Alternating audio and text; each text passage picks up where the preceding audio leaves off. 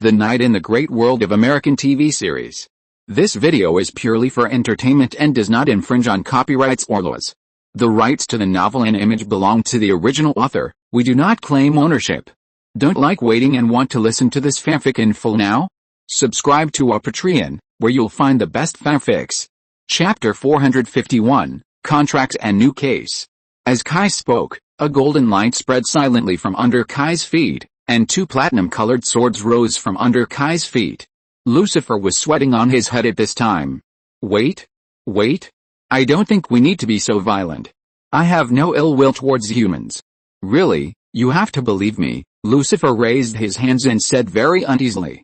A demon said he has no ill will towards humans?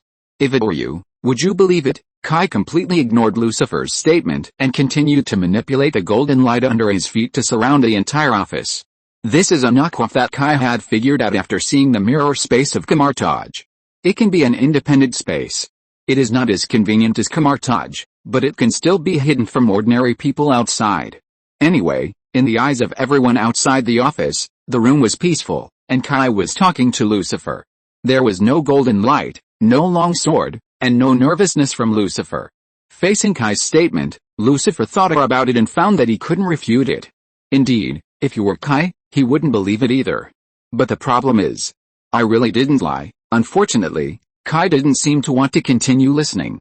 He closed the two swords in his hands, and a white spiral knight spear appeared in his hand. Lucifer panicked even more. Before, he just felt the danger, but now Lucifer felt the sign of his fall. I confess. I will tell you, Lucifer shouted quickly. Kai was stunned for a moment. He was a demon. What was the point of confessing? Then, regardless of whether Kai accepted it or not, Lucifer told everything in one go. Lucifer didn't lie. He was indeed the Lord of Hell, but in the past. And Hell is not the hell that people understand. To be precise, Hell is a territory in the demon world. Lucifer named it Hell. As for the meaning of this name, there is really no meaning. More than 2,000 years ago, that place was not called this name. It was just that Lucifer accidentally heard humans talking about Hell and thought it was cool, so he changed the name. Lucifer is his real name. This time, it was not the human he plagiarized, but the human plagiarized him. When the demons under his command came to the human world, they publicized his name, and somehow people regarded him as a myth. To make matters worse, he also inexplicably had a father named God. When he said this, Lucifer was still indignant. It was simply inexplicable. He had been the Lord of Hell since birth, so how could he inexplicably become an angel? And he even rebelled. Lucifer strongly protested that this was slander. By the way, there are no angels, no angels. There is no God either. As for how he came to the human world, it's funny to say that Lucifer was overthrown by someone. Don't look at Lucifer's carefree appearance in front of people. In fact, he has always been like this. He is a natural demon god. He has been one of the most powerful beings in the demon world since he was born. He is just so unreasonable. But Lucifer is an outlier. He doesn't have the bloodthirsty and violent desires of other demons. Well, it can't be said that way. He likes blood, torture, and human souls. But how to say it, he is just not as fanatical as other demons. He was born as the most powerful demon, so he didn't pursue power, because he was born with it. He didn't have any desire for power, because he was born with it. He had everything he wanted. This also led to him not having a strong desire for anything. It would be best for him to believe in Buddhism in this form. Then, for tens of thousands of years, he looked at the scenery of Hell day after day, which made Lucifer feel bored and annoyed, so he became depressed. He was not interested in anything, so he began to alienate his subordinates and let them do whatever they wanted. His subordinates were all demons who were crazy about power and desire. So finally they couldn't stand having such a Buddhist boss above them, so they overthrew him. Lucifer was driven out of Hell. It was also because of this betrayal that Lucifer decided to leave Hell completely. He stripped off most of his power and secretly ran to the human world. This place made him excited. The people here were like demons, full of desires all the time, but unlike those demons, the lifespan of humans here was too short, so short that in Lucifer's view, they changed every day. They are not like demons who are always the same. There are all kinds of people in this world, good, bad, and neither good nor bad. Lucifer couldn't believe that humans could have so many characteristics at the same time. They may be bad guys, but they can burst out the brilliance of humanity. Some people are good people, but they also have darkness that people can't look directly at. In short, if the demon world is black and white, then the human world is colorful. So he likes it very much. So he decided to stay in the human world. As for hell, it's free anyway. He never felt bad. To be honest, I like it more and more here. Humans are much more interesting than most creatures. It's so interesting to watch them fall and watch them burst out in the fall. Especially seeing humans wantonly venting their desires is an incomparable pleasure. I never thought that humans could be so imaginative and could think of so many things to satisfy their desires. It's amazing. At this moment, Kai had put away his two swords. Because, he found that this guy was not lying. His power level is very high, similar to Lilith whom Kai had seen before. No, it should be said to be stronger, but the power he can use is also very weak. He doesn't look like a demon lord at all. At first, Kai thought he was hiding his strength. Have you really eaten humans? Kai asked a little unbelievingly. No, in order to stay in the human world for a long time, Lucifer really has never eaten humans. Then how do you survive? Won't you starve to death? Kai asked subconsciously. In Kai's opinion, demons are meant to eat people. Just look at the hounds of Tyndalis. If Kai hadn't suppressed the two hounds, they would have killed people outside and made the blood flow into river. Starved to death? Why, as a result, Lucifer seemed more surprised than Kai. But soon he understood. No way, you don't really believe that we demons can only survive by eating humans, right? Kai was a little embarrassed. He really hadn't thought about this question before. Come to think of it, it makes sense. Kai is not sure how big the demon world is, but there are definitely a lot of demons. If they all need humans as food, it doesn't seem right. After all, if that's the case, how many humans would have to die to feed the demons of the entire world? We demons also have our own ecological chain, okay? We usually eat food from the demon world. Humans are like oil or supplements for demons. It's better if we have them. But we can survive without them. Ahem, okay, you really haven't eaten humans, no. Anyway, the people here don't take their souls seriously at all. I just need to make them owe me a favor, and then after they die, I can naturally get their souls. When he said this, Lucifer suddenly noticed that Kai's face changed, so he immediately added, hey, don't get me wrong, I have never killed anyone, they all died of natural causes. If you don't believe me, go check it out. Kai's face kept changing, and he suddenly felt that killing this guy seemed to be a good choice. Although he said that he had never killed anyone, he still felt very uncomfortable when he heard that he was still seeking human souls, even though he was actually similar to Lucifer, and the souls of the people he killed were also plundered by him. This is double standards. But Kai didn't think there was anything wrong with thinking this way. Just like in the previous life, many people like to scold their own country online, thinking that this was not good or that was not good, but most people didn't really hate the country they were born in. They were just complaining, and there was also a kind of expectation that could not be met. Once an outsider scolds your country, you must fight back immediately. I can scold my country, but not outsiders. Feeling that Kai was getting more and more dangerous, Lucifer hurriedly said, even if I don't move those souls, they will naturally dissipate. I'm just recycling waste. There is no reincarnation in this world, let alone places like the underworld. As long as a person's soul leaves the body and there are no special means and opportunities, it will indeed gradually dissipate. As a result, Kai was amused by Lucifer's statement. It's not that his statement is funny. It's that his idea is exactly the same as the reason Kai used when comforting himself. This smile made Kai's murderous aura disappear. But he couldn't really turn a blind eye to the existence of Lucifer. I can trust you, but you have to make a promise. Promise? Kai took out a book made of gold. It was the Golden Book of the Sun that Kai got from Egypt during World War I. This thing records many practical spells, including some powerful contract spells. The four women have been waiting outside the office for almost 3 hours. Lawyer Charlotte Richard tried to enter the office several times and asked them to hurry up because big lawyers like them are very busy. But Chloe stopped them every time. I have the right to see my client. You police officers have no right to talk to my client without me. That was a private conversation between them and has nothing to do with the case. Lucifer didn't refuse this conversation just now. So I think you should respect other people's privacy, Chloe immediately retorted sharply. Harley Quinn and Linda were much calmer. Click. The door of the office was opened, And Lucifer came out of the office a little angrily. "You are so cruel." After saying that, he ran away without caring about others. There was no way. Those 3 hours just now really made Lucifer angry.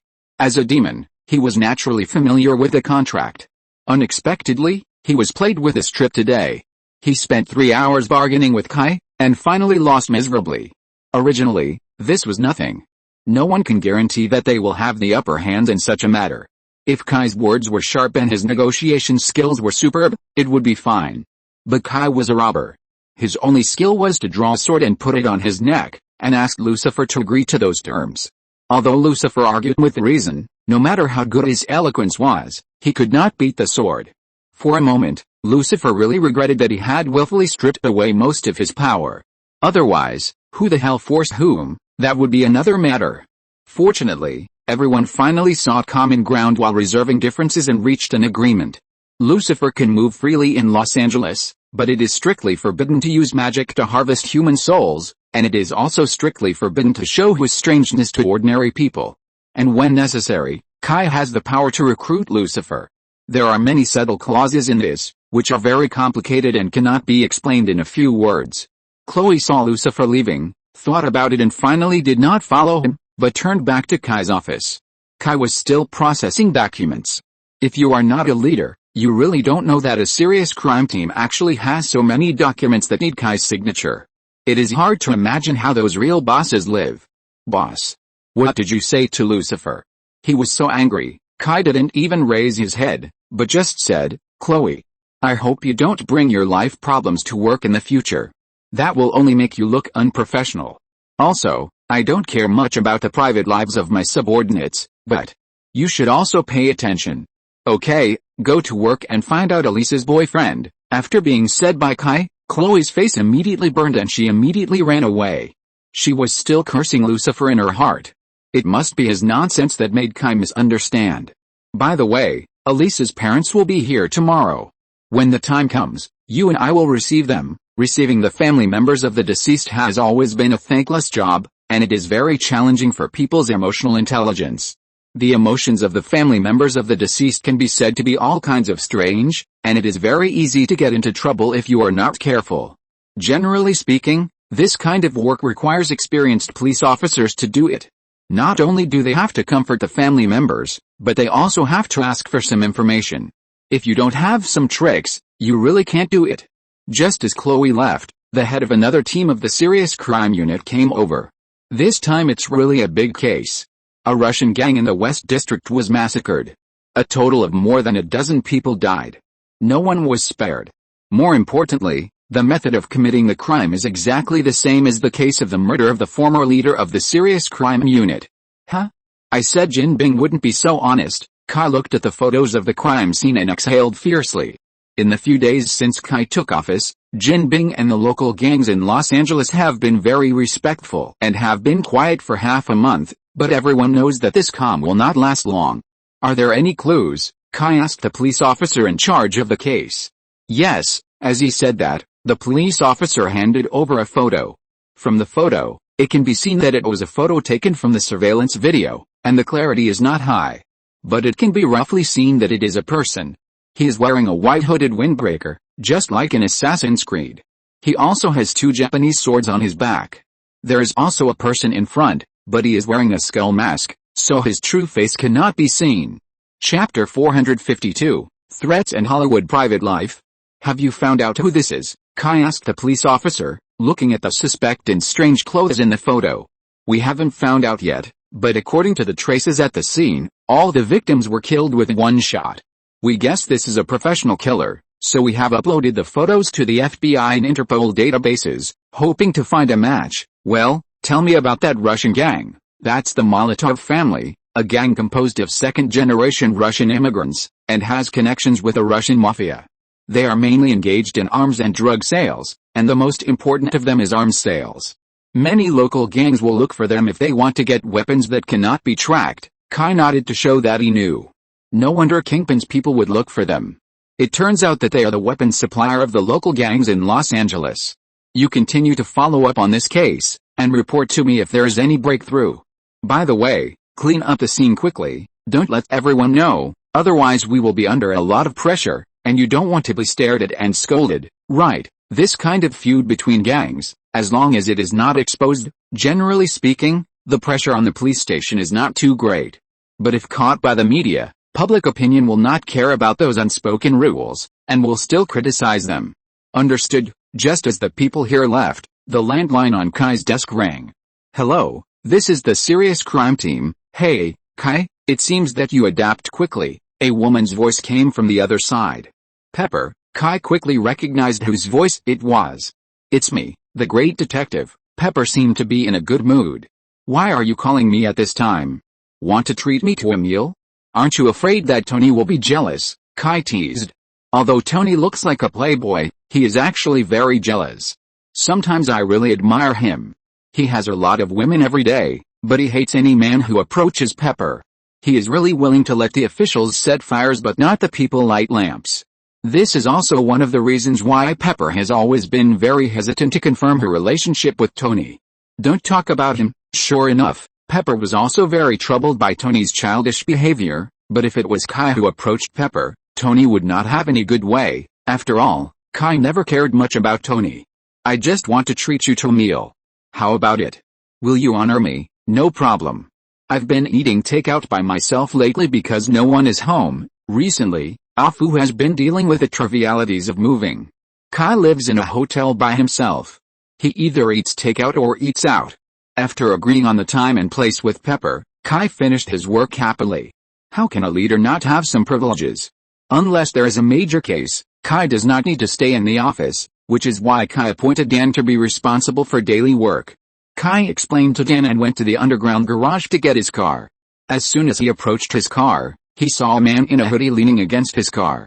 Hey, man, you're blocking my car. Kai looked at the man, wanting him to move away from his car. Kai, unexpectedly, the man not only did not move, but tilted his head to ask his name. Who are you? It seemed that he was not friendly. As Kai asked, his hand touched his ribs. Kai was carrying his gun. Click. A sound of loading came from the man's arm. And then Kai saw a very shocking scene. The man stretched out his right arm, and the muscles on his arm turned into tentacles, and then these tentacles quickly squirmed and entangled, finally revealing 3 dark muzzles, from which it seemed that a trace of metallic luster could be seen.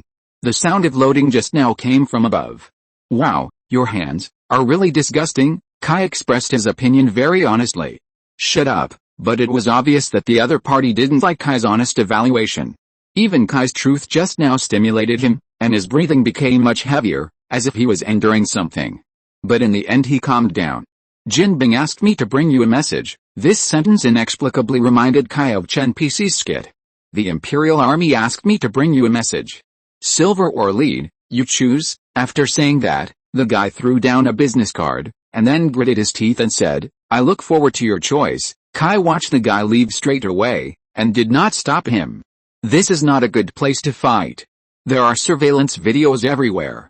Kai always keeps in mind a principle, that is, Kai's identity is for work and life, and try not to get involved in unnecessary troubles. Kai is a policeman. The other things are similar to what Hannibal does. With the ability to clone himself, he can do better and more secretly. Kai picked up the business card and shook his head disdainfully. If Kingpin always behaves in this way, it would be too disappointing. Kai shook his head and put the matter aside.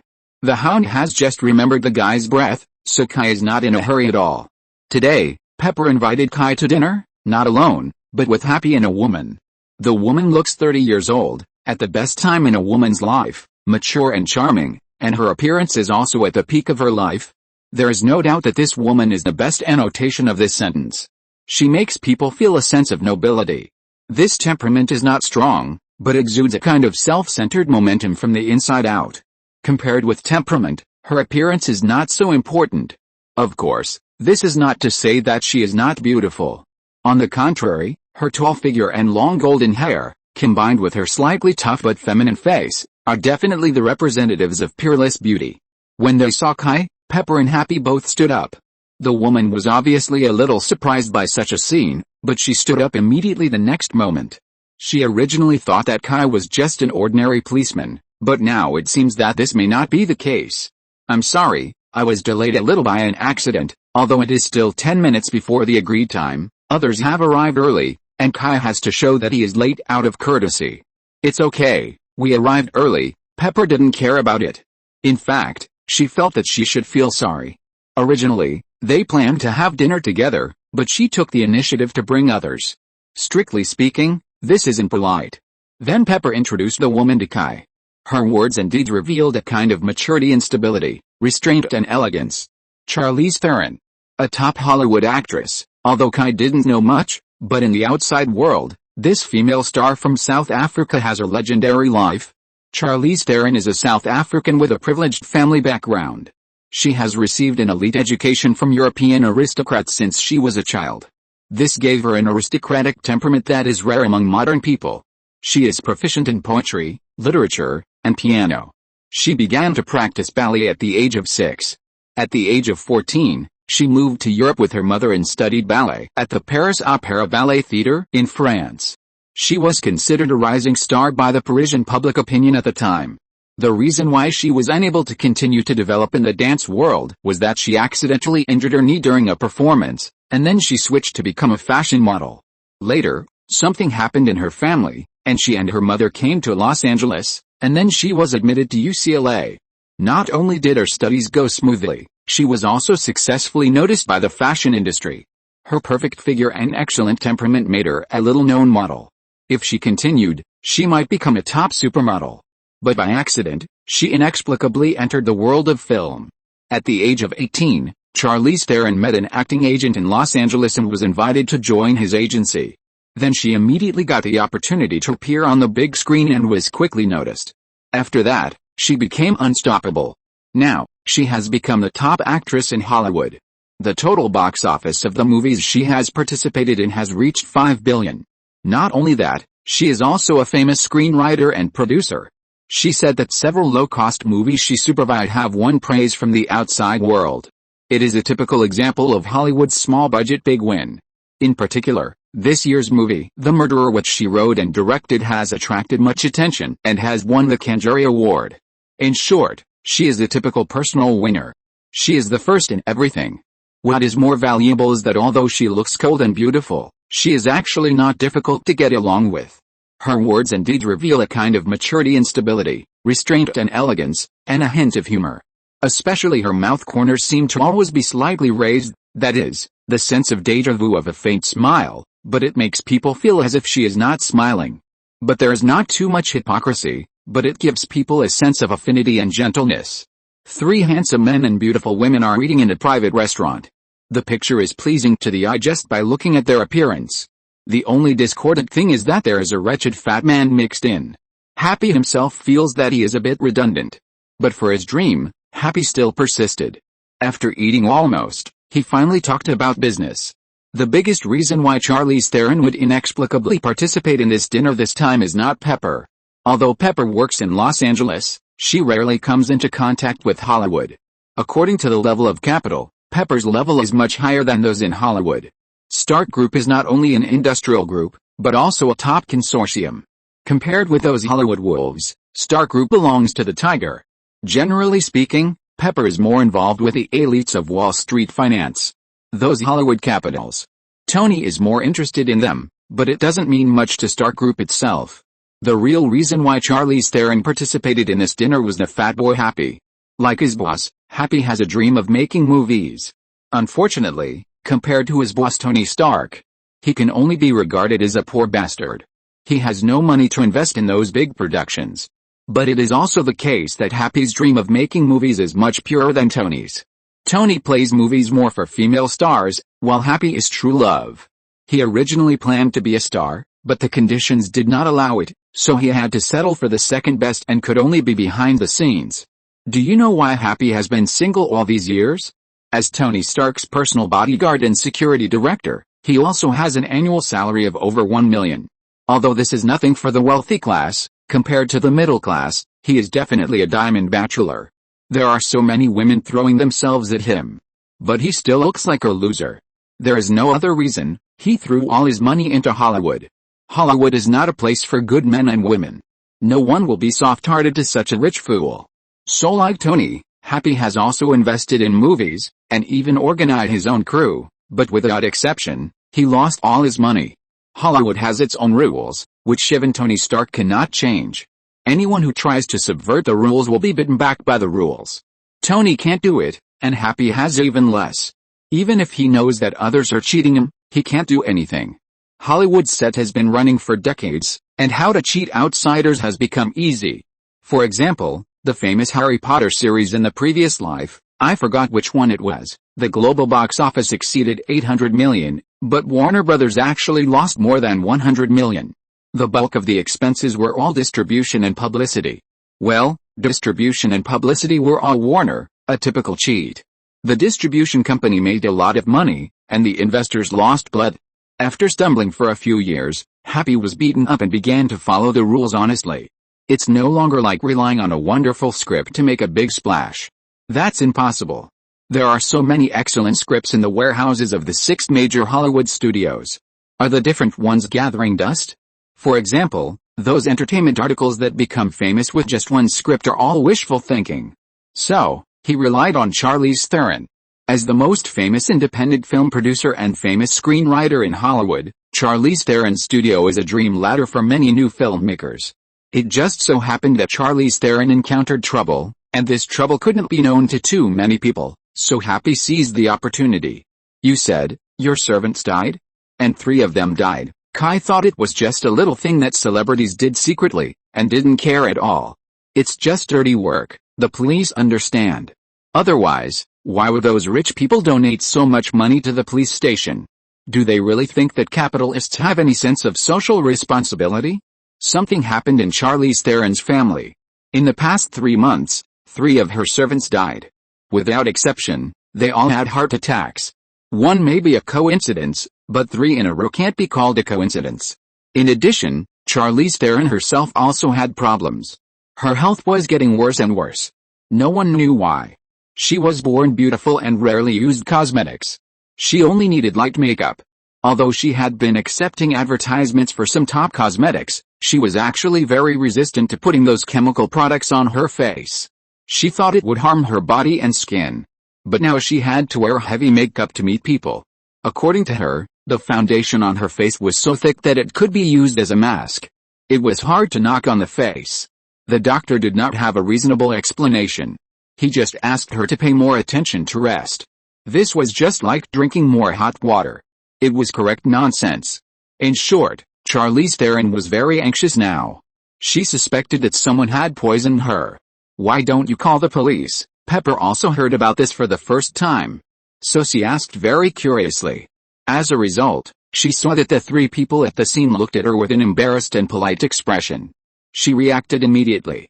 She was stupid. Charlize Theron was a real public figure, and unlike Tony, she made a living as a public figure. Chapter 453 Watch Me Sleep. You suspect you were poisoned? Why? Kai ignored Pepper's stupidity and turned his eyes to Charlize Theron. Although he and Pepper were having dinner together and 2 uninvited guests came in, Kai was not angry. He and Pepper were not lovers, so they did not need a world of 2. Instead, Charlize Theron's situation made the police blood in Kai begin to boil. After being a police officer for a long time, it was like this, with a strong curiosity and a love for tracing the source of everything. It's an occupational disease. It is said that some veteran detectives are in a more serious situation, and sometimes they are even suspicious. I saw my father, Charlize Theron said a little embarrassedly. Kai was a little confused. What's so strange about you seeing your father? It's strange to see your 8 generations of ancestors. But the other 2 looked at each other in surprise. Kai saw their faces and felt something was wrong. He didn't quite understand. Why were you 2 surprised when someone saw her father? Seeing Kai's confused face, Pepper reacted. You don't know what? Charlize's father died a long time ago? About the father of Charlize Theron, it is also an important footnote in the legendary life of Charlize Theron. Because, Charlize Theron's father was killed by her mother. In the summer of 1991, Charlize Theron's mother shot and killed her father, who came home drunk and wanted to commit domestic violence in self-defense. Afterwards, the court ruled that her mother was acting in self-defense and was acquitted. Although Charlize has been living with her mother since then, she has never spoken to her mother since then. This matter was circulated when Salih's just became famous. And an interview some time ago made this matter ferment again. In that interview about her new movie, Salih's opened her heart and talked about the gap between her and her mother. Salih's father is a bastard, which Salih's herself admitted. But for Salih's herself, it is not. Her father treats her very, very well. He is a fully qualified father. His father treated her mother like a beast. He was not the best father in the world, but he was definitely qualified. Back then, it was because she could not bear her father beating her mother and rushed out to stop him that her thin mother took the opportunity to kill her father. In short, Sheraz has been tortured by the fact that her father was killed by her mother. She knows that her father is not a good person, but she knows that she cannot blame her mother, but thinking that it was her own reason that gave her mother the opportunity to kill her father, Sheraz has never been able to face her mother. So she has been avoiding communication with her mother. This incident has been widely spread. There is such a plot in the movie, The Suspicion of Murdering Husband, written and directed by her. The heroine took the opportunity to kill the demon who became her husband because her daughter stopped her father from committing violence. In the early publicity, Sheraz confessed her heart and let the public know the truth of the facts. In the evaluation of the outside world, this movie is not only a literary and artistic movie with a bit of suspense, but also a semi-biographical movie. It was a self-redemption for Sheraz to face her inner demons, forgive her mother, forgive herself, and forgive her father. Very white left, very literary, so this 100% American art film is highly sought after in Europe, and is expected to hit the Oscars. In short, this matter is widely circulated. It can't be said to be a household name, but it's almost. It is considered the hottest gossip in the past 6 months, with all kinds of opinions, and even many psychologists and adolescent psychology researchers have participated in it. It has become a social topic. But Kai didn't know it at all. "Oh. I'm sorry, I didn't know about this," Kai apologized. But Sheraz felt that this apology was more rude than before. Although she was not so conceited that everyone knew about it, the man opposite her didn't pay any attention to this sensational news, which made Sheraz feel offended. But she couldn't say anything, and it was understandable that others didn't pay attention to such things. "Do you mean that you have hallucinations?" Kai asked tentatively. I'm not sure, I'm not even sure if it's real. But I always feel someone by my bed every night. I think it's an illusion, but my psychiatrist thinks so too. She said I'm under too much pressure. But I have confidence in my ability to adjust. The pressure at work is nothing to me. I've been like this since I was 16. I don't think there's anything wrong. But I can't explain it all. That's why I asked Happy. When Happy heard that Salih's mentioned him, he immediately smiled flatteringly like a pug. To be honest, this guy has never done this to Tony. It seems that he really loves movies. Well, I would be afraid of a pair of policemen going to your house, since it was brought by Pepper. It was not a crime, so Kai didn't plan to refuse. That's the rule.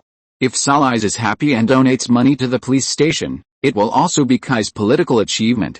Although Kai doesn't care about that thing, it's better to have it than not. No. I hope you can. I heard about your deeds from Happy, so I hope you can do it yourself. In fact, there is another reason that Salih didn't say. Kai's performance just now just made Sheraz determined that Sheraz wanted Kai to do this.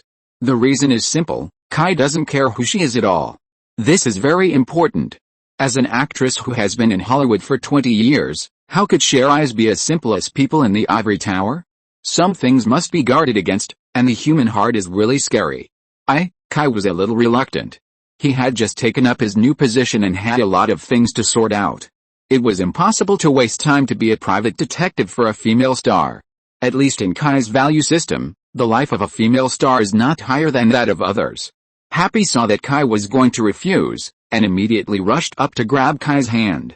"Kai, please, this matter concerns Sheraz's life." "No way." Although Happy admired Sheraz very much, but what he really cared about was Sheraz's promise to help him. That was his dream. "I really don't have time now," Kai said helplessly. This kind of thing can be handled by sending 2 policemen. Now this woman insisted on him going. In Kai's opinion, it was just being a big shot and making trouble. Seeing that Kai was not very happy, Sheraz bit her lip and finally said a little embarrassedly, "What about at night? My symptoms all appear at night, so if you are free at night, you can go to my house to investigate the case." This made Pepper and Happy look at her in surprise. "You know, Shahrazad's reputation is well known. Although she can't be said to be pure and innocent. She has only had a few boyfriends, and most of them have been together for a few years before breaking up because they were not suitable. In this regard, she is definitely worthy of the title of the Jade Girl. In fact, when she debuted in the early days, her agency used this as a gimmick. Now she actually invited Kai, a strange man, to her house at night. If the gossip magazines knew about this, it would definitely be a shocking news. Others have said this: if Kai refuses, it really means that he hates her, but Kai does not hate this elegant and intellectual woman. Okay then. After eating, Pepper was sent back by Happy. And Kai took Shahrazad's car directly back to her house. He will sleep in her guest room tonight. Don't get me wrong, it's not that Kai has any bad intentions. The truth is, Shahrazad is afraid to stay at home alone. She either stays in a hotel or in the company these days. Although everything will still happen, at least no one will die. Since 3 people died in a row, Shahrazad dared not hire a nanny or a maid. Shahrazad's residence surprised Kai. It's not that her house is big. The fact that her house is big would not surprise Kai, a rich man. What really surprised Kai was that her house was not big, just a single-family villa of nearly 200 square meters, with 5 bedrooms and 2 bathrooms, a garage and a small swimming pool. Her swimming pool is more like a bathtub than a swimming pool. The location is good, a prime location, quiet in the bustling city, surrounded by gardens and shrubs of big houses, very secret. Even if ordinary people pass by, they may not notice it if they don't look carefully. The interior decoration is not luxurious, on the contrary, it has a sense of life. Perhaps noticing Kai's surprise, Shahrazad smiled and said, I don't like big houses very much. It makes me feel lonely. I usually live here and only go to the big house when I entertain guests. In short, this is Shahrazad's private space, a cozy little house that belongs to her alone. Kai nodded. The warm-toned lights in the house really gave the house a warm atmosphere. Kai didn't pay much attention to these, but began to check the house immediately. It must be said that although the house is not luxurious on the surface, the equipment inside is very high-end. Whether it is household appliances or security systems, they are all the best. Not to mention anything else, the security system alone costs 8 figures. The maintenance fee is more than 1 million per year. It seems that she is right. She is indeed full of feelings for this house. Have you checked the surveillance video in the house? I have checked it. There is nothing abnormal. The only thing is that sometimes there will be some snow in the video, but it will be fine soon. I have notified the security company and they have replaced the new camera. Snow. Kai seemed to have caught something. Well, it's that kind of unclear, like electromagnetic interference or something. I don't really understand it. Shahrazad took off her high heels very relaxedly and rubbed her feet gently. Speaking of this, I have to mention that high heels are really anti-human.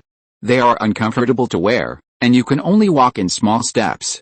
They are not adaptable. You can't walk in high heels on many terrains. Over time, it will hurt your feet and even cause foot deformation. I don't know why women are willing to spend a lot of money to buy this thing to suffer. Electromagnetic interference. Kai felt like he seemed to have heard of this situation somewhere. For a moment, he didn't want to think about it. Kai didn't watch the video immediately, but searched the house to see if there were any signs of external intrusion. In addition, she checked the refrigerator, water source, and things that Shahrazad used for a long time. She found that there was no problem. If it was really poisoned, Kai could also rely on magic to detect it, but strangely, there was no sign of any problem. In the end, only Shahrazad's own bedroom was left unsearched. Kai looked at Shahrazad and asked for her opinion. Shahrazad blushed and thought about it, and finally asked Kai to wait, and she went into her bedroom. After a long time, she came out with a big bag, and then let Kai in. Kai thought it was Shahrazad's property and didn't care. He walked around Shahrazad's room and even checked the cosmetics, shampoo, and shower gel she usually used, but still found nothing wrong. But the interesting thing was that when he checked the bottom layer of Shahrazad's bedside table, he found it was empty. But from the appearance inside, it seemed that there was something inside before. Shahrazad asked Kai to check the safe and secret compartment in her room, but she didn't let Kai see what was in the bedside table. This made Kai curious. As a result, Kai went directly to Shahrazad to ask, but Shahrazad blushed. Do you have to check? Shahrazad's face was about to burn. If it's okay. Kai didn't react yet, just a businesslike attitude. In the end, Sarais weighed the pros and cons for a long time and handed the bag to Kai. After opening the bag, Kai closed it immediately. No wonder. Any woman would not be willing to show this thing to others. Judging from the size, Sarais is quite wild. Ahem, sorry, what else can Kai say? A healthy woman in her 30s, beautiful, hot, without a boyfriend, and clean. If she doesn't play with toys, what else can she play with? Unless she is a lesbian. Sarais was not nervous at this time. After all, she had seen it. This thing is not so embarrassing in the United States. Well, it is equally embarrassing everywhere. But everyone is an adult, and everyone understands this. Do you want to check it again? No. Instead, Kai fled in panic. Thinking about his insistence just now, it was a bit of a hooligan. Sarais laughed out loud when she saw Kai running away in a panic. After the embarrassment, Kai continued to do his work. But after a round, there was indeed nothing unusual. I am still a little scared. Kai didn't want to stay after the embarrassment just now, but Sarais didn't dare to stay alone. She begged Kai to stay. To be honest, a queen-like woman begging a man is indeed a bit tempting. But there is really nothing wrong with me at the scene, and there is no point for me to stay. There are actually cameras installed in my room. I specifically asked the security to install them after this incident. Can you watch me sleep? Chapter 454 Evil Spirit. Kai still feels a little puzzled. He actually watched others sleep in front of the monitor. No one would believe this if he told anyone. But it was true. Kai helplessly looked at the beautiful woman tossing and turning in the monitor screen, and he didn't know how to complain in his heart. No one can sleep peacefully knowing that they are being monitored, right? How to explain this woman's behavior now? Kai poured himself a cup of coffee, adjusted the angle on the sofa, and lay comfortably, glancing at the monitor from time to time, and then doing nothing. In the picture, Sarais tossed in bed for more than an hour. At almost 2 o'clock in the morning, she finally couldn't stand it anymore, sat up from the bed, and sneaked out of the room. Kai probably understood what she was going to do, so he closed his eyes and pretended to sleep. Kai? Are you asleep? Sarais sneaked into the living room and called a few times in a low voice, but found that Kai did not respond. Then he tiptoed to the monitor and made up his mind to turn off the monitor screen. Then she looked at Kai again and found that he was breathing steadily and looked like he was asleep, so she returned to the house with peace of mind. After returning to the house, she took out a bottle of sleeping pills from the bedside table. After taking the sleeping pills and without the worry of being monitored, Sarais fell asleep quickly. Kai did not turn on the monitor again. Since others did not want to, he was not so ungentlemanly. So he simply went to sleep. After about a few hours, when it was almost 6 o'clock, Kai suddenly woke up. He felt something was wrong. He opened his mouth and a stream of white air spurted out. The temperature in the house was wrong. He turned his head and looked at the water cup on the glass cabinet next to the sofa. Frost had already formed on the water cup, and the water inside also made a slight clicking sound. It was the water freezing. Kai sat up from the sofa and found that the light bulbs in the house began to flicker, and a stream of cold air spread in the house, making the originally warm house suddenly have a kind of dilapidated and decayed atmosphere. It really is a ghost. The ghost here is not an interjection, but a verb in the present tense. There really is a ghost. The temperature suddenly dropped, electrical appliances were disturbed, and negative energy spread, all of which were signs of seeing a ghost. At this moment, a pair of pale and shriveled palms suddenly stretched out from behind Kai's neck and grabbed Kai's neck. When the palms touched Kai's neck, a grayish-white color began to spread from Kai's neck, and blood vessels began to appear from the skin. This was caused by the coagulation of blood in the blood vessels. The owner of the hand seemed to be very excited, so much so that the palms began to tremble, and then a head was born next to Kai's head. It was the head of a middle-aged man, but half of it had disappeared, leaving only the rotten brain lobe, which kept flowing out sticky black water. The head opened its mouth, and his teeth were all covered with the greasy and sticky black liquid. His mouth was drooling, and black water kept flowing out. His skin was pale and cracked, and the remaining single eye flashed with madness and bloodthirstiness. No, it was the way it looked at Kai, just like the way a meatball looks at a cream cake. It was so salivating. It wanted to eat him. Or rather, it wants to eat his soul. Soon, the man in front of him will die, and his soul will appear beside his body in a trance. Then, it can eat him. Die quickly. "It's so ugly," but a plain voice with a little bit of disgust exploded in the ears of the evil ghost like thunder. The evil ghost was horrified to find that the man who was about to die in front of him was looking at him without any worries. "Ah!" The evil ghost immediately screamed. The room was like a typhoon. At that moment, all the things in the room flew up and began to rotate around the evil ghost's body. Humph! Accompanied by a cold snort, a golden light appeared like thunder, instantly illuminating the whole house, and the flying debris immediately returned to Newton's law and fell from the air. Earthquake! The noise was so loud that even if Cherise took sleeping pills, she would not be awakened. If she could not be awakened, there was only one possibility, that this woman took too many sleeping pills. Cherise rushed out of the room in fear, and then she saw Ghost. Cherise had played the kind of horror movie with no substance in her early years, and it was a vase role, that is, the kind of campus cheerleader who is arrogant at the beginning, like to despise the male protagonist, and oppose the female protagonist. Then, about 20 minutes into the film, she would encounter the murderer monster Ghost, and then she would die with a high decibel scream. To be competent for such a role, there are only 3 requirements: beautiful, good figure, and a bright and sharp voice. So Cherise's scream can really be used as a sonic weapon, and it makes people's eardrums swell. The ghost seemed to be frightened and disappeared instantly. Kai originally planned to completely eliminate the ghost, but Cherise, a woman, was right in front of him, and many methods could not be used. He could only watch the ghost run away. But it's okay. Kai has learned a little about how to eliminate evil spirits from the Wen brothers. In this world, except for very few exceptions, 99% of the other evil spirits are earthbound spirits.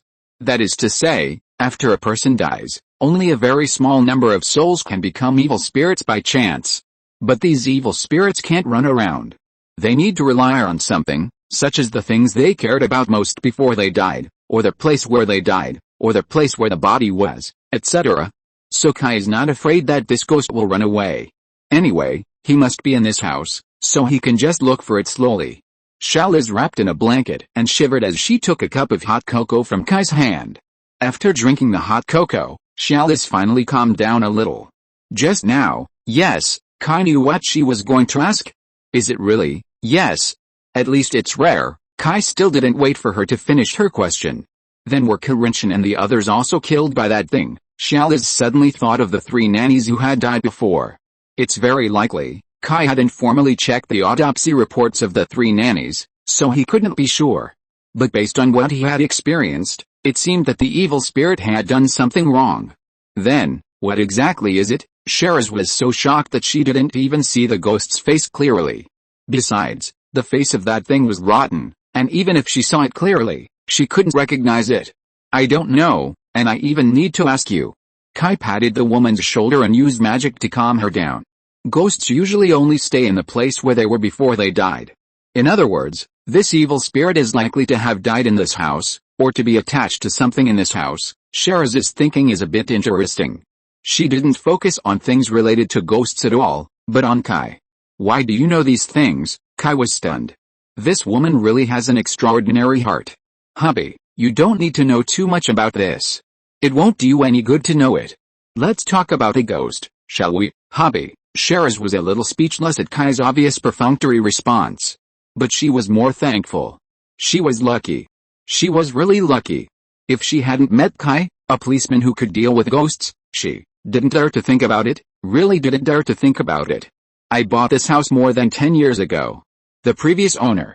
I don't remember it anymore, but I did a survey when I bought the house. No one has died in this house. I can be sure of this, and I have lived here for more than 10 years, and nothing has happened. Kai touched his chin. More than 10 years. Have you encountered any strange things recently, or brought back any strange things? Strange things. This is the strangest thing I have encountered. I am really going crazy. I actually encountered an evil spirit, my god. There are really ghosts in this world. By the way, if ghosts are real, then what about God? Does God really exist? Perhaps because of excessive fright, Cherise's attention always develops in strange directions. This is normal. When people are panicking, they behave in all kinds of strange ways. Kai was a little speechless about the woman who didn't understand the situation. This woman used to be a cold and noble career woman, but now she has become a problem child with poor concentration, just like the fat boy Russell in G.A. Town. When the fat boy explained to Red Tank that he was not doing well in study, he always used this reason. I have seen ghosts, but there is no God.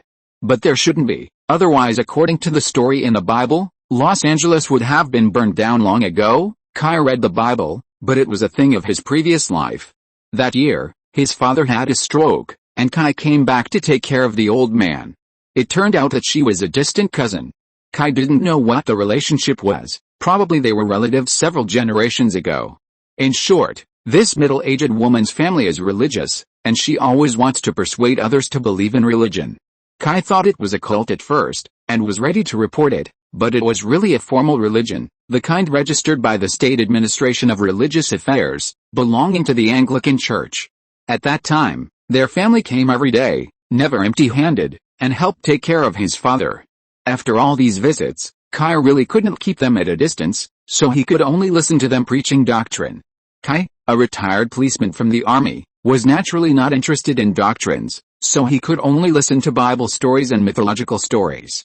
As long as he listened, he would always find fun. Kai felt that the description of the sinful city destroyed by God was very similar to Los Angeles. Although Los Angeles is also known as the City of Angels, this city is actually a city of desire. According to the classification of the Bible, this city should have been destroyed long ago. I know why foreigners like to set some disaster movies and monster movies in those big cities. They are all inspired by the Bible. Sally was shocked.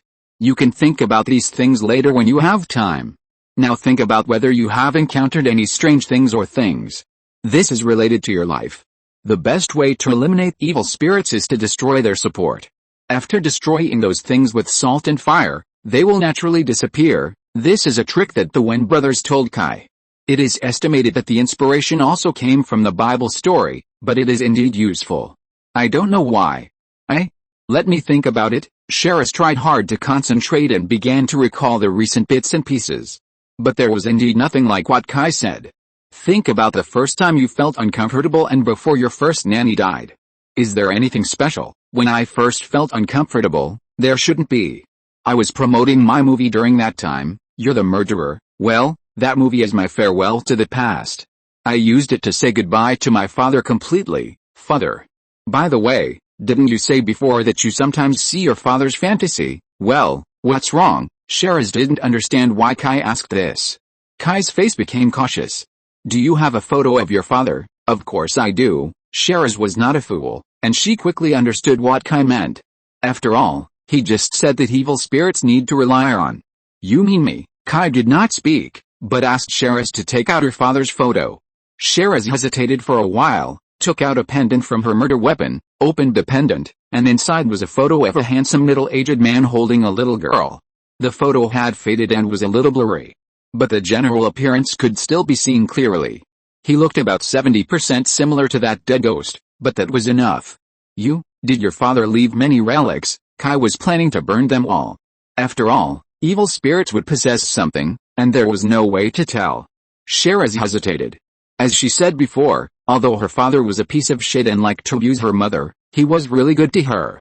To her, her father was just a flawed father. Now Kai wanted to burn everything about her father, and Sheris naturally refused. Kai saw her concerns. I can tell you responsibly that the evil spirit is inhumane. It will hurt you one day. Now you must immediately destroy everything it may rely on. If it is really my father, I don't believe he will hurt me. Besides, I have kept those things for decades. There has never been a problem, so it is possible that you are wrong. Sheris resisted. I don't know what happened before, but the fact is that it has killed people and just now it wanted to attack me. If you don't want more people to be hurt, you must. As soon as Kai finished speaking, a gust of cold wind blew, and the lights in the house began to flicker. Fuck, he's coming, bang. Before Kai finished speaking, he was hit in the chest and abdomen by a huge force, flew out, and crashed into the LCD TV on the other side of the living room. Fuck, Kai was a little embarrassed by this. If it weren't for this woman, Kai could easily get rid of the evil spirit, but anyway, get rid of it first. As he said, Kai rolled to the fireplace in the living room and pulled out an iron rod used to stir charcoal from the fireplace. That thing was cast iron, and cast iron can hit ghosts. But when he was about to get close to the iron rod, it flew up into the air with a whoosh. Not only that, all the iron rods in the fireplace flew out. Then Kai was knocked over by a huge force, and then the whole person was fixed on the wall and couldn't move. The iron rods gathered not far in front of Kai, like sharp arrows ready to be fired, pointing at Kai. No, at this time, Sheraz did something that made Kai extremely admire her. She stretched out her arms to block Kai. Chapter 455 Exorcism and Scandal. Just when Kai was trying to use magic to block the attack of the evil spirit, something strange happened. The evil spirit stopped attacking, and all the iron rods stopped in the air. What was even stranger was that the evil spirit was stupid and stiff, as if it had been struck by lightning. It stared at the selfless Shalazi, and then let out a scream that was about to pierce the eardrums and disappeared into the room in a cloud of smoke. The moment the ghost disappeared, the power that imprisoned Kai disappeared, and Kai just slid down from the wall. Shalazi stared straight at the direction where the evil spirit disappeared, and it seemed that her soul had been sucked out. After about 10 seconds, Shalazi suddenly collapsed, squatting on the ground and crying. This development stunned Kai all of a sudden. Isn't this emotional change too fast? It turns out that he is a famous actor. After a long time, Kai slowly approached. This also shows that Kai's really a straight man. If he is a man who knows how to deal with things, he would have gone over to comfort the girl as soon as she started to collapse. Even if he couldn't capture the girl's heart, he could at least get her body. In fact, most scumbags don't want the girl's heart. Just having the body is enough. It's too extravagant to talk about the heart. Fortunately, Kai is not a scumbag. After crying for a long time, Sheraz finally calmed down. The reason why she just collapsed was entirely because the scene just now almost reproduced the scene when her mother killed her father. She was also desperate to stop her father from hurting others. She saw the almost substantial fear, sadness, anger and confusion of her father's vengeful spirit. It touched Sheraz's heart, not that she thought she had let go again. At that moment, Sheraz seemed to return to that horrible night again. So she collapsed. I beg you, please let him go. I have killed him once, I can't let him die again. Please. Just pretend that this has never happened, please. But the calm Sheraz couldn't bear to watch her father being killed again because of her. So she begged Kai to forget about it. Alice, Kai didn't know what to say. To be honest, as a Chinese, the acceptance of this kind of human-ghost relationship is quite high. After all, after the influence of the grassroots hero Su Xian, the undead knight Ning Kaichen and the immortal Dong Yuan, the Chinese have accepted this kind of cross-racial relationship, not necessarily love, a long time ago. You know, those characters who have nothing to do and break up these cross-racial relationships are definitely villains, which makes people hate them. Kai naturally doesn't want to accept such a role, but the problem is that this matter is really not something that can be solved by emotion. Forget? It's easy to say. If you don't know, forget it. In the end, you know, but don't care. If there are victims later, Kai himself can't get over it. What's more important is that if you leave it alone, the victims will definitely continue to appear. If it didn't kill anyone, I might let it go, but Sheraz, it killed someone. Note that here, Kai used it instead of him. Ghosts stay in the world, usually they will only get worse, especially if they kill people. Once the evil spirit kills people, it will not stop, and more people will be killed. Sheraz. This is no longer just your business, I can't let it go, but Sheraz refused to accept Kai's conclusion. After all, what is a ghost? It's just Kai talking to himself. Who knows if what he said is necessarily correct? At least Sheraz thought so, and she could only think so. But her suspicion is not completely unfounded. The most obvious reason is since the resentful spirit of Sheraz's father has always existed, why hasn't there been any accident in more than 10 years? This is a loophole. It is also based on this loophole that Sheraz grabbed the last straw and refused to believe Kai's words. Actually, it is understandable. If you have a good relationship with your father, but he died, and one day a Taoist priest tells you that your father has been following you, and you have been fine for decades, then would you be willing to let the Taoist priest beat your father's ghost to death? Even if you have a little filial piety, you won't agree. That's my father. This is the situation of Sheraz now. Kai couldn't explain it. He didn't care about this before. He just killed the evil spirits when he saw them. It's not professional. Kai had no choice but to pick up the phone and dial a familiar yet unfamiliar number. Hello, it's me, Kai. Why are you calling us too? What happened? It was Dean who answered the phone. It was very noisy on his end. It seemed that he was in some entertainment venue. But he was right. Kai didn't contact the Winchester brothers frequently. At most, he would call once a month to confirm whether the other party was dead. Most of the time, Sam took the initiative to call. So it can be said that he would not visit the temple for no reason. Yes, I encountered something here. The relationship between them was a little awkward. They were familiar with each other, and they had a little relationship with each other. If you say they are not familiar with each other, then they are really not familiar with each other. They have no common topics, so every conversation is very concise, without dragging on or making up nonsense. Kai told Dean about Sherry's, hoping that Dean could give a reasonable explanation. Unfortunately, Kai asked the wrong person. Dean is similar to Kai. He is good at hunting demons, and as for those desk work, it is usually Sam's job. Fortunately, it seems that Dean is not far away from Sam, and soon the person who answered the phone was replaced by Sam. Kai could only repeat the situation in front of him again. The academic master is indeed an academic master. Sam quickly gave an answer. There is only one possibility in this situation, that is the guardian angel. Generally speaking, evil spirits and evil ghosts are because of their deep obsessions in their lifetime, which prevents their souls from dissipating. But obsession is hard to explain. If the obsession of some souls is to protect someone, then something on the body of the protected person will become the support of the deceased. In this case, the soul is not harmful. On the contrary, it is just like the guardian angel in mythology, always protecting the protected person. That's why it is called this name, guardian angel. Is there really such a thing? Of course there is. There are similar legends all over the world. For example, in Japan, it is called the back spirit, and in ancient China, the guardian spirit, etc. These guardian spirits are not evil, but they are rare. At least we haven't seen them. Sam's words gave Sherry strong confidence. In this way, Kai would not kill her father's soul. But the next second, Sam's words broke Sherry's illusion. But, you just mentioned that the guardian spirit has killed someone, right? Yes, it also took the initiative to attack me. Then the situation is different. We must destroy it as soon as possible. Otherwise, more and more people will die. Why is this happening? Sherry shouted in disbelief. Sam heard the woman's voice and immediately realized that my friend that Kai was talking about was this lady. Madam, listen to me. The situation has become very bad now. We must destroy it. Why? Sherry still only asked why. Once a guardian spirit kills someone, it will be out of the category of guardian spirits. It will become a fierce ghost. And it will become worse and worse over time, gradually losing all humanity and becoming an evil spirit that only knows how to kill. But, why didn't he have any problems for decades? But why did it become like this now? Sam was silent for a while, and then he told the truth. When a guardian spirit starts killing people, there is only one situation, that is, the person he is protecting abandons him.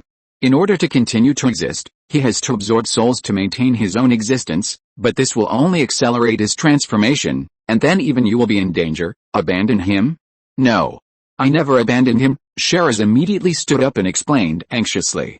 But there was no sound on the other end of the phone. After a long while, Sam's voice came. It is not necessarily you who abandons him. The existence of the vengeful spirit requires obsession. This obsession can be the vengeful spirit or someone else's. For example, if you never forget the vengeful spirit and form an obsession, then he can also stay, but if you let go of the obsession, that means you abandon him, and he will naturally disappear. Sherry froze for a moment. She thought of how she had let go of the obsession in her heart before. She even made a movie to say goodbye to the past. I abandoned him? Sherry couldn't accept it for a while. Kai stood aside and didn't speak. After a long while, Sherry asked with difficulty, don't you have any other methods? For example, praying, salvation, etc., so that he can return to his original state and continue to stay with me. As a result, the person on the other end of the phone changed. Miss, what do you think exorcism is? A game of house? Now someone is dead. Do you still want to excuse the evil spirit? People kill people and it is illegal, so is it right for ghosts to kill people? This is Dean. He has a hot temper and is the most decisive in dealing with aliens. Unlike Sam, he is very decisive in big things and knows what to sacrifice and what to save. But in small things, he likes to be indecisive, while Dean is just the opposite. But what Dean said was indeed not wrong. Perhaps Shahrazad could not face Teen's sharp words, so she hung up the phone with a hard heart, and then curled up in the corner of the sofa, holding her head and not saying a word. Kai waited for a while. I have a way to temporarily restore your father's sanity, but it's only temporary. Once the time is up, he will immediately turn into ashes. This is the only thing I can do. If you want, call me. I'm outside. Kai left the living room. It is undoubtedly cruel to force a daughter to choose to kill her own father. Kai believes that she is not so shameless as to let others kill her relatives and ask others to thank her. But this ghost can't be left alone. So she can only give this preferential treatment that is not preferential treatment. About half an hour later, Shahrazad's hoarse voice sounded and called Kai over. These are all my father's relics, Shahrazad said with red eyes and haggard. Kai didn't say anything and silently put away these things and went to the backyard, where he dug a pit and threw those things into the pit. At that inadvertent moment, a little golden light was thrown into the pit along Kai's hand. The light spot and the small island were not noticed by Shahrazad. You have half an hour, Kai said to Shahrazad, and then returned to the living room. The moment Kai turned around, a gust of cold wind blew, and a handsome middle-aged man suddenly appeared beside Shahrazad. Sally, father, Shahrazad rushed over excitedly, wanting to rush into her father's arms, but she passed through him all of a sudden, as if she passed through a ball of air.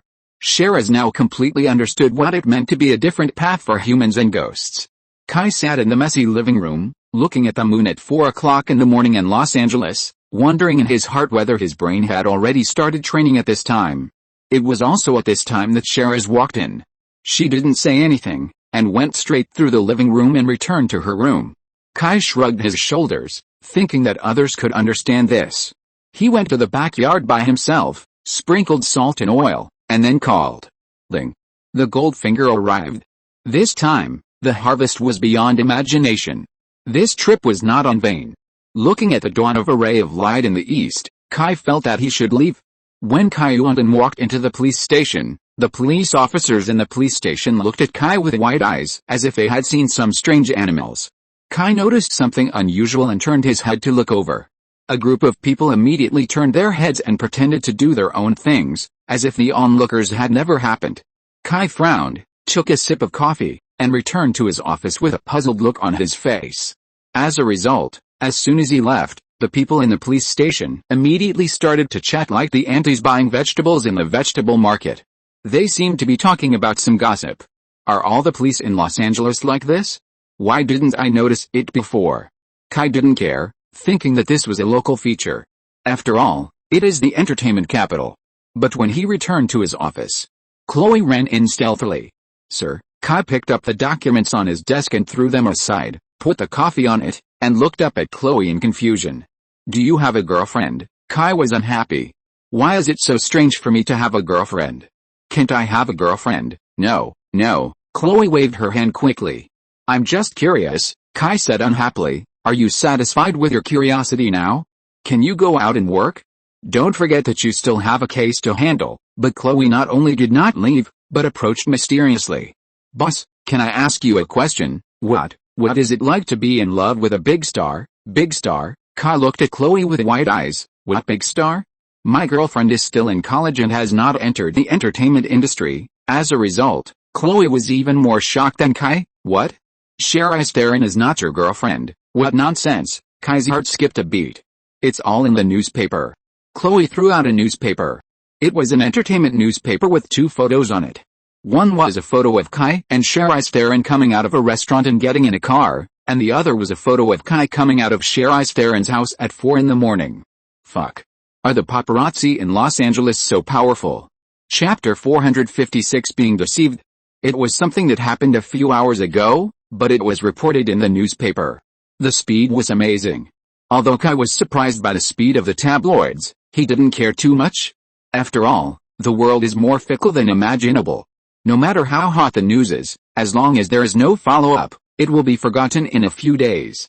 If there are not hundreds of such scandals in Los Angeles every day, it would be unworthy of the name of Los Angeles as the City of Angels. The key is that this efficiency is really terrifying. If the police can work with such efficiency, the crime rate in Los Angeles is estimated to drop by 10 percentage points. Boss, is this true? Chloe still had a gossipy face. It's fake, Kai said mercilessly. Go out and do your work. The police station doesn't pay you to gossip during work hours. Chloe stared at Kai's face hard, and finally gave up helplessly. She couldn't see anything from Kai's face. When Chloe left, Kai's phone rang. It was Stuart. The old guy also saw the newspaper. As his old comrade in arms, he had a gossip with a top actress. Naturally, he had to confirm it. If it was true, he would have something to brag about. When did you become so gossipy? Who doesn't like gossip? A typical Los Angeles argument. No, I just helped the female star deal with some private matters, which is considered a private job, Kai said helplessly. After hearing this, Stuart understood. This is Hollywood. How can there not be some dirty things under the glamour of celebrities? This kind of thing is very common in Los Angeles, and even a very unique professional scavenger has been derived from it. This kind of person is a professional player who specializes in handling the private affairs of those big stars, but this kind of reputation is often not very good. They all do things for money, and they do things by any means, and they are half black and white. Even people like Stuart who have been mixed in all kinds of dragons and snakes for a long time are not willing to contact these people. They have no moral integrity and do things for money. In short, the film and television industry in Hollywood has also spawned many strange professions. By the way, I have something to ask you. What's wrong? Do you remember Brian? Is he in trouble? Kai sat up straight. If it was really him, then the trouble must be big, because this tough guy can solve ordinary troubles by himself. There is no need for Stuart to ask him for help. He didn't. His daughter, Kim, got in trouble. His daughter? What kind of trouble can a child who has just grown up get into? Stuart helplessly told Kai what happened. Brian's daughter Kim has always wanted to enter the entertainment industry. She got the opportunity to go to Siloke Entertainment before, but what can I say about this girl? Everything is okay, but nothing stands out. Indeed, Kim is pretty. But the problem is that Hollywood is not short of beautiful girls. It is difficult to gain favor just by appearance, unless you are really beautiful to the point that people can't forget you at first sight. Obviously, Kim doesn't have this capital. For Kai's sake, Isabella also thought about giving her a chance to let her sit up from the bottom. But young people lack patience, especially young people nowadays. Their motivation to become stars is generally pure vanity. People with vanity often care about the benefits after becoming famous. As for the suffering and hardships they suffered before, they don't want to be involved at all. Therefore, many young people who enter the entertainment industry with so-called dreams are eager to enter the industry today, become famous tomorrow, win an Oscar the day after tomorrow, and become a superstar the day after tomorrow. How can they honestly start from the bottom? Especially Kim. She didn't have a father to teach her since she was a child.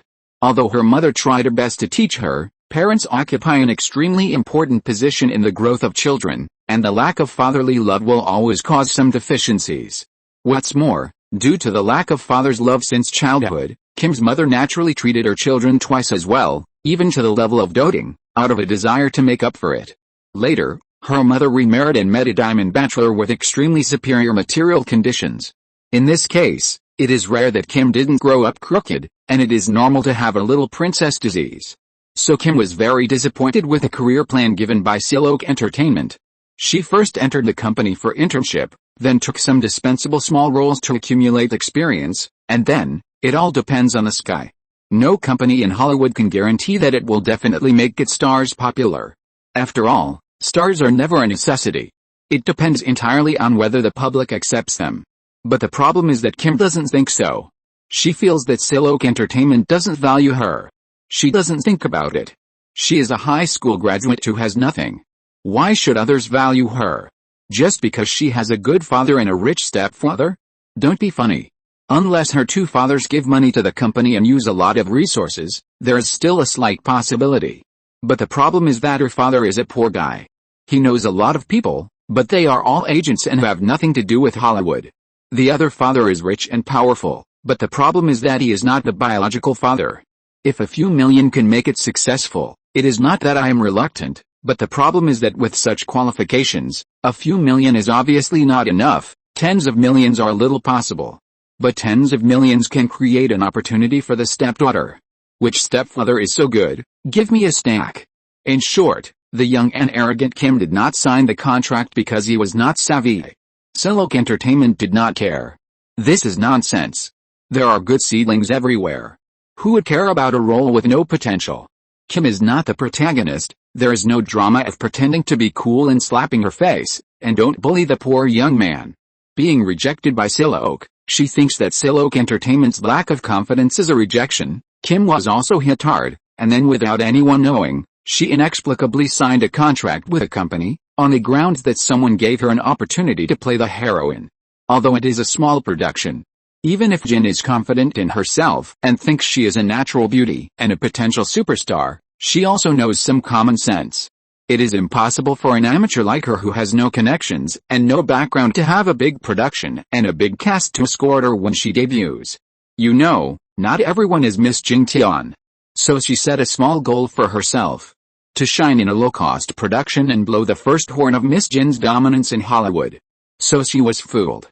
As a result, when she was about to report to the crew, she was dumbfounded. Because the filming location was in the San Fernando Valley. The San Fernando Valley is an urbanized valley in Southern California, USA, located 30 kilometers northwest of Los Angeles. The San Fernando Valley is 895 square kilometers. It is considered an inconspicuous small city. But in fact, this place is very famous, especially for the American people. Because the San Fernando Valley is called Hollywood, a movie that can be performed by two people, there are about more than 300 adult film production companies located here. If you often watch European and American movies, you will find that the background of many movies is always sunny and the temperature is a bit high. Well, it is likely that they were filmed in the San Fernando Valley. Kim is indeed the protagonist, but this protagonist is different from what she imagined. When signing the contract before, it was indeed said that the protagonist would make some sacrifices. But this sacrifice is too great. Kim naturally refused. But others hold the contract, whether you agree or not is useless. The key is that Kim is already 18 years old and has the ability to bear legal responsibilities. There is no debt to default.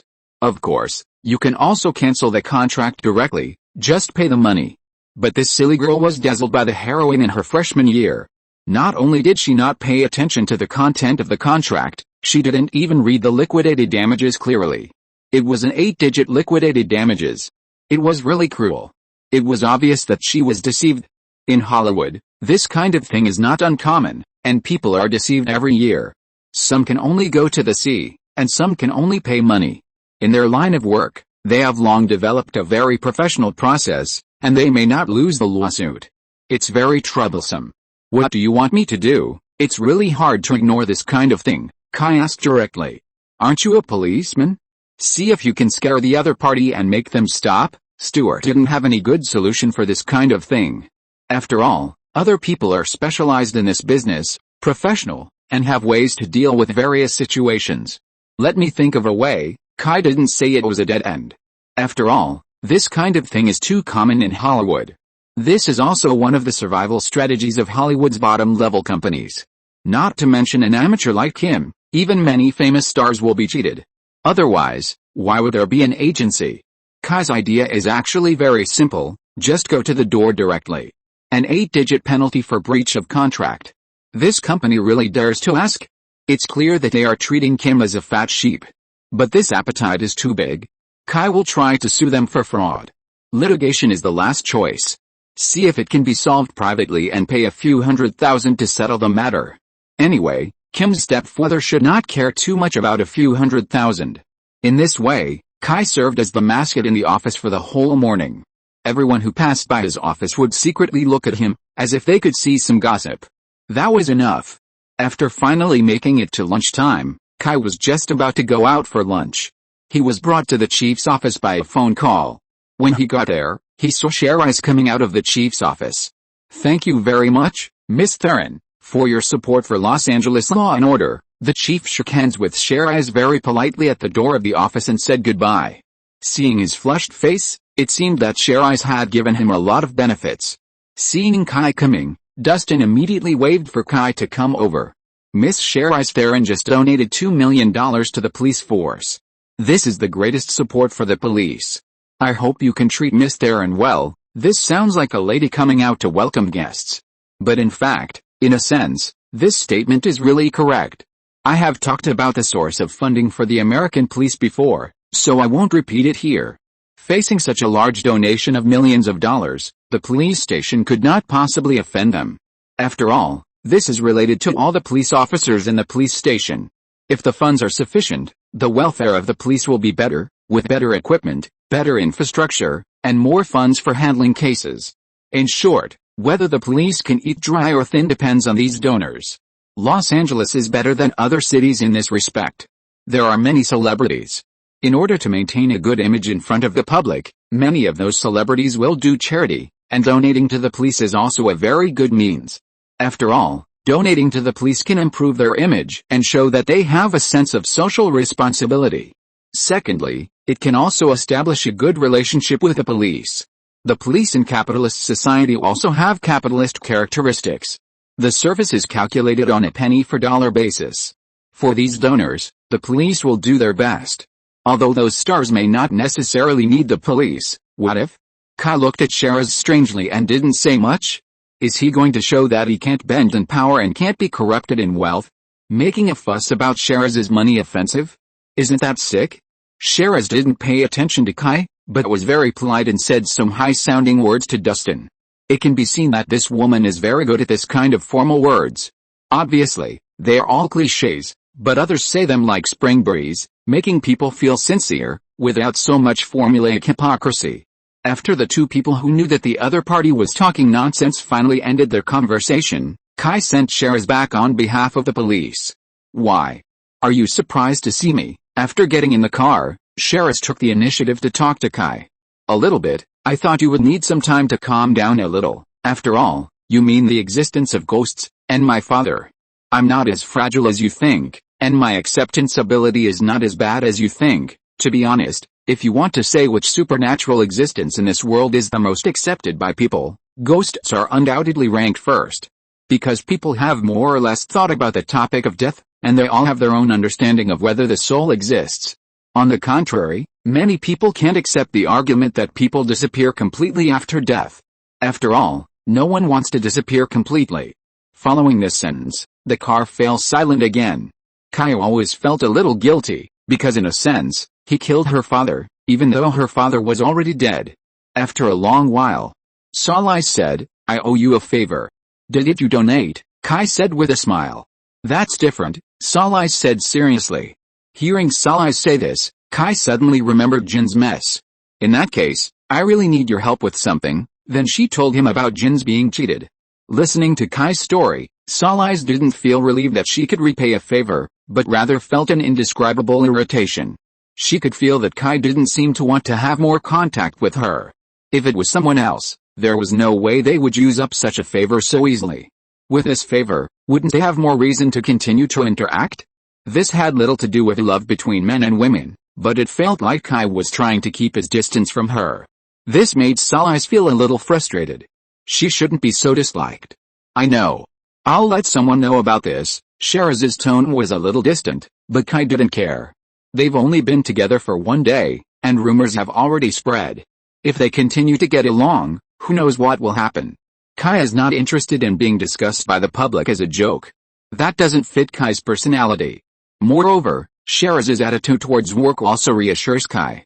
She didn't take on everything right away, but went to find out, which shows that others have promised to take it seriously.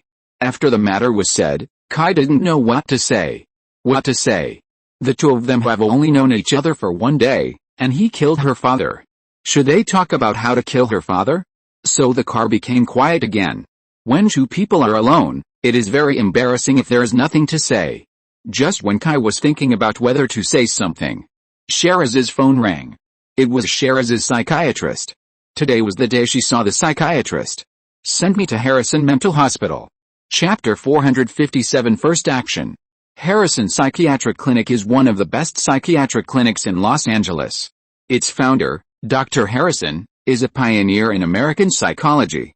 Although it is still called a psychiatric clinic, it is actually more like a laboratory. The psychologists in it are very keen on cutting-edge topics in psychology. Of course, this has nothing to do with Kai. Kai doesn't even know what's so great about this psychiatric clinic. Indeed, Harrison Psychiatric Clinic is not well known among ordinary people, but it is very famous in the industry. When Kai sent Sheraz there, he met an acquaintance. To be honest, He was not an acquaintance. He had only met her once. Harley Quinn. The psychiatrist who made Kai feel that she needed a psychiatrist more. It's not that this woman has any crazy behavior. On the contrary, this woman is very polite and elegant. It's obvious that she has received higher education. The real reason why Kai feels that she is a little crazy is her eyes. Her eyes are very special. When she looks at everyone, Kai always feels that she doesn't regard the person she is looking at as a person, but is full of desire to explore. She is full of deep curiosity about everyone's mental state and psychological world. It's a bit like voyeurism, but the difference is that she prefers to peek into other people's inner world. In short, that look is like a surgeon holding a scalp looking at a patient who is about to be operated on. Maybe there is no malice, but it is the kind of self-righteousness without malice that makes people feel scalp tingling. In short, Kai doesn't like her curiosity to explore everything. After all, no one wants to be treated as a simple object. That tastes bad. So Kai didn't talk too much with Harley Quinn, just said hello and left directly. On the way, Kai called Stuart and told him that things were going well and asked Brian not to worry. Kai went to work as usual in the afternoon. He had just arrived, so he was still focusing on getting familiar with the work for the time being and did not take the initiative to contact the case.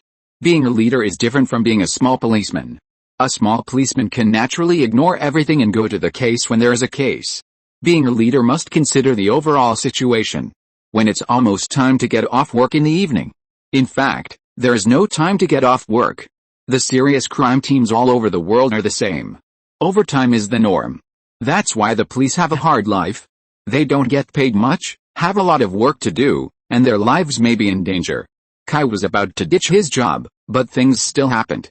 "Boss, I found Elise's boyfriend." Chloe ran to Kai's office excitedly and handed him a photo.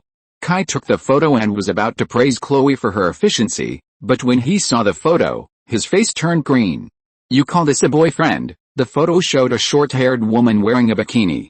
Her appearance was more in line with European and American aesthetics. Anyway, Orientals would think she was too masculine. It's not that she is very strong, but her face is relatively square. She doesn't even have a dick. Chloe looked aggrieved. "Boss, do you discriminate against LGBT? What? LGBT? LGBT is the acronym for lesbians, gays, bisexuals and transgender." Kai now understood that the unlucky Hollywood sexy actress was actually a lesbian. LGBT had been promoting equal rights as early as the 1990s. And Hollywood is a famous left-wing concentration camp, always at the forefront of openness. Those big stars can't stand words like liberation, protection, and avant-garde, as if anything related to these words is absolutely correct. Look at Hollywood movies. Anyone who has anything to do with these groups is praised, and anyone who opposes these is a villain, as if those who oppose LGBT are all bad guys. But I have to say that this kind of propaganda is really effective. Anyway, it has really become a political correctness now. Look, even Chloe asked her boss with confidence. Kai had a headache. To be honest, he doesn't hate LB or anything like that, but he doesn't like it that much either. It's more like, you play your game, I just treat you as if you don't exist. Anyway, don't affect me, it's up to you. But now the situation is annoying. A subordinate can use this as an excuse to question her superior with confidence. But you still don't have a good way to refute. This kind of forced reversal makes people feel like they can't speak. Do you know what freedom of speech is? This is it. I don't want to say or listen to any extra nonsense. Tell me the case. Feeling Kai's dissatisfaction, Chloe didn't bite the bullet and continued to show her seed oil dish cooking. She has her little white left tendency, but she is not to the level of obsession. She has a family and a career, and she is not that idle. In fact, I have to thank Lucifer for this. Before, Lucifer was forced by Kai to sign a contract. Although Kai generally acknowledged that Lucifer could move around in the world, there were still many restrictions on him. For example, the most important point was to keep Lucifer quiet and not tell everyone that he was the Lord of Hell. Who knows if anyone would really believe it? If so, no one knows how it will unfold. So, Lucifer should keep a low profile. It would be strange if Lucifer would be happy. He has lived for tens of thousands of years. In his opinion, the fact that he is the Lord of Hell is natural and not shameful. Why can't he say it? But Kai just doesn't allow him to say it. Lucifer is really no match for Kai in his current state. Due to the nature of the devil, Kai is stronger than him, so he can only listen to Kai. The law of the jungle applies everywhere. Let's stop talking and get back to the topic. At first, Lucifer didn't actually think that Iris would be a lesbian. After all, he had tried it himself. But I didn't expect that the little wild horse actually liked lesbians. Before, Chloe had been pestering Lucifer, hoping that Lucifer would provide clues. In a desperate situation, Lucifer thought of someone who was very close to Elise, Polly Delaving. Poppy Delaving is British, and her identity is a British socialite, model, and actress. She is also well known in the UK, but her reputation is not very good, and her private life is very decadent. She is more of a hippie, likes to participate in various music festivals and art festivals, and belongs to the decadent literary youth. She came to the United States this time to seek development. Britain. To be honest, the influence of Britain has been getting lower and lower in recent years. This phenomenon not only occurs at the government and economic levels, but also in all aspects, including movies, music, literature and other aspects. It is even more so, basically following the United States. In the literary and artistic circles there. Basically, as long as they have a little fame, they will come to Los Angeles, because only by gaining a foothold here can they be considered successful in their careers. Anyway, because she is also an actor and likes to play, she came into contact with Elise. At first, the two were not in love. But when Elise talked nonsense and became obscure, other people kept their distance from Elise, but Delaving, who is British, didn't care at all, so true friendship was revealed in times of trouble. Well, that's great, go and bring that Polly back, okay? I'll apply for an arrest warrant right away. Chloe was so excited that she almost jumped up. Wait? I asked you to bring her in for a talk. Not to arrest her. Do you have evidence? Just arrest someone. Kai was almost choked to death by this woman. How can you do things like this? Oh, then what should I do? Why? Kai was so angry that he couldn't even speak. Is this your first day as a policeman? Interrogate. Find flaws. Find clues. Find surveillance. Find an alibi. Do you need me to teach you these? It's been shown on TV countless times. You, a serious policeman, are actually asking me what to do. Chloe fled in panic. This woman was protected so well that she often lacked her own opinions. No wonder Dan was worried about her. That's it. If she had met Kai in her previous life, she would have been transferred to be a clerk or a field officer. It would have been embarrassing enough. Chloe fled in panic, and Chap came over. We found the murderer. Chap threw a file to Kai. So fast, Kai asked casually as he took the file and opened it. Not fast, the guy's information is on the FBI official website, Chap said. Tisk. Damn, can this be considered information? Kai took out a thin piece of paper from the folder and asked unhappily. That's all. The FBI doesn't give any detailed information at all. There were only a few lines of words on the paper. First of all, the name, Master of Mimicry. The following content was not like a document issued by a law enforcement agency, and it was filled with a lot of uncertain words such as maybe, probably, and perhaps. In other words, Kai had nothing useful except knowing his nickname and a clearer photo. Fuck, where did Kingpin find these talents? Kai remembered the guy who could turn his right hand into a gun that he saw in the garage before. But what's interesting is that there is no information about that guy, at least not officially. I don't know, but I think you have to think of a way. Why? Someone died again, this time it's the Spanish. The Icarus family was killed. Now many Hispanic gangs have begun a full-scale search. Who did it this time? Chap changed his posture, picked up a cigar from Kai's table and lit it. I received a tip that the Spanish are looking for a woman, Asian, who is said to be a ninja. Fuck, even a fucking ninja is coming out. Hey. There have been a lot of monsters in Los Angeles recently. You go out first, I'll find a way. Although they are all a bunch of bastards biting each other, Kai really can't turn a blind eye. After all, this is his jurisdiction. Chap understood that this is Kai's connection. So he went out and waited for news. When Chap closed the door, Kai picked up the phone. Isabella, I need to help me find some people. At about 1 o'clock in the middle of the night, Kai called the director.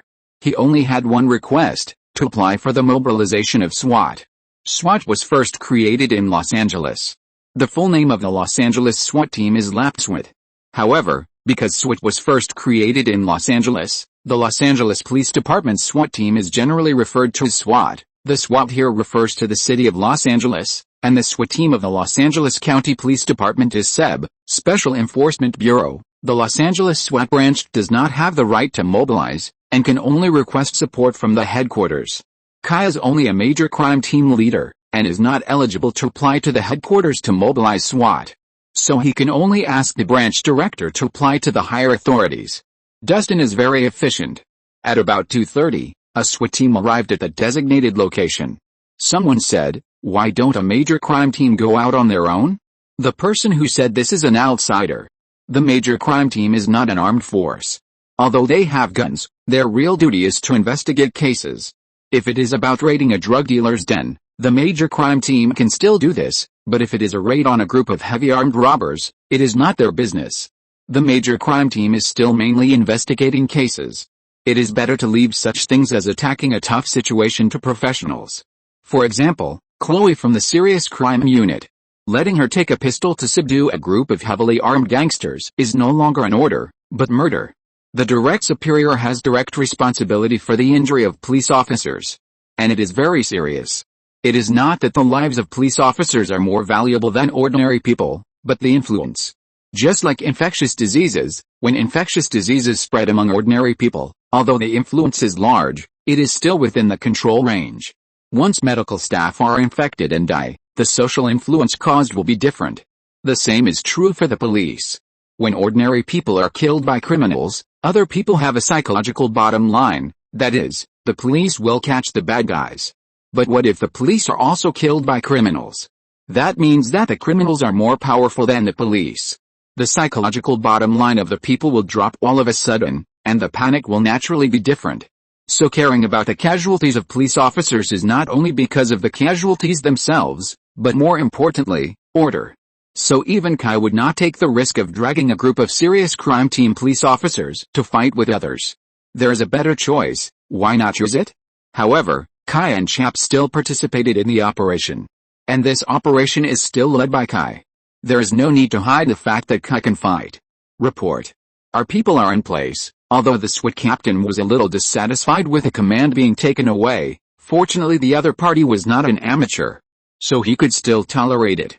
Okay, wait for my order. Kai tightened his bulletproof vest, and then checked the position of weapons, magazines, smoke bombs and stun grenades for the last time. He brought a total of 4 guns, 2 Kimber LAPD SWAT custom II pistols placed under his ribs, an M1911 modified on his waist, and an M4A1 carbine. Chap, are the perimeter alerts and evacuations ready? This is very important. If any unlucky person is accidentally hit by a stray bullet, whether it is the gangsters or them, they will be the unlucky ones. Fortunately, this place is located on the east side of Venice Beach, and there are not many people. In addition, at 4 o'clock in the morning, there are even fewer pedestrians. If it were during the day, even in this remote place, there would probably be many people watching the excitement. Don't underestimate the human desire to watch the excitement.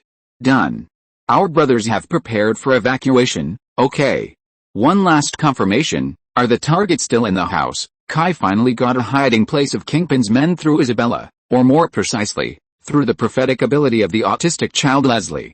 This place is a beachfront villa, not very big, and there are not many people around. Chapter 458 Assault. Kingpin's men are not all monsters. After all, there are still more ordinary people in this world.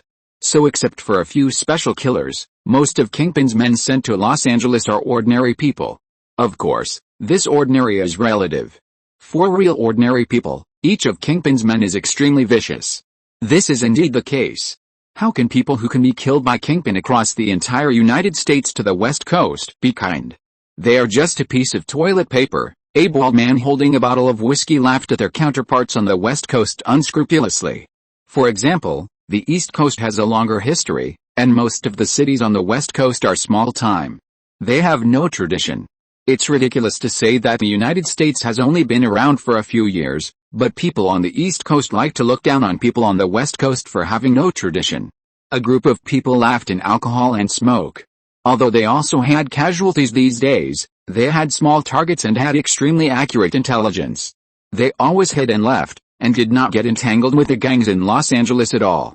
They were calculating without intention, so they could naturally achieve remarkable results.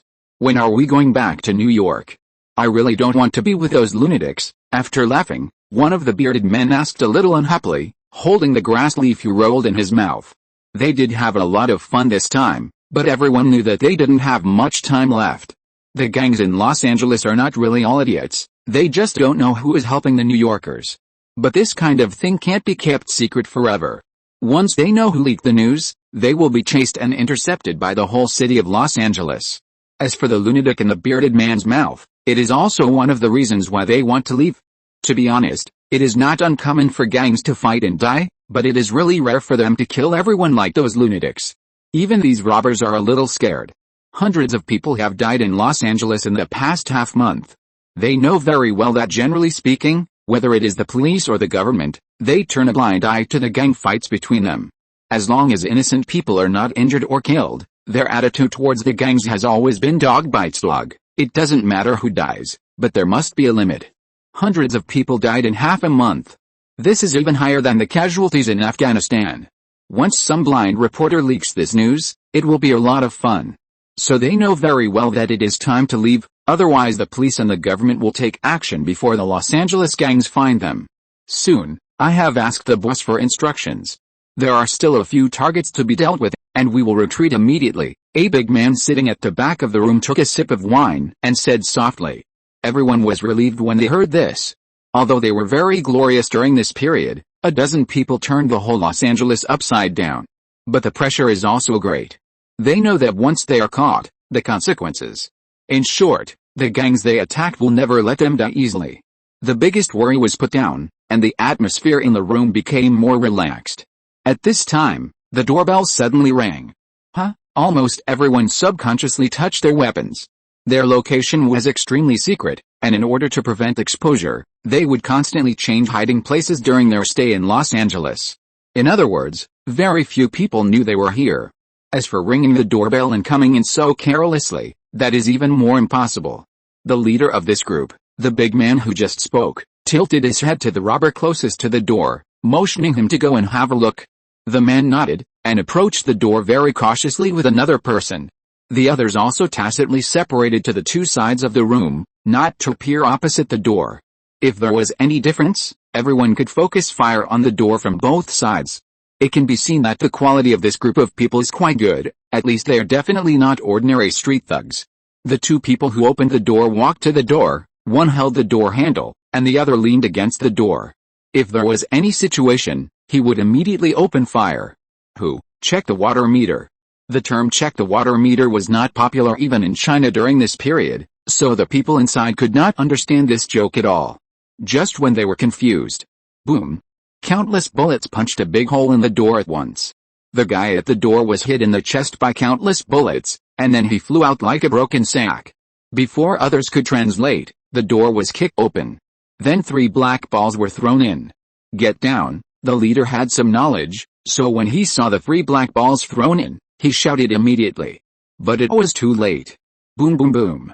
3 consecutive loud noises brought strong flashes and huge noises. These were 3 stun grenades. In order to create a greater effect, these 3 stun grenades rolled in 3 directions after being thrown in, so the effect enveloped most people at once.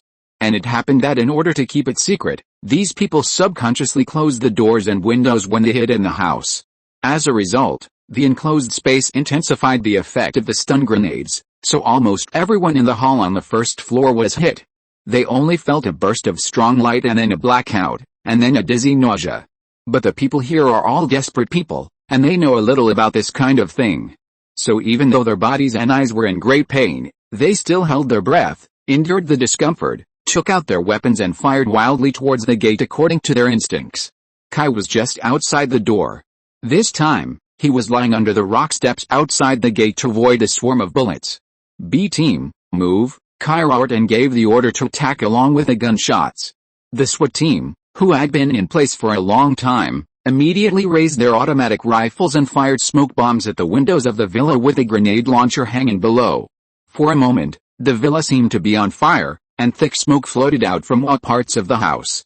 At the same time, several other special police also cut off the circuit of the villa, plunging the house into darkness.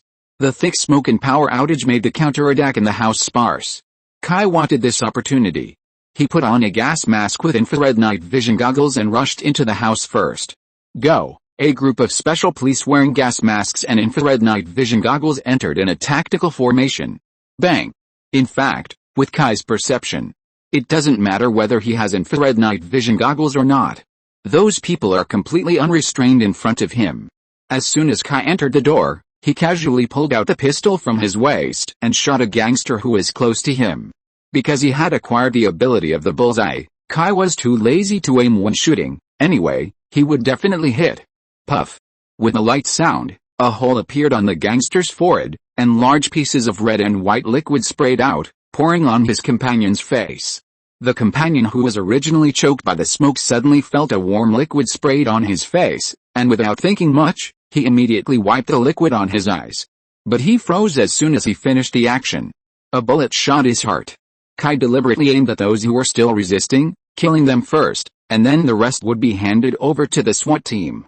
After all, others have also appeared. Besides, you can't really leave no one alive, right? That's too cruel. If you really do that, I guess even Kai's colleagues will grumble. Too ruthless, not in line with the style of a modern urban person, so we should take it easy. It was impossible for the SWAT members to say that they had no opinion on Kai before. No one likes someone to point fingers in their professional field. Although SWAT also belongs to the police station, it belongs to two systems with ordinary police. The difference between the two is like that between the police and the army. The gossip about Kai has not yet spread to the SWAT. They only know that Kai is a very powerful policeman, but they don't know how powerful he is. Anyway, in their opinion, no matter how powerful the policeman is, in special operations, they are professional SWAT. Police? They just need to investigate cases and cosplay as Sherlock Holmes. If it doesn't work, it's enough to maintain public order. The rest? Of course they will do it. So at the beginning, they were very frustrated and felt that the headquarters behavior was simply nonsense. But now? Almost all SWAT members admire Kai. It's not that Kai's command is so smart. The SWAT present are all experts and naturally know Kai's command ability. It can only be said to be average. What really impressed them was that Kai was the first to charge in the front. He was the first to fight from the beginning. He was good at taking on tough opponents and always eliminated possible resistance at the beginning. Being able to fight is definitely a very important advantage in a violent organization like the SWAT. Apart from other things, tonight, facing more than a dozen vicious bandits armed with various light and heavy weapons, their team did not suffer any casualties from beginning to end. The enemies on the first floor were quickly cleared out. Those bandits were either shot dead or subdued directly. After being handcuffed with plastic handcuffs by the SWAT, they were taken out of the villa. But on the second floor, there were still a few bandits who were resisting. They pulled the curtains and guarded the stairs, not counting the counterattacks with automatic rifles. The SWAT team tried to attack several times, but were shot back by bullets. LAPD. Put down your weapons and surrender. Fuck you. Go to hell, cops. When Kai arrived, several SWAT police could only guard the stairs from the first floor to the second floor, and there was no way to go up. Team A. Kai shouted on the team channel with a headset. We lost sight of the target. They blocked the window with a sofa. We can't see them, damn it, it's like this, but these guys still refuse to surrender. They must have committed a big crime. In a situation like this, it's obvious that they're doomed. Surrender is the best option. California doesn't have the death penalty. If they're caught, they'll just spend their whole life in prison. What's the big deal? For many of them, prison life is more suitable for them. But these bastards are still holding on to the second floor, obviously wanting to fight to the end. There are only two possibilities for this situation. Either they have a hole in their brains, or they have committed too many murders, and they'll definitely be doomed if they're caught. California doesn't have the death penalty, but not all states in the United States don't have the death penalty. Although it's certain that these guys will be caught, Kai can't tolerate them continuing like this. If those reporters find out, who knows what will happen. Thinking of this, Kai made a prompt decision and asked someone to continue fighting with them at the stairs to hold them back, while he went outside the villa. Sir, what are you doing? A special police officer saw Kai running out of the house and was a little surprised. Kai ignored him and looked around the villa. Finally, he saw a window at the back of the villa. It looked like it was the window of the attic on the roof of the villa. Are there any bandits guarding the attic? Kai used the communicator to contact the sniper. No. Sir, Okay, everyone. Cover me and hold those bandits. I will go up from the attic and attack them from behind." After saying that, he didn't care about other people's reactions. He stepped on the wall of the villa and jumped to the second floor of the villa in 3 steps. Just as Kai jumped to the second floor, the gunshots on the first floor suddenly became louder. Kai originally planned to try to see if he could enter the house from the second floor window, but he found that these people were really careful and blocked the doors and windows with something. It seemed that he could only use the original plan and go down from the attic to the second floor. Soon Kai climbed to the attic window, which was also closed, but the gunshots on the first floor were so loud that even if Kai removed the window on the attic, no one would know. So Kai simply punched the attic glass and then opened the window to enter the attic. There were some sundries in the attic, and the dust inside was very thick. It seemed that no one had come up for a long time. The space inside was limited, and the highest place was the one Kai could stand in front of with his head down. The attic was between the second floor and the roof, and Kai's feet were the ceiling of the second floor. So Kai had to be careful not to make any noise. You have to know that the main structure of this house is made of wood. If those guys shot upwards from below, Kai would be embarrassed. He would not die, but if he was hit in the vitals, it would not only hurt but also be very embarrassing. Kai quickly found the exit of the attic. The exit was a folding staircase. When not in use, it would be stored above the attic. When it was needed, it would slide down when pulled. This was very embarrassing. Kai was not sure what the gangsters would do if he put the stairs down. Just when Kai was considering whether to take the risk, he suddenly heard shouting and running from directly below him. "Jack! Tom is injured. You let Jirui and the other 3 hold on first. I'll stop the bleeding for this guy." Kai carefully lay down and used the tactical dagger in his hand to make a small hole in the floor beneath his feet. He just happened to see 2 men in black carrying a man with a wounded shoulder running past him. Well, Kai's feet were right at the corridor on the second floor. After they carried the injured man into the master bedroom on the second floor, one of the men pulled out a large box from under the bed in the master bedroom, which was full of guns and ammunition. He quickly picked up several submachine guns, several magazines and several boxes of bullets from it, put them in a blanket and wrapped them up, then ran to the stairs on the second floor. It seems that he was helping to transport the wounded and replenish ammunition at the same time. The second update will be after 2 o'clock. It's very late. Just vote for the recommendation and go to bed. Read it tomorrow. If you're listening to this novel on a channel other than Fanfic World, it means they downloaded and uploaded it without effort. We cordially invite you to visit our channel, Mundo Fanfic Novelis. There you'll find the original version of this story and you can explore many other novels of various genres. We're waiting for you to immerse yourself in a world of incredible novels. Chapter 459, Charge Bargaining. Well, these guys are basically all at the stairs. That's easy. Just as the man disappeared around the corner with weapons and ammunition wrapped in a blanket, Kai lowered the attic stairs and walked down from the attic silently.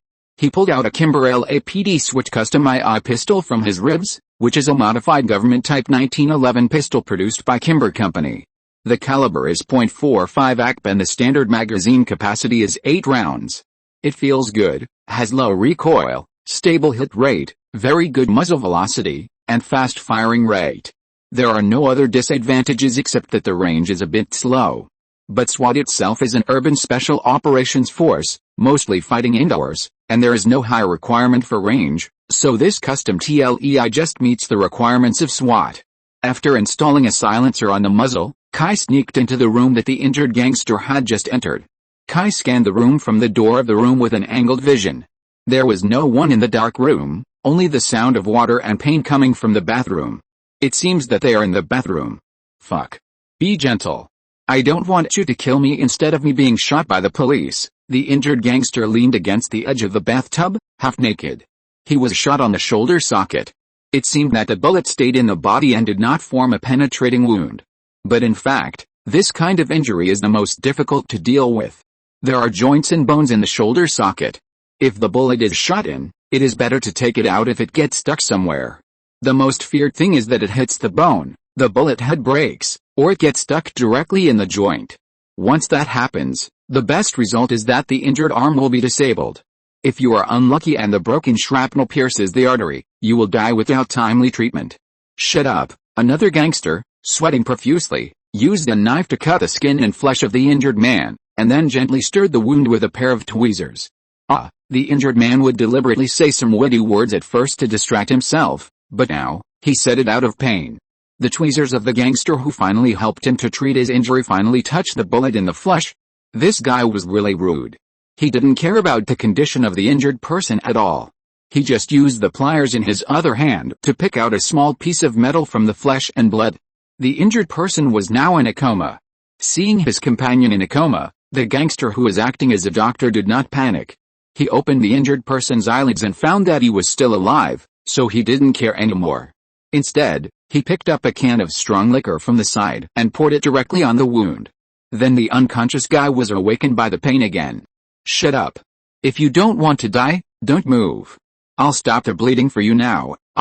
Bastard, come and try." Although the injured gangster tried his best to endure it, he still screamed in pain. Unfortunately, the companion on the opposite side didn't care about this at all.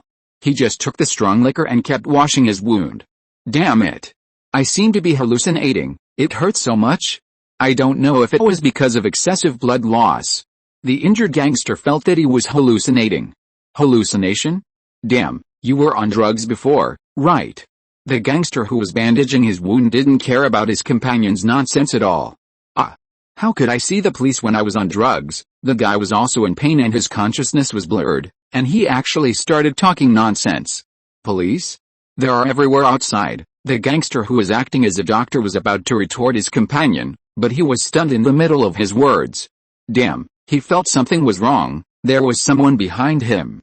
He just turned around and felt a shock behind his neck, and then his eyes went black and he didn't know anything, but he finally began to see the person behind him. It was a man wearing a police tactical vest.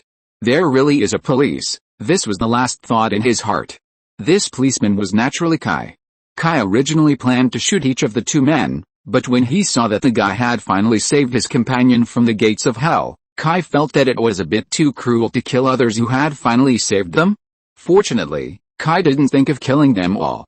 After all, he still needed the confessions and information from these people. Kai did not get any information about the master of mimicry, ninja girl and gunman from Isabella before.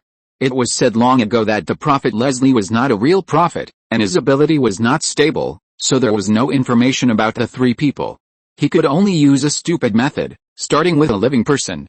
Anyway, Kai softened his heart. He let the two people go. You are lucky. Kai handcuffed the two people with plastic handcuffs and threw them in the bathroom. Then he walked to the stairs lightly. In fact, there is nothing to say next. Being attacked from both sides, they had no second possibility. That night, a total of 13 people died in the gunfight and 4 were arrested. Kai's record made a group of senior police officers very happy. There was no other reason. Each of these 17 people had committed many crimes, and most of them were wanted by several states and the federal government. Among the 4 living gangsters, 3 were serious criminals wanted by the FBI, and each of them had a bounty of more than 6 figures. Of course, for the Los Angeles police, the bounty is secondary, and the main thing is face. However, things are not over yet. Just as Kai thought before, it is not enough. Los Angeles has been in chaos recently, which has attracted the attention of many bigwigs. Los Angeles is not Chicago. Chicago is in chaos, but it has been hundreds of years. When has Chicago's public security been good? But Los Angeles is different. Unlike those cities that have made their fortunes in industry and finance, Los Angeles' economy has a huge relationship with its city image. Los Angeles is one of the important industrial and commercial, international trade, science and education, entertainment and sports centers in the United States. It is also one of the main bases of the U.S. petrochemical, marine, aerospace and electronics industries. Los Angeles also has many world-renowned higher education institutions, such as California Institute of Technology, University of California, Los Angeles, University of Southern California, Pepperdine University, etc. Among them, Los Angeles service industry, such as law and audit firms, management and technology consulting agencies, human resources service agencies and other mid to high-end institutions, employs nearly 200,000 people in Los Angeles alone, with an average annual increase of about 6% in the employed population. The growth rate of this sector is higher than that of other major cities in the United States, such as New York, Philadelphia, Detroit and Boston. The economic output brought by the service industry accounts for about 30% of the city's economy. There are also immigrants. Los Angeles has a large number of immigrants. The arrival of a large number of new immigrants has brought a lot of money, strengthening its position as the economic, commercial and financial center of the western United States. In addition, there is tourism. And these things need a good city image as a foundation. Why was the Los Angeles riot so famous? It was because it happened in Los Angeles, which had an immeasurable impact on the city image of Los Angeles. Therefore, for so many years, the Los Angeles government has been trying to avoid this situation from happening again. Therefore, the Los Angeles government attaches great importance to this gang war, and they must curb the continued deterioration of this situation. How to curb it? Of course, let both sides of the war understand that there is a behemoth staring at them, so that they can be honest. This is why the Los Angeles Police Department is so bold and directly led an outsider airborne as the head of the West District Major Crimes Unit. They need a tough police representative to tell the gangs what it means to stop. Even if the other party is kingpin. Do you know who you are facing? Fergus hung his arms and looked at the police in front of him with a sneer. It seems that he is not worried about his current experience at all. Fergus was the lucky guy who was shot on the shoulder socket. But compared to other survivors, he was not so lucky.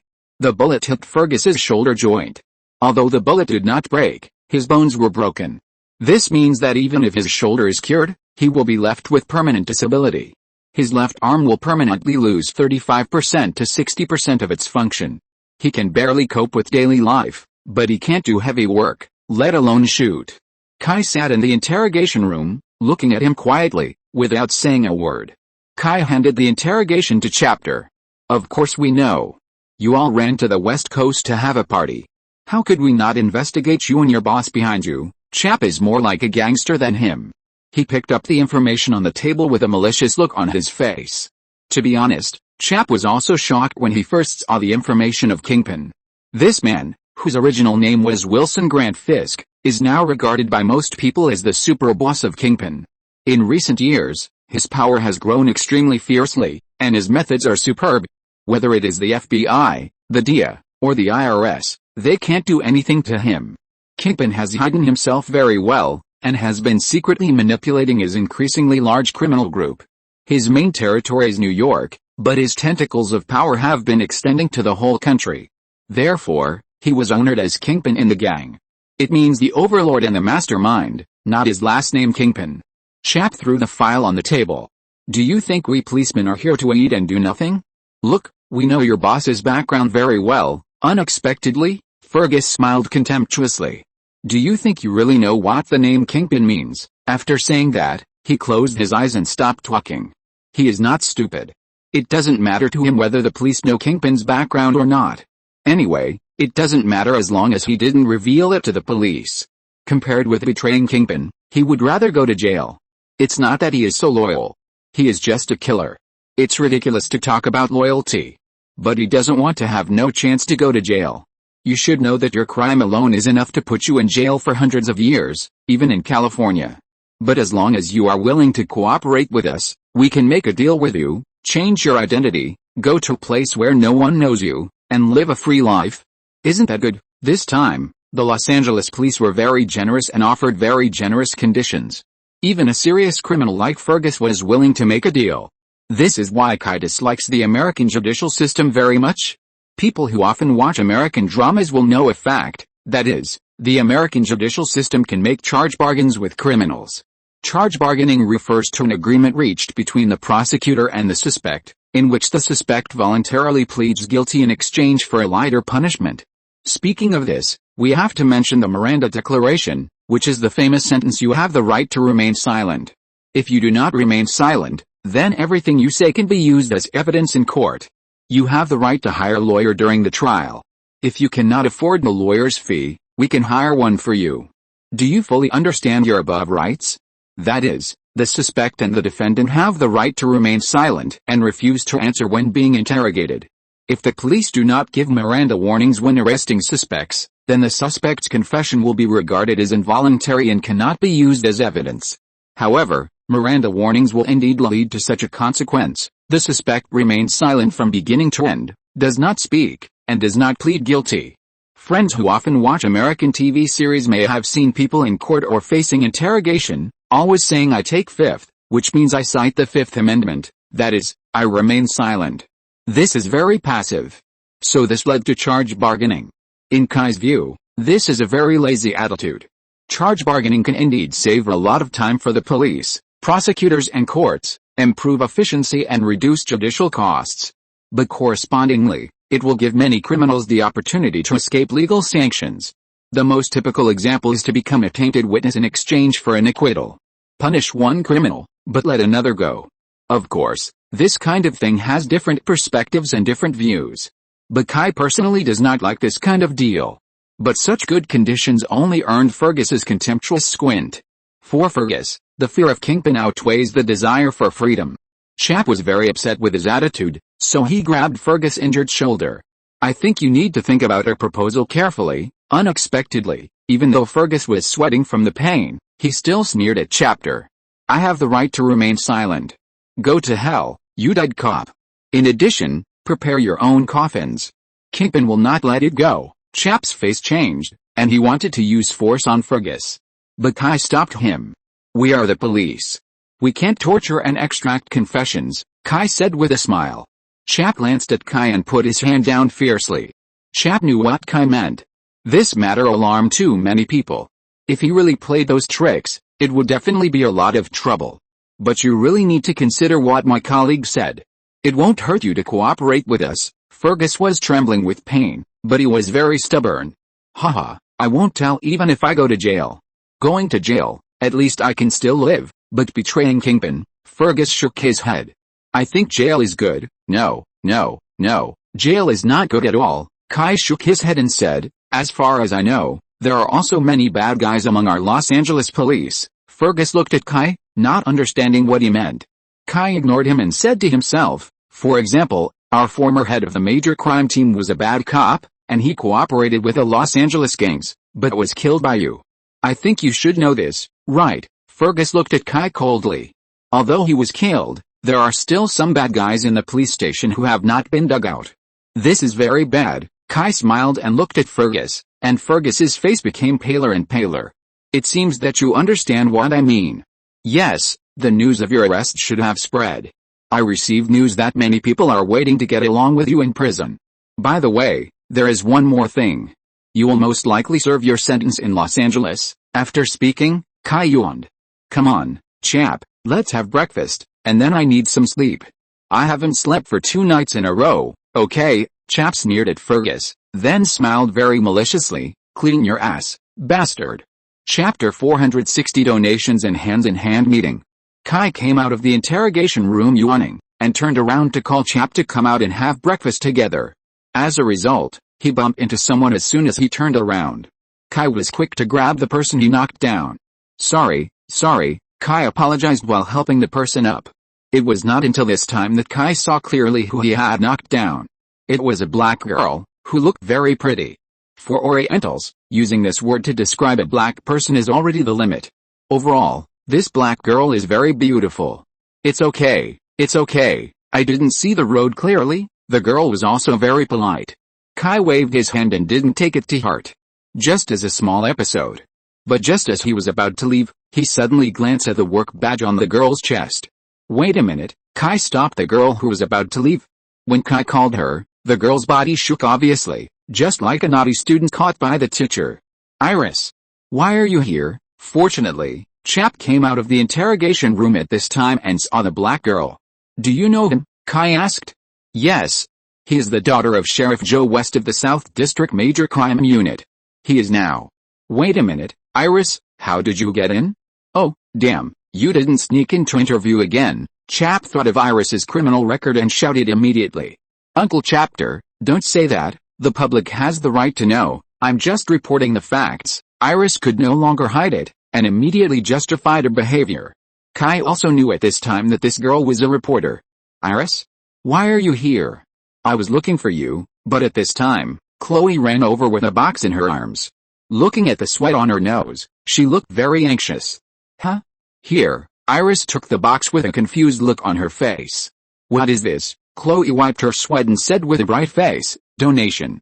This is a donation to Barry. Eris fell silent when he heard this. Kai was confused. What's going on? He looked at Chapter. Chap explained to Kai in a low voice. It turns out that this girl named Iris has a brother, but strictly speaking, he is not a brother. In short, there is a white boy named Barry who was adopted by Iris's father, Sheriff Joe of the South District Major Crime Unit, more than 10 years ago.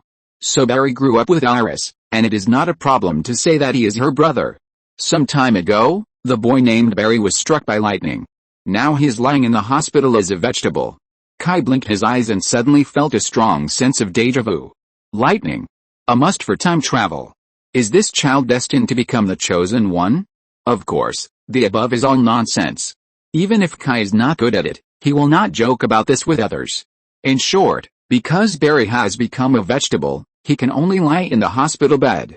Although he also has medical insurance, similar to China, medical insurance in the United States does not reimburse all medical expenses. And medical expenses in the United States are really damn expensive. Joe is a veteran sheriff with a high crime-solving rate and a hateful character. Many police officers in the Los Angeles Police Department know him and have a high prestige. Now that things have happened, many police stations have started to spontaneously hold donations. Chloe has also started a donation campaign at the West District Police Station. The kid has no other problems except that he is a bit of a nag. He is a good kid. And he is also a forensic examiner at the South District Police Station. He is very capable. What a pity, Chap said as he took out his wallet and took out a few $100s and stuffed them into the donation box. Iris wanted to refuse, but her family really needed money. Although Barry's medical expenses are now supported by medical insurance and life insurance, no one can tell when Barry will wake up. So Iris did not refuse everyone's kindness. Americans are very good at this point, they are not hypocritical. Chloe was very happy to see Iris accept the donation. Then she saw Kai. Boss. You can't just watch. Westerners are very enthusiastic about charity, but they don't like moral kidnapping like in China.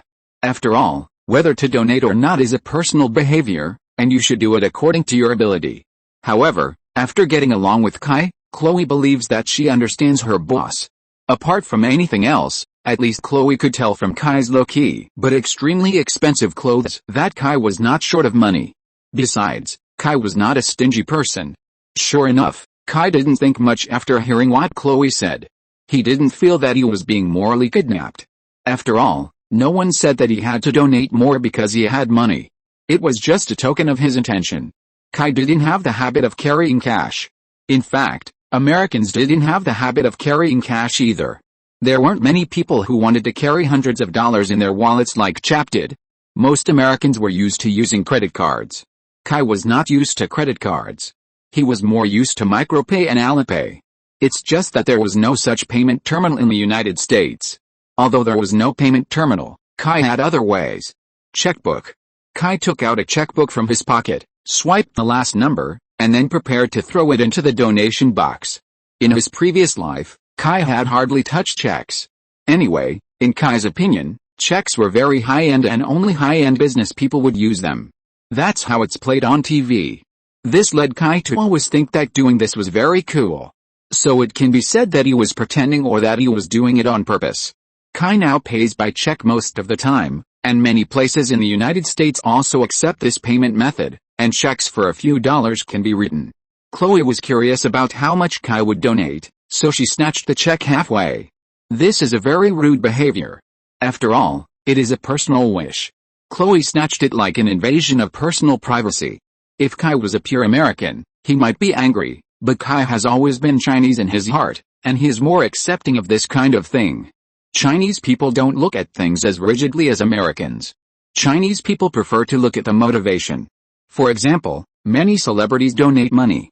Many people don't really care how much the celebrities donate, but look at his motives. If the celebrities donate for a fame, then it's over, and all kinds of boycotts will come. This kind of thing is sometimes annoying. After all, how many celebrities do charity for nothing? I'm getting off topic. Anyway, Kai can see that Chloe has no ill intentions, just pure curiosity. Wow. $10,000, Kai directly signed a check for $10,000. This is a lot of money no matter where it is placed. At least it is impossible for anyone to donate more than this amount to the police station. Is it too much? Kai saw Chloe's expression and thought he donated too much. Iris waved her hand quickly. Not so much. Iris didn't know Kai's situation. According to the income of a normal police officer, Kai's donation was indeed a lot. According to Kai's position and police rank, his annual income is about $84,000 and no more than $100,000. Donating $10,000 at once is definitely a huge sum of money. Chloe was very open-minded.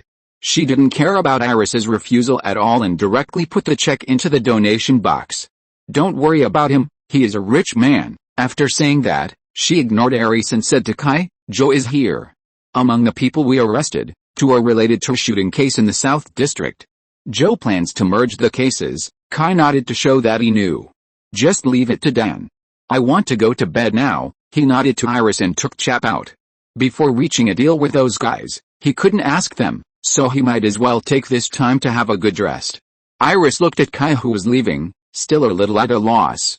After all, he gave her too much? Chloe saw Iris like this, smiled and patted her shoulder. Don't feel embarrassed, I can tell you for sure that her boss is very rich. After saying that, Chloe secretly looked around and whispered, I tell you, our boss has a very close relationship with Charlize Theron. You know, as a reporter's sensitivity to news, Iris immediately grasped the main point. Could he be the mysterious man who had a scandal with Charlize Theron? Iris also remembered where she had seen Kai. A few days ago, many people paid attention to Charlize Theron's scandal. But unexpectedly, Chloe was so arrogant at this time.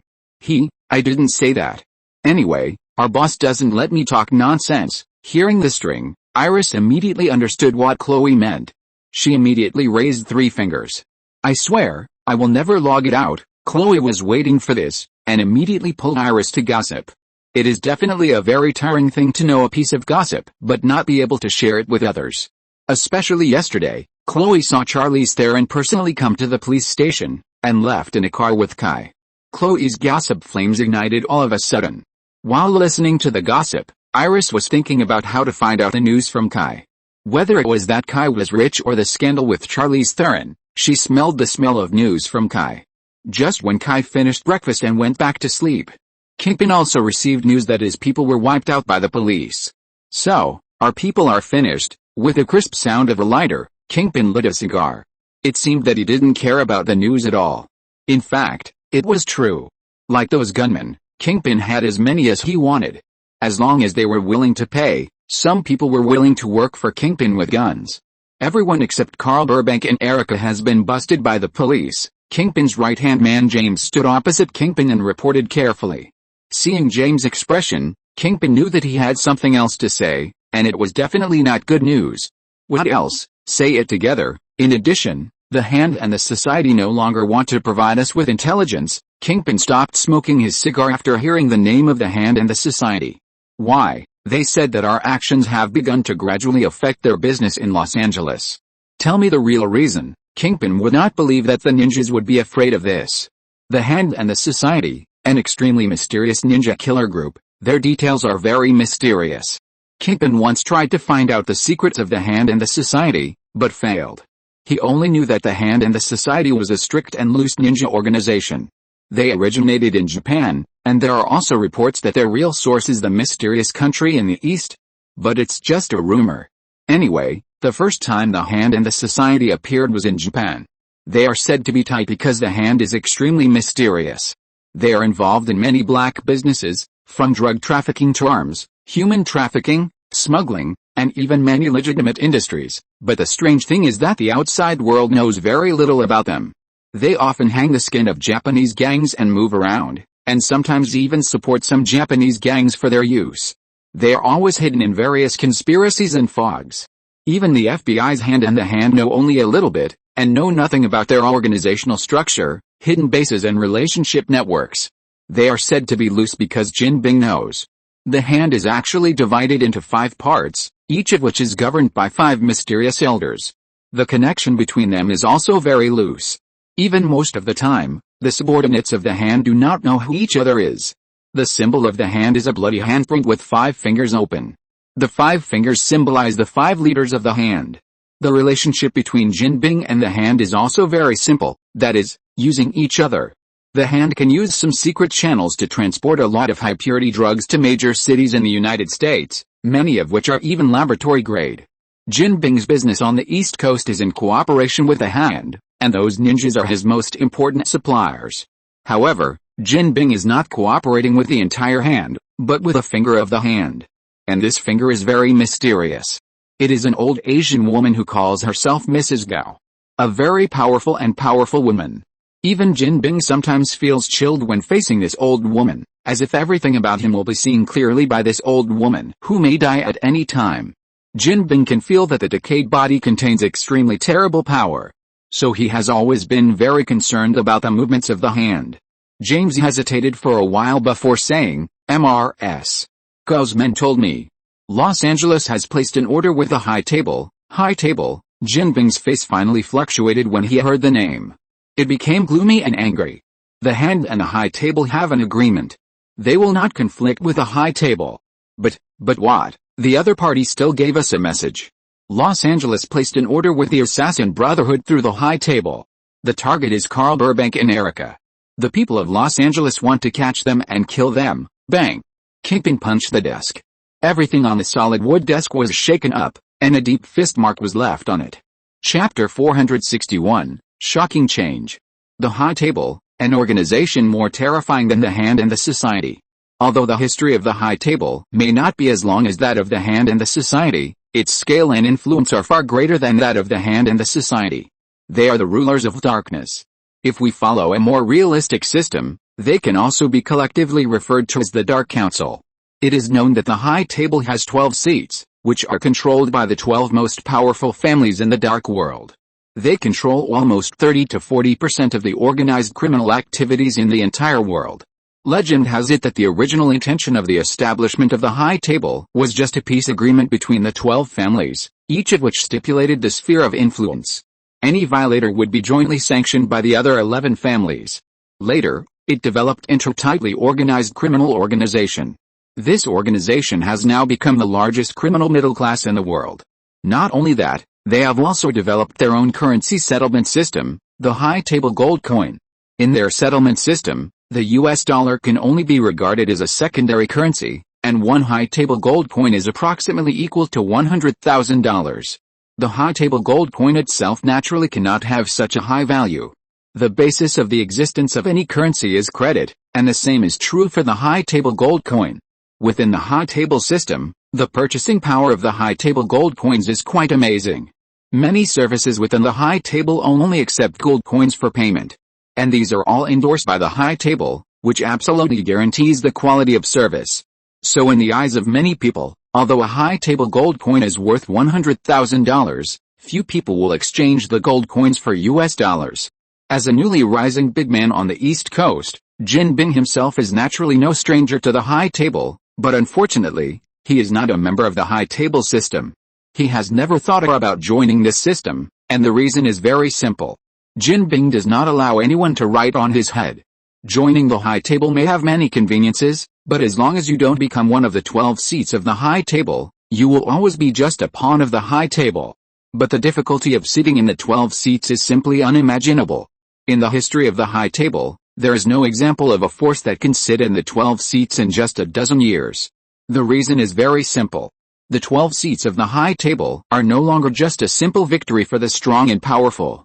It is more like a political activity. If you want to replace one of the original 12 seats, you must eliminate one of the original 12 seats, and at the same time ensure that other families will not interfere in this process. What's more, the 12 seats themselves represent unparalleled strength. Apart from anything else, within the high table, the privileges of the 12 seats themselves are enough to scare outsiders. In short, Jin Bing is unlikely to choose this path. In addition, the rise of Jin Bing is bound to compress the interests of the high table. From this point of view, Jin Bing and the high table are enemies. No matter what kind of deep hatred is worse than the struggle for interests, because interests cannot be retreated. In fact, it is true that there are many conflicts between Jin Bing and the high table. In terms of strength comparison, Jin Bing and the high table are still incomparable, so in the early stage of the conflict, Jin Bing has been very passive, and even he himself has been assassinated several times. If it weren't for his physical fitness at the limit of human beings, he might have died. But if it continues, it is not surprising that Jinbing will die. The hundreds of years of heritage of the High Table are not a joke. But Jinbing is Jinbing, and he still found a way out for himself in death. That is the Hand and Society. No one knows how Jinbing reached a cooperation with the Hand and Society. In short, relying on the powerful strength of the Hand and Peace Society and the agreement between the Hand and the High Table, the war between the High Table and Kingpin is over. The High Table is not allowed to launch an assassination against Kingpin himself. But even so, the conflict of interests between the two has not ended, but has become more intense, but the means have become a little cleaner and less bloody. If there is a chance, they are very willing to teach each other a little lesson. For example, this time, the High Table accepted the business from Los Angeles. The assassin of Kingpin. Tell Carl Burbank and Erica to be careful, and if necessary, end the mission. Although Kingpin is domineering, he is not a fool. Knowing that his people are being targeted by the High Table, he still fights hard. That is meaningless. His previous actions in Los Angeles were more of a display of his toughness. He cannot be indifferent to the death of Bullseye. His current strength is not enough to occupy the territory in Los Angeles, across the entire United States. So it is not surprising to stop when you are ahead. By the way, who is against us in the Los Angeles Police Department? Kingpin asked as if he had thought of something. James heard Kingpin's question and naturally knew what Kingpin wanted to ask. If you ask who in the Los Angeles Police is against them, there are too many people. Basically, the Los Angeles Police don't like New Yorkers like them. Kingpin meant that they needed to kill the chicken to scare the monkeys. Whoever jumps the most will be killed. Deterrence is the biggest reliance of a gang. If a gangster lacks deterrence, what is the difference between him and the Boy Scouts? I understand. I will make Burbank do a good job. James didn't say the name because it was meaningless to Kingpin. He just needed the result. Kai didn't know what happened in New York. Kai only knew now that the group of people loosened up. Yes, Kingpin is terrible. But now Kingpin is in New York, and they are in Los Angeles. Of the 4 people who survived that night, 3 were thrown into prison, and 1 was not sure whether it was lucky or unlucky. He was seriously injured and thrown into the hospital. But the remaining 3 were not so lucky. They were thrown into the Los Angeles prison. So in just one day, this group of people experienced the darkness of society. Logically speaking, these 3 people are frequent visitors to the prison, and they should be very familiar with everything in the prison. Unfortunately, they underestimated the hatred of Los Angeles people for them. In just one day, they were beaten 5 times in the prison, and one of them was in the bathroom. In short, when Kai saw them again, their lower bodies were bandaged. Like wearing diapers. It can be imagined how much damage the strong men in the prison had caused them. Of course, the Los Angeles police did not play any positive role in this, and even secretly fueled the flames. Regional plots are inevitable in any country. Are you willing to cooperate with us? Chap looked at Fergus, who could only lie on the hospital bed, with a gloating look in his eyes. Fergus felt humiliated. He did have confidence in Kingpin. Even if they would eventually be sentenced, Kingpin would find a way to transfer them to a suitable prison, but before that, they had to stay in the Los Angeles prison until the trial was over. But now it seems that whether they can survive until the end of the trial is an unknown. Between the immediate threat and Kingpin's revenge, Fergus decisively chose the option that best suited his current situation.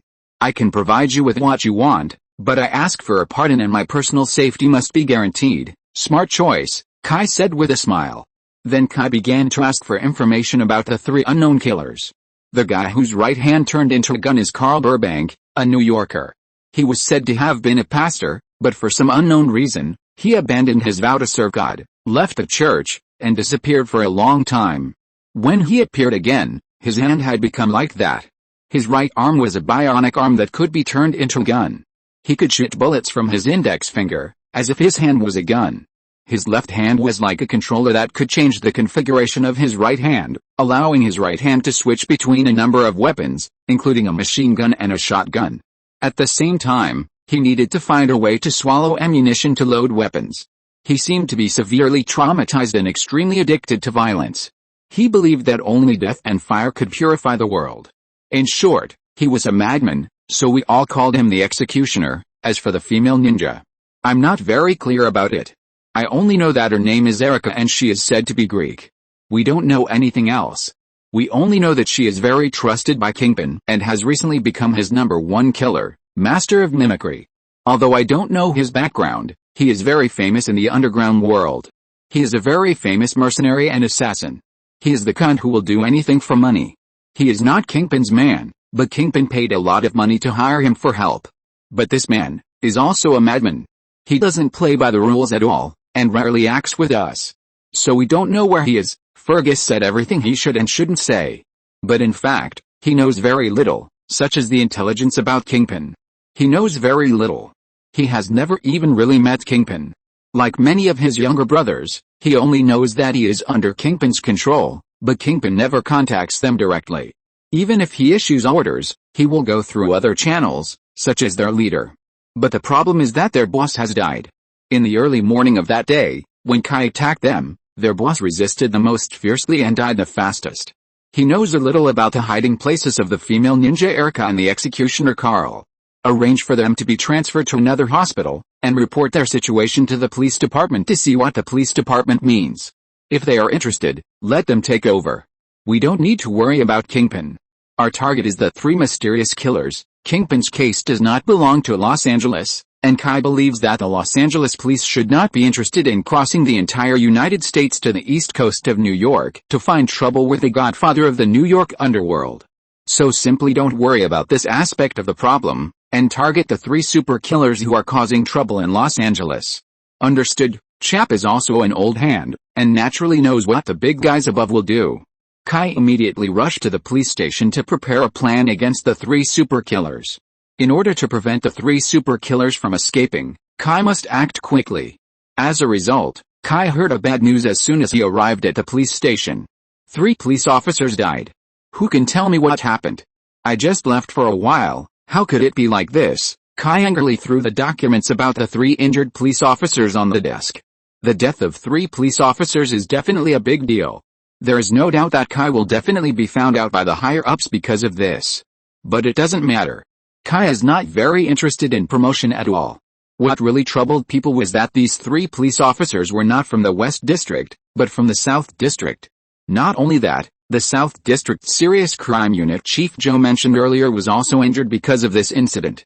This incident actually involved the brother units. If the South District Police Department did not give up, Kai and Dan would have to bear the consequences. Dan, with a wound on his arm, blushed and looked very ashamed. We were careless. I never thought that just interrogating an actress would lead to such a revenge. The story started with Chloe. Did she find out the female lover of the dead actress Elise that day? Kai was very busy at the time, so he asked Chloe and Dan to follow up. Things did go smoothly at the beginning. They quickly found a British woman named Polly Delaving, who was shooting a print advertisement in a studio in the South District. When the female model heard that they came to her because of Elise's matter, she immediately showed nervousness. However, she did not refuse to cooperate with the investigation in public. After she changed her clothes, she went to the police station with Dan and Chloe.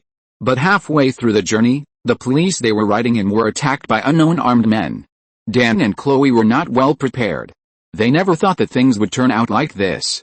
They only caught a small star, not a gangster boss. But because of this development, Dan and Chloe were even more reluctant to give up Polly Delaving. Abnormality is a demon. Since their arrest of Polly attracted mysterious armed forces, it means that she must have a big breast behind her. So they fled with Polly while seeking support. At that time, they were in the South District, and the support was naturally from the South District Police. Among them, Joe was unlucky. He happened to be there. When he saw the gunfight, he ran to support unconsciously. As a result, after a gunfight, the police were no match at all. A total of 3 police officers died, and 5 police officers including Joe were injured. What's more unfortunate is that Polly Delaving was kidnapped. It can be said that the Los Angeles police suffered a big defeat this time. All the dignity and face were gone. No wonder Kai was so angry. Then why are you still here? Kai yelled, go check it out. Even if you have to turn the whole Los Angeles upside down, you must find that bitch. I will skin her alive with my own hands. Dan immediately stood at attention and shouted, yes, sir. Wait. Dan, Chloe was Dan's ex-wife after all, and she was distressed that her ex-husband was injured, so she immediately objected. But before she could finish her words, Kai looked over with murderous eyes. Kai was not as hypocritical as Americans. It has always been a fine tradition for them to not leave the front line, even if they were slightly injured. He was just grazed by a bullet on his arm, and he was not shot. How could this be called an injury? If he didn't get back the lost face, wouldn't the 3 police officers who died have died in vain? Chloe had never seen such a look before, and seeing Kai's fierce eyes, no matter how silly she was, she knew that she couldn't disobey Kai's orders. Dan saw Chloe starting to act stupid again, and immediately took Chloe's hand and pulled her away. Chapter 462 Visit. As soon as Kai finished his outburst, the phone on his desk rang. It was his immediate superior Dustin. Policemen are basically not so polite, especially those who come from the grassroots. After all, the people who deal with the police the most are never good people. What's the use of being polite? So, Kai was scolded. Someone said, "What does this have to do with Kai?" He didn't expect it to be like this. The people who said this are either students who haven't found a job yet, or young men who haven't experienced the beatings of society. There are not so many reasons in the adult world, only facts. The fact is, Kai is the head of the serious crime team, right? It was his subordinates who made this happen, right? Some policemen died, right? That's enough. Kai is the leader. If the subordinates get things done, will the superiors directly look for the police officers who are doing the work? Of course not. They will naturally look for him as the direct leader. So Kai didn't think that this scolding was unfair. At most, it was just bad luck.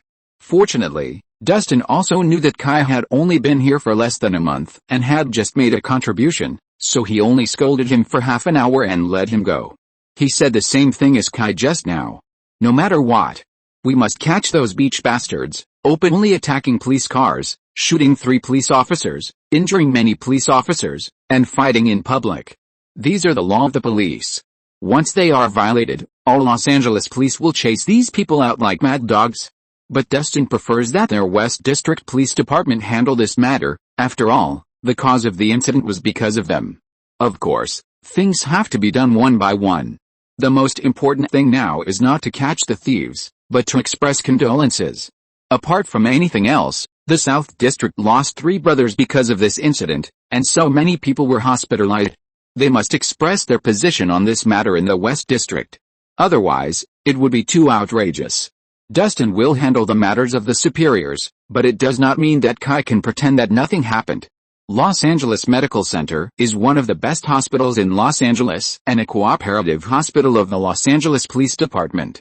Generally speaking, if conditions permit, police officers will be sent to this hospital first, and this hospital will also reduce some of the medical expenses of police officers, which can be regarded as a kind of charity. Joe is now hospitalized in this hospital. Compared with those brothers who sacrificed their lives, Joe is lucky. A bullet hit the door of a car next to him and rebounded to hit his shoulder. Because it was a ricochet, the power of the bullet was reduced a lot, so the bullet did not penetrate deep. After the bullet was taken out, the doctor was very optimistic. The bullet did not hurt the tendons and other vital tissues, and would not cause any damage to the arm's function. The only thing he needed was to rest well. But Joe was not willing to do so. He had been a policeman all his life, and this was the first time he suffered such a big loss. Moreover, he, who had been tough all his life, really found it difficult to accept his current situation. He would rather fight the gangsters outside with a gun than lie in the hospital like a helpless old man doing nothing. He didn't like hospitals, and he never did. Because nothing good would happen to someone like him once he approached a hospital. The only good thing he remembered happening in a hospital was the birth of his daughter, and after that, it was all death and farewell. Thinking about all these things, Joe felt a little thirsty. So he struggled to do it. He didn't want anyone to take care of him, because that would make him feel weak. So he didn't ask the nurse to pour water for him. The ward service in this kind of high-end hospital is very good, even comparable to some star-rated hotels, and of course the corresponding price is very expensive. Joe pulled out the needle from his body and got out of bed by himself. He felt that he was in great shape now, and there was nothing wrong except that the wound hurt a little. But just when he picked up the kettle, he suddenly felt a sense of emptiness in his body, his eyes went black, and his body tilted and was about to fall. After he was shot, he continued to exchange fire with the other side with his injuries. So although his injuries were not serious, he lost a lot of blood. This is also the reason why he was placed in the intensive care unit. Excessive blood loss can cause various physical discomforts. Although he has been in a much better condition after a blood transfusion, he is a 50-year-old man after all, and he can't recover as quickly as he did when he was young. Just when he felt that he was going to lose face and fall down, a hand held him up. "Are you okay, buddy?" Joe looked up and found a young man he didn't know. The young man was wearing a black suit and looked like an elite business person. Even his hair was combed meticulously. There was a square scarf on his chest pocket. At first glance, he was the kind of rich man who liked to pretend. However, looking at his appearance, he was generous and neat, which made Joe's impression of him not too bad. He just didn't know how he came to his ward. "Fortunately, I almost lost face. I was a little dizzy after lying in bed for a long time. After all, I was just injured. It's normal." The young man helped Joe to the bedside, and Joe refused his continued help. He was not to the point where he couldn't get into bed by himself. At this time, Chap came in with a brown paper bag. "Hey, Joe, how is it? Is he dead?" "Fuck, I won't die even if you die." Joe laughed when he saw Chapter. He and Chap were old friends, so he didn't care about so many things. Kai stood aside and didn't interrupt. After all, he was not familiar with him. "By the way, Big Joe, old Joe, this is our boss, Kai Wayne. He came to see you this time." "Hello, Chief West. I am Kai, the leader of the West District Major Crime Unit. For the sacrifice and help from the South District this time, on behalf of our West District Police Department, I would like to express my highest respect to you and condolences to the brothers who died. I promise to find those guys and let them know that the bullets of the Los Angeles police can also kill people." Kai didn't say anything sensational. He didn't come here for show. Joe was surprised that the new leader of the West District Major Crime Unit was so young. He seemed to be only in his early 20s. The key was that he didn't dress like a policeman at all. No policeman would dress so well. But he agreed with Kai's speech. Policemen, not socialites, should speak directly. Those guys, speaking of those gangsters, Joe was so angry that he was itching. "We suffered a big loss this time. This matter can't be let go like this." Chap patted Joe on the shoulder. "Leave it to us. Although our leader is young, he is definitely a tough guy." Chap personally participated in the last raid on the hotly sought-after stronghold of Kingpin's men, and Kai's bravery really shocked him greatly. Chap thought he was also a thief who would not risk his life to catch thieves, but compared with Kai, he was nothing. "Bullshit. I will catch these guys with my own hands, then break their necks, and then put their heads in their asses." Although Joe was already 50 years old, he didn't admit that he was old. However, Kai and Chap didn't argue with Joe on this matter. Others had sacrificed 3 brothers, so why should they not be allowed to say harsh words? Then the 3 of them talked about the details of the gunfight that day. "That group of people is definitely professional. Their tactics are better than our police. They cooperated with each other to cover each other, and their firepower was also coordinated reasonably, which made us unable to raise our heads. And once they succeeded, they immediately fled far away without any drag. Not only that, they even planned the route of retreat. This group of people is definitely not ordinary people." Joe still remembered the group of people yesterday. Kai and Chap nodded silently. After talking about the case, Kai finally asked embarrassedly, "I remember, you have a child who seems to be in the hospital, right?" Chap told Kai about this. After all, Joe and the police in the South District saved the people in their serious crime team. Although they in the West District would definitely express their gratitude, it was not easy for him, the head of the serious crime team in the Bureau, to feel at ease. So Kai and Chap discussed how to express their gratitude on the way. Giving money is absolutely not an option, there is no such thing. But giving some help within the scope of one's ability is not a problem. Joe was a little depressed when he talked about this. Joe hadn't checked the probability of being struck by lightning, but it was definitely pitifully small, even harder than winning the lottery. But Barry happened to be struck by lightning, and he is still in a coma now. "I think I can provide some help," Kai said with a smile. Joe frowned and looked at Kai. He knew what Kai meant, but he felt that this was a bit bad. He didn't help Dan and Chloe for the reward from the West District Serious Crime Unit. That was the duty of a policeman, but Kai's doing this now made him feel a little uncomfortable. Perhaps he saw Joe's concerns. Kai smiled and said, "I know an experimental institution. They now have a medical experiment that is specifically for patients in deep coma. I don't know much about the details, but it seems to be related to brain tissue, nervous system, etc. And it happens that I have some relationship with him, so I can apply for Barry to be a volunteer. Kai never mentioned money, but it happened that this thing was much more useful than money. This kind of experimental medical project is generally only for a few people, and ordinary people may not even have heard of it. Really, when it came to his own child, Joe immediately threw aside his previous discomfort. On one side was his little face, and on the other side was the chance for Barry to wake up. Joe didn't have to choose at all. Of course. This experimental project was not made up by Kai. As the largest private laboratory in the United States, Star Labs has a variety of research projects. Among them, there are more than a dozen experimental projects in the medical field every year. Not many of them can be used in clinical practice. Most of them are just developing new treatment methods. As for the subsequent promotion, they are not responsible. Clinical medicine needs this kind of experimental treatment method. Many clinical medical methods are developed through generations of experimental treatments. It is a stage that clinical medicine must go through in its development.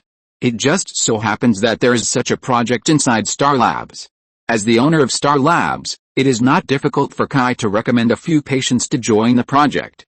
That's great. What's great? This is a female voice that came in. The three grown men turned their heads and saw that it was Joe's daughter, Iris. Iris saw Kai and Chap and greeted them very happily. Then Joe excitedly told Iris what Kai had just said. Iris was naturally very happy. After leaving the hospital, Kai immediately contacted Stuart. Hey, Kai? I just talked to Brian about you and you called. Brian asked me to thank you on his behalf. His daughter's problem has been solved. Stuart was very happy to receive the call. Yet, Kai really didn't pay attention to this. He didn't expect that Charlize Theron was so efficient. She is worthy of being a top Hollywood actress and top producer. She has great energy. Let's talk about this later. You should know what happened in the South District yesterday, right? Stuart heard what Kai said, and suddenly became serious. Of course, I heard that a group of people had a gunfight with the police on the street. This matter was broadcast on the news all day today. What? Isn't this a matter in the South District? You, the head of the West District Major Crimes Unit, also want to intervene, because the incident happened in the South District. Kai, the head of the West District Major Crimes Unit, should not have much to do with it. Even if he intervened in this matter, it should be handled by the Los Angeles Police Department. It's not that I want to intervene, but the incident originally happened because of our West District Serious Crime Unit. Kai immediately explained the whole story. Now you understand why I want to intervene, right? Stuart hesitated for a moment before asking, what do you want me to do? These people appeared in Los Angeles collectively, and arms are a problem. They all use automatic weapons and heavy weapons. The probability of them bringing these things to Los Angeles is not high. I want you to check who has used a large number of automatic weapons and heavy weapons in Los Angeles during this period of time. In addition, I also want to know if there are any special people in Los Angeles during this period of time. Investigating these people from the source of the guns is one of the fastest ways at the moment. Another way is simpler, that is, starting with a British mite who was taken away. As long as she is found, everything will be simple, but this depends on luck. At present, the woman will definitely hide tightly, and it is not easy to find her. Stuart has a wide intelligence network in Los Angeles and knows people from all walks of life. Asking him to check this information is the safest. Although the police station has already started ballistic testing, hoping to find out the source of the guns, Kai, judging from the gang's style of behavior, the source of the guns is definitely not that easy to find. Those guns are definitely all clean guns that have never appeared on the market. The probability of this gang using dirty guns is not high. Dirty guns are guns that are involved in other cases, and the ballistics are recorded in the police station. Dirty guns are usually used by gangs. Give me half a day. Stuart immediately agreed. Leave it to you. Kai hung up the phone. Then he rushed to the police station immediately. He had another case to handle. Chapter 463 Ninja. In Los Angeles, the largest number of Asians besides Chinese and Koreans is probably Japanese Americans. The place where these American Japanese live and gather has become a tourist attraction today, Little Tokyo. It is called Little Tokyo because it is full of Japanese characteristics and flavors. Walking in this area, you feel like you are in Tokyo. On this street, you will find that you have returned to Japan in the early 19th century. The exterior of the buildings here looks antique, and all the shop signs, doors, and windows are Japanese style at a glance. The interior decoration of the shops is modern and neat. Enter any shop, look at the layout and windows of the shop, and listen to the background music and clean and tidy aisles in the shop. This is exactly the same as the feeling in a Japanese shop. Indeed, the history here can be traced back to the Japanese immigrants who came to the United States in the early 19th century. They grew and prospered here. Although it experienced vicissitudes during World War II, it can be said that it is the earliest Japanese town in Los Angeles. Although it has become pretty good after decades of development. Many Japanese shops and Japanese food are concentrated here. This time, Kai's Purpose is one of the Japanese-style restaurants here. According to intelligence, one of Kingpin's super killers, the female ninja, is hiding in this store. When Kai led his men to surround this store, the manager of this Japanese restaurant, a typical Japanese man, stopped them. This is a private place, please go out. In foreign countries, the status of Japanese is generally not low. At least compared with the Chinese, the status of Japanese in American society is higher. In the anti-Chinese wave in the United States in the early 20th century, the yellow-skinned Japanese were not spared. However, among the many ethnic groups that immigrated to the United States, the Japanese firmly and persistently acted as model citizens. Even if they were coldly treated, alienated or even hostile, they still did not change their original intentions. Therefore, decades of kneeling and licking finally won a successful position in all aspects of economy, society and politics. During World War II, Japanese Americans were completely different from those Japanese immigrants in Hawaii. They collectively petitioned to join the army in the concentration camps. Not only that, these Japanese went to the battlefield and were famous for their hard work and silence. During the entire World War II, there was not a single incident of Japanese soldiers rebelling and escaping. It is difficult to understand their logic. In short, the Japanese seem to be born as a combination of contradictions. In American society, although the Japanese like their own culture, they are very willing to get in touch with white people. According to the survey, among all Asians, the proportion of Japanese and foreign marriages in the United States is the highest, up to 69%. In short, it is rare to see Japanese people bite back their own country because they want to gain recognition from mainstream American society. I have gone too far. Anyway, this Japanese police force is not afraid of the fully armed police. Kai naturally had no time to talk nonsense with these people. He took out the search warrant and slapped it on the manager's chest. Then he rushed in with people. The result is that you don't know until you see it. You will be shocked when you see it. This restaurant is a bit interesting. The very Japanese-style architecture reminded Kai of a movie he had seen, Kill Bill. This movie was praised very much in Kai's previous life. One night, Kai had nothing to do, so he watched it, and found that it was just like that. Except for the exciting fighting and the scene where the heroine was unconscious in the hospital and was done by someone, Kai basically forgot the plot. Among them, the scene where the heroine dressed in Bruce Lee's outfit ran to a Japanese restaurant and fought with a Japanese woman was the most impressive. The decoration of this restaurant is very similar to that scene. In addition to the private rooms on both sides of the first floor lobby, the middle is full of Japanese courtyards, fine white stones and a small pond with a bamboo tube for pouring water. There is an antique wooden bridge in the middle of the courtyard, connecting the stairs to the second floor, which looks very artistic. A large number of police entered and immediately destroyed the little Japanese artistic conception. Those diners saw a large number of armed police and immediately chose to leave very wisely. Some of them had not yet paid. For these diners, the police did not stop them, but just left their names. The real target is on the second floor. As soon as Kai came in, he felt the extremely cold murderous aura. Unlike that kind of supernatural power, Kai was completely out of the intuition of a warrior. Not only that, he also felt no less than a dozen murderous auras from the second floor. There is something wrong with this Japanese restaurant. Soon, a door on the second floor opposite the main entrance was opened from both sides, and a woman in a white kimono walked in. She was a Western woman who looked a bit like an Asian. Generally speaking, traditional Oriental clothing is difficult to match with Western white people. Especially white clothes, which would look very inconsistent on a white person. This may be because white people's skin is relatively rough. Even if it is very white, it lacks the delicateness of Oriental people. So the combination looks weird. But the girl in front of him did not have this sense of incongruity. Instead, it made people feel that she should be like this. Her eyes are very beautiful, and with black hair, if you don't pay attention, You might really mistake her for an Asian. The girl walked to the stairs with the small steps unique to Japanese women. The hem of the kimono is very small, so she can only walk in small steps, and with a long trailing back of the kimono, it looks like a silkworm moving. Kai looked at her, and then looked at the restoration picture of the eyewitness. It was her. Excuse me, miss, it looks like your meal is almost over. You have to come with us. We suspect you are involved in a murder case, and now please go back to investigate. You have the right to remain silent, but everything you say will be used as evidence in court. You have the right to hire a lawyer before being questioned by the police, and he can accompany you throughout the interrogation process. If you can't afford a lawyer's fee, as long as you are willing, you will be provided with a lawyer free of charge before all the interrogations. Although Kai said this, he did not move, and even did not put down the gun in his hand. He was not an idiot. The woman in front of him was not panicked at all, and even had no expression. She didn't look like she was going to surrender.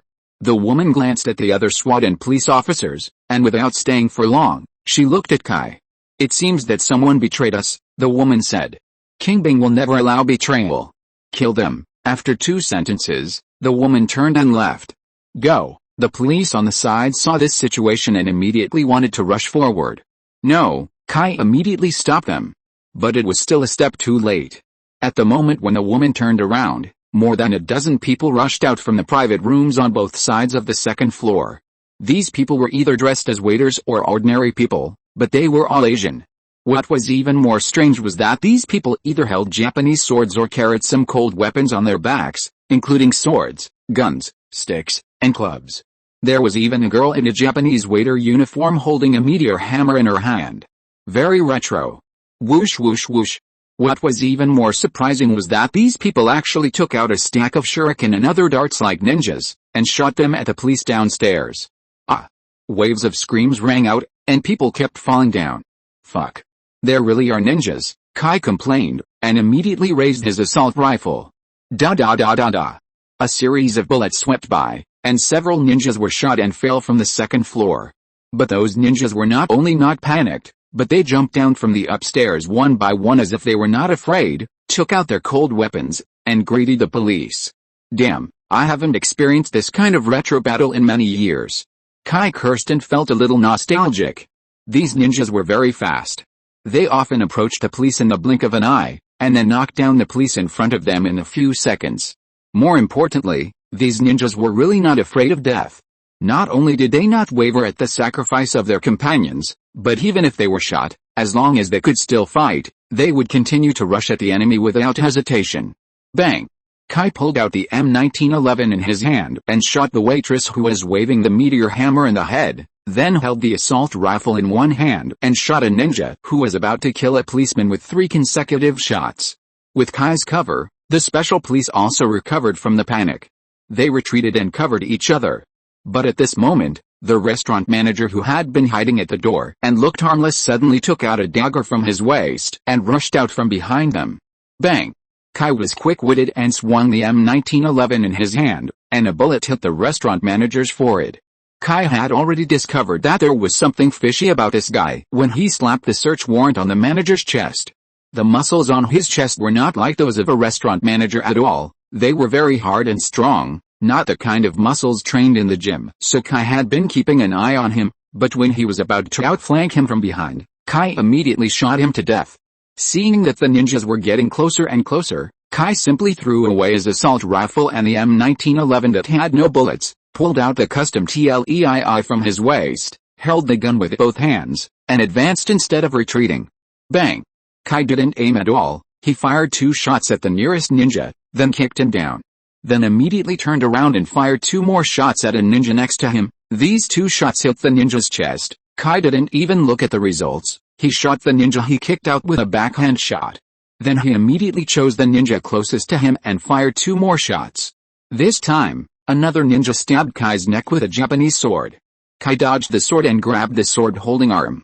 He pushed hard and knocked the man down. Then he knelt down hard and pressed the ninja's neck. Snap! He broke his neck directly, and then raised the muzzle of the gun to knock down the 2 ninjas who rushed over again.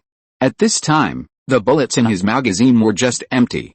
However, as early as the 7th bullet was fired from the gun chamber, Kai's other hand had quickly taken out a new magazine from his tactical vest. When the 8th bullet was fired, Kai pressed the magazine change button, and the empty magazine immediately fell out. At the same time, Kai also inserted a new magazine into the gun handle at the moment the magazine fell out. Bang bang bang. Another 3-shot combo, still 2 shots to the chest and 1 shot to the head.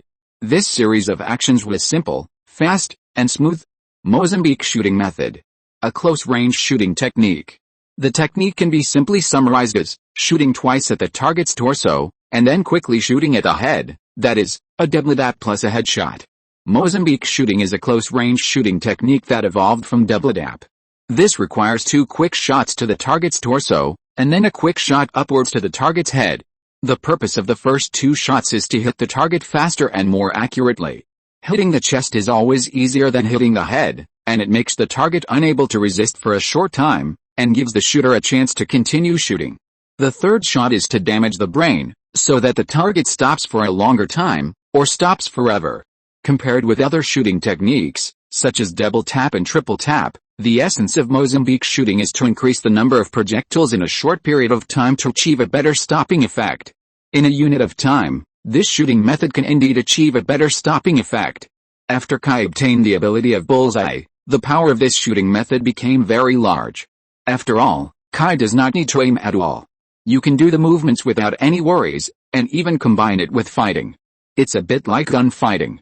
It was also relying on this shooting skill that Kai killed most of the ninjas in a very short time, and it didn't leave a shocking impression on others. Although it was still exaggerated, it was at least within the scope of normal humans. But these ninjas are really fierce. From beginning to end, not a single one surrendered or retreated. They were extremely fearless of death, and they were like brainwashed by a cult. Kai has been a soldier for so many years and has seen the world, but even the most elite troops can't do this. Not fearing death and daring to rush to the muzzle of the gun are definitely 2 different things. Kai noticed that even if they were hit by bullets, they would show expressions of pain, but there was no retreat in their eyes. This is not normal. When it was close to the end, a ninja was shot twice, but he actually grabbed Kai's arm holding the gun and tried to snatch Kai's gun. The other ninja took out a short knife from his bosom and aimed it at Kai's neck and chest. With his left hand holding the gun being held, Kai made a quick decision, loosened his hand, let the gun fall, and then immediately picked up the gun with his other hand, raised his hand and shot the knife-holding ninja directly in the head, and then turned his hand to point the gun at the ninja holding his hand. Bang!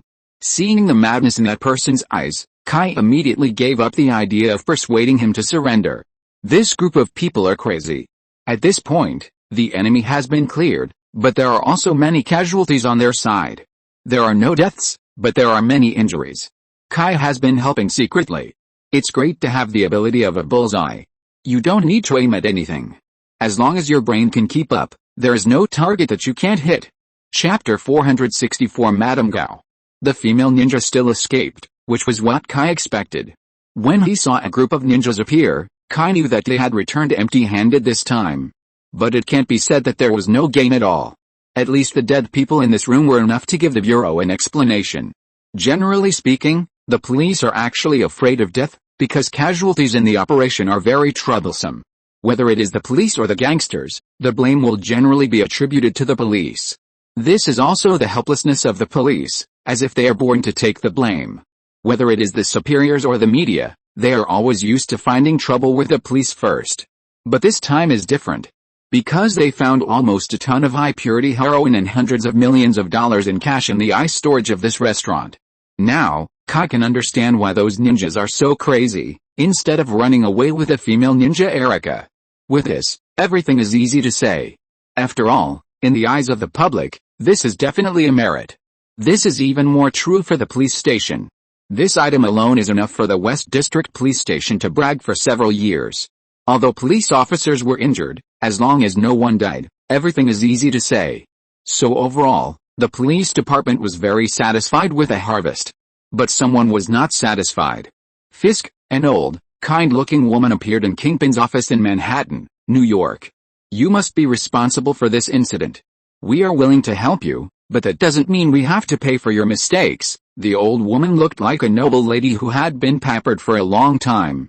Although she was dressed simply and had no luxury goods to decorate, She gave people a sense of nobility. Her words were neither hurried nor slow, but very powerful. She was so thin and dry.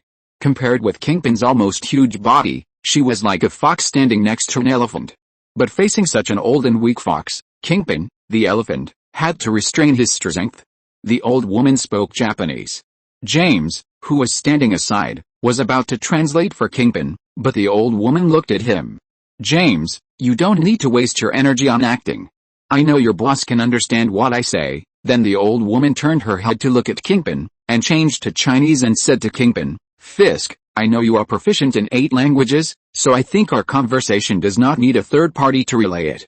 That's too troublesome and will also make the meaning unclear. What do you think?" Kingpin took a deep look at the thin old woman and waved to James. James looked at the old woman worriedly, hesitated for a moment, and walked out. As Kingpin's right-hand man and Kingpin's liaison to the outside world, James did a lot of things for Kingpin, including contact with the Hand and the Society. He knew too well how terrible this kind-looking Asian old woman in front of him was. "Don't look at her, she trembles as if she might fall down at any time," but James saw this old woman take action with his own eyes. James still can't even explain why there is such a strong power under such a weak body. He has confidence in his boss and believes that he can overcome all difficulties. But he never really admired Jin Bing's force. Like Jin Bing himself, they were never the kind of people who valued violence. Violence was only a means, and the mind was the basis. It was hard for outsiders to imagine that someone like Jin Bing actually looked down on violence. That was the fact. Jin Bing exercised more out of a sense of security. He liked to be strong and to be in control of everything, which required a good body. He was a good fighter, but except for when he just debuted, he didn't really play on his own. He was the boss, so violence was naturally left to his younger brothers. Otherwise, why would he spend money to support his younger brothers? After James went out for a while, Jin Bing looked at the old woman. "Madam Gao, tea, please," he spoke in Cantonese.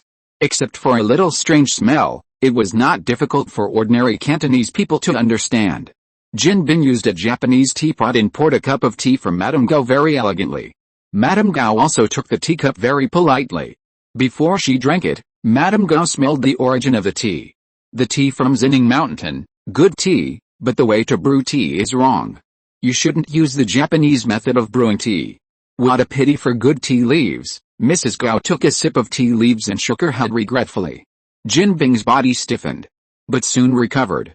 "I will throw my tea artist into the sea." Jin Bing was obviously deceived. In fact, because China in this world is more mysterious than Kai in his previous life, there are actually very few people in the West who really understand this ancient civilization. But precisely because of its mystery, many Westerners are full of curiosity and pursuit of everything in that country. Like many young people, they think it's cool to see Chinese, so they like to tattoo those words on their bodies. It's okay for those who don't know Chinese to see those words, they just think it's very cool. But those who really see it will definitely laugh to death. Because those tattoo artists don't know Chinese at all, or simply don't know it, and tattoo blindly, making a lot of jokes. Jin Bing obviously met such a person, probably a Japanese or Korean pretending to be. Mrs. Go nodded happily. That's right. Making mistakes can be forgiven, but cheating cannot. In the same way, Fisk, your cheating has caused me huge losses. This is also intolerable. Mrs. Go put down the teacup in her hand and looked at Jin Bing calmly. Jin Bing's hand holding the teacup paused for a while, and then said nonchalantly, "A little loss cannot shake the basis of our cooperation. I won't tell you how much the loss is, but you should know that this is not something that can be summarized as a little loss. Fix, you should understand." Mrs. Gao was not fooled by Jin Bing's words. "Okay, what do you want?" Jin Bing finally chose to give in. Don't think that Jin Bing will give in. In fact, no one in this world can always be strong, not even the President of the United States. What's more, the old woman in front of you is more terrible than the President of the United States. Mrs. Go is one of the 5 fingers of the hand, a very powerful woman. Don't be confused by her weak body and kind face. As one of the fingers of the hand in society, Madame Gao has a huge underground force that specializes in drug trafficking. Madame Gao is a master of drug manufacturing and trading. She is responsible for the illegal drug manufacturing business. Except for security personnel, her subordinates are all blind. She will recruit those whose families are on the verge of despair. She tells them that she can help them and their families solve their problems, but they must show sincerity, which means digging out their own eyes. In this way, she can control a group of workers who are willing to pay for their families. Blindness ensures that those workers cannot discover her true secrets, and those who are willing to pay for their families must be people who care about their families very much. Using their families as threats can also ensure that they will not betray. It is precisely by relying on such terrible and cruel means that she has basically monopolized the drug route from Asia to the United States, and has her own drug factories in many places in the United States. Madame Go is a ruthless criminal who can completely gain the trust of her subordinates and even let them voluntarily blind themselves. When working with others, she was extremely shrewd and even used only Mandarin, making people around her underestimate her ability and make them believe that she would not understand them without a translator. In fact, Mrs. Gao's language talent was stronger than everyone imagined.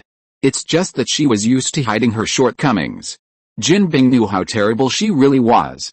Jin Bing knew her 20 years ago. When he met her 20 years ago, she was already like this, but 20 years later, she was still like this. Back then, Jin Bing was just a small character who had just started out from Hell's Kitchen, but a small character also had big ambitions. He loved Hell's Kitchen, where he grew up and was familiar with everything there.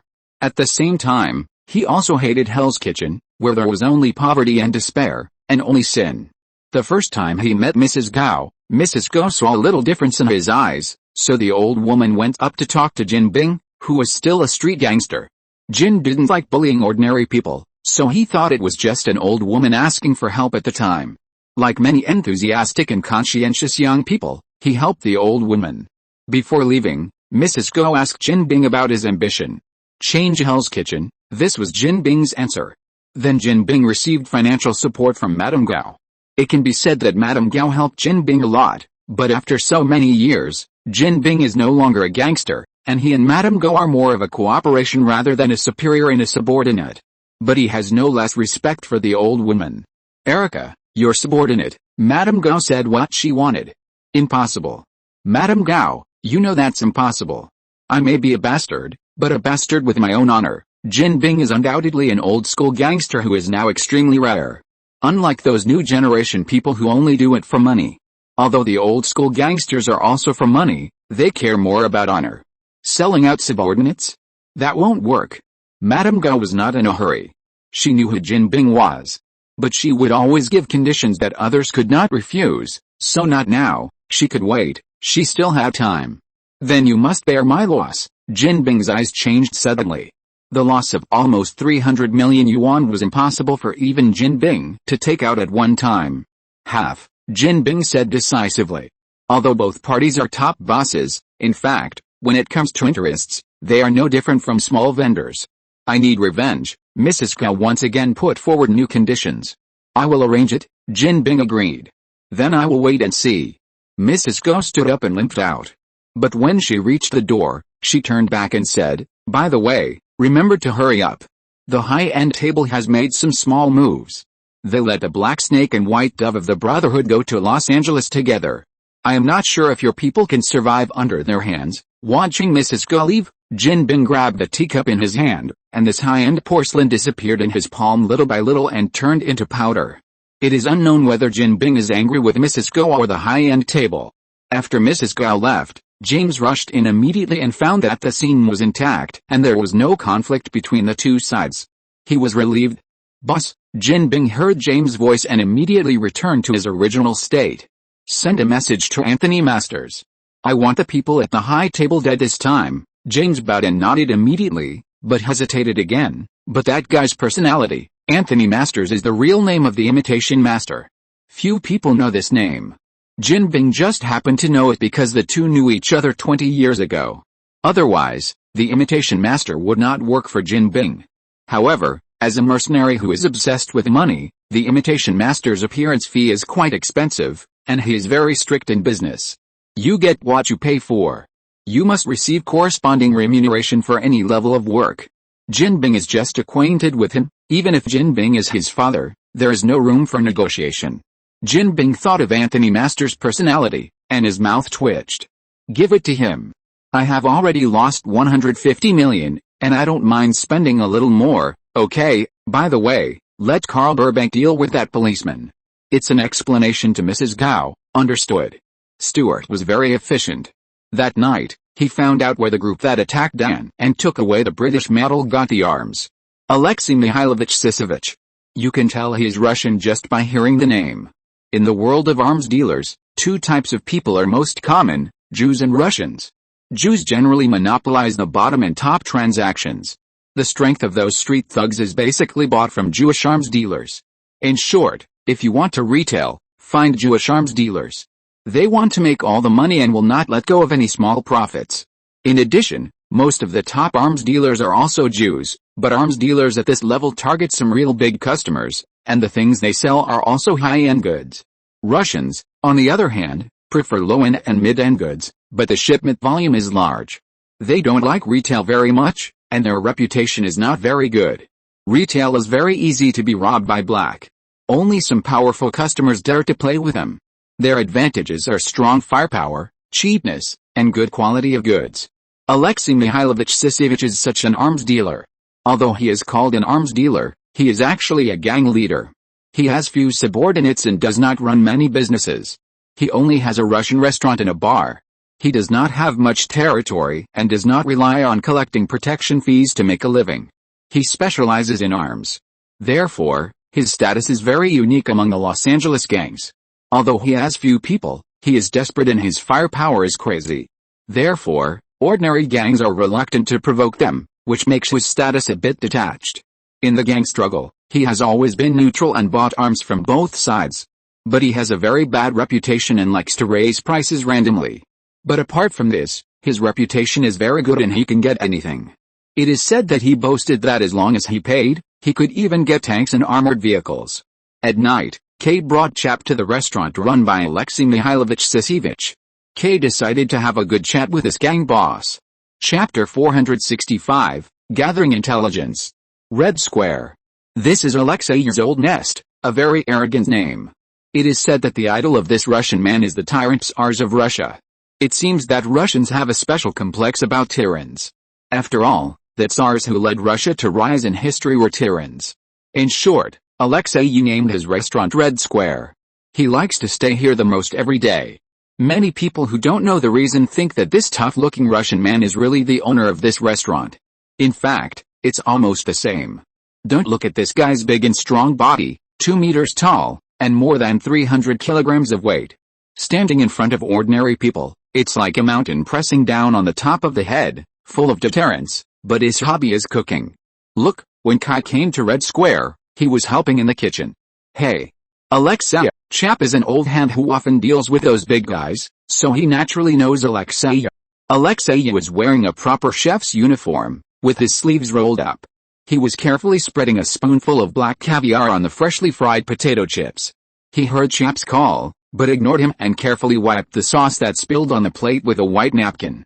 Okay, you can take the dishes out, Alexei said to the young people beside him. You must be careful when cooking, and every step must be careful. Several young people nodded honestly, and some took notes. This scene looked more like an old chef teaching an apprentice. Are you sure we are in the right place? Kai asked in a low voice. This is Los Angeles, Chap said with a smile. People here like to be unique. While the two were talking nonsense, everyone else very cleverly left the kitchen, leaving only a few burly men to accompany Alexei to face Chap and Kai. Chap, I told you not to appear in front of me in the future. Or do you think I'm kidding? Alexei's voice was very low, a bit like the Godfather. He took off his chef's hat slowly and then picked a bone-cutting knife from the kitchen box next to him. Chap shook his head at Kai, signaling him not to be nervous and handing it to him. Hey, Alexei, don't say that. We had a good cooperation before. Cooperation? It would have been fine if he didn't mention this. As soon as he mentioned this, Alexei's eyes were full of anger. That's called cheating. You cheated me, made me lose a lot of money, and you sent my 2 sons to jail. Hey. You can't say that. It was you who said you would do anything as long as you could send those Ukrainians to jail, Chap shouted with a look of grievance. Kai saw their posture and immediately understood that Chap had probably cheated Alexei before. However, Chap was so brave that he dared to come to Alexei. It seemed that he was fearless. Kai wanted to see what trump card Chap had to be so arrogant. Shut up, Alexei was obviously furious at Chap's sophistry. With a wave of his hand, he swept all the tableware and kitchen utensils in front of him to the ground, and with his left hand, he chopped the chopping board fiercely. Alexei actually chopped 4 or 5 centimeters into the stainless steel chopping board. I said, "If I see you again, I will chop you into meat paste and throw you into the sea to feed the fish." "I mean what I say." Alexei showed a cruel smile at the corner of his mouth, and with a wave of his hand, a group of Russian men covered with tattoos surrounded him from all directions. Hey! Calm down, men." Chap stretched out one hand to stop them, and took out his police badge with the other hand. "I am a policeman now. If you don't want to cause trouble, you should calm down." "Alexei, we are not enemies, we just have different positions. Remember, we are friends." The police badge is really useful, and a group of Russian gangsters hesitated. Going against the police and killing the police are two different things. The former is at most jail time, while the latter. American police have discretion, which means that police can decide on their own what level of behavior they will take when enforcing specific laws, and they can choose which laws to enforce or not enforce. For example, when police feel their safety is threatened, they can choose to shoot. As for how to define this feeling threatened, it depends on personal opinion. They are not afraid of jail time, but getting shot, forget it. Friend, Alexei is not as reckless as he looks. After all, he is a businessman. Killing a policeman in his own restaurant? He doesn't have the courage. The price is too high, unless he is willing to stay away from Los Angeles and give up everything he has worked for. Humph. Knowing you may be the most wrong thing I have done in my life. Don't say that, I can't help myself. Look, you ended up with nothing, right? This is what a friend can do for you. As for your 2 sons, I'm sorry, but they arrested me, and I can't do anything about it. Chap looked like he was colluding with this group of Russians. In fact, based on Kai's understanding of this guy's nonsense personality, the only reason he let Alexei go was that there was insufficient evidence. "Come on, you jackal, what do you want to do again?" Unexpectedly, Alexei really didn't move. Kai was a little surprised. Could it be that the deterrent power of the Los Angeles police has reached this point? In fact, Kai was wrong. All this stems from Chap's personal charm. As mentioned earlier, he is a bastard.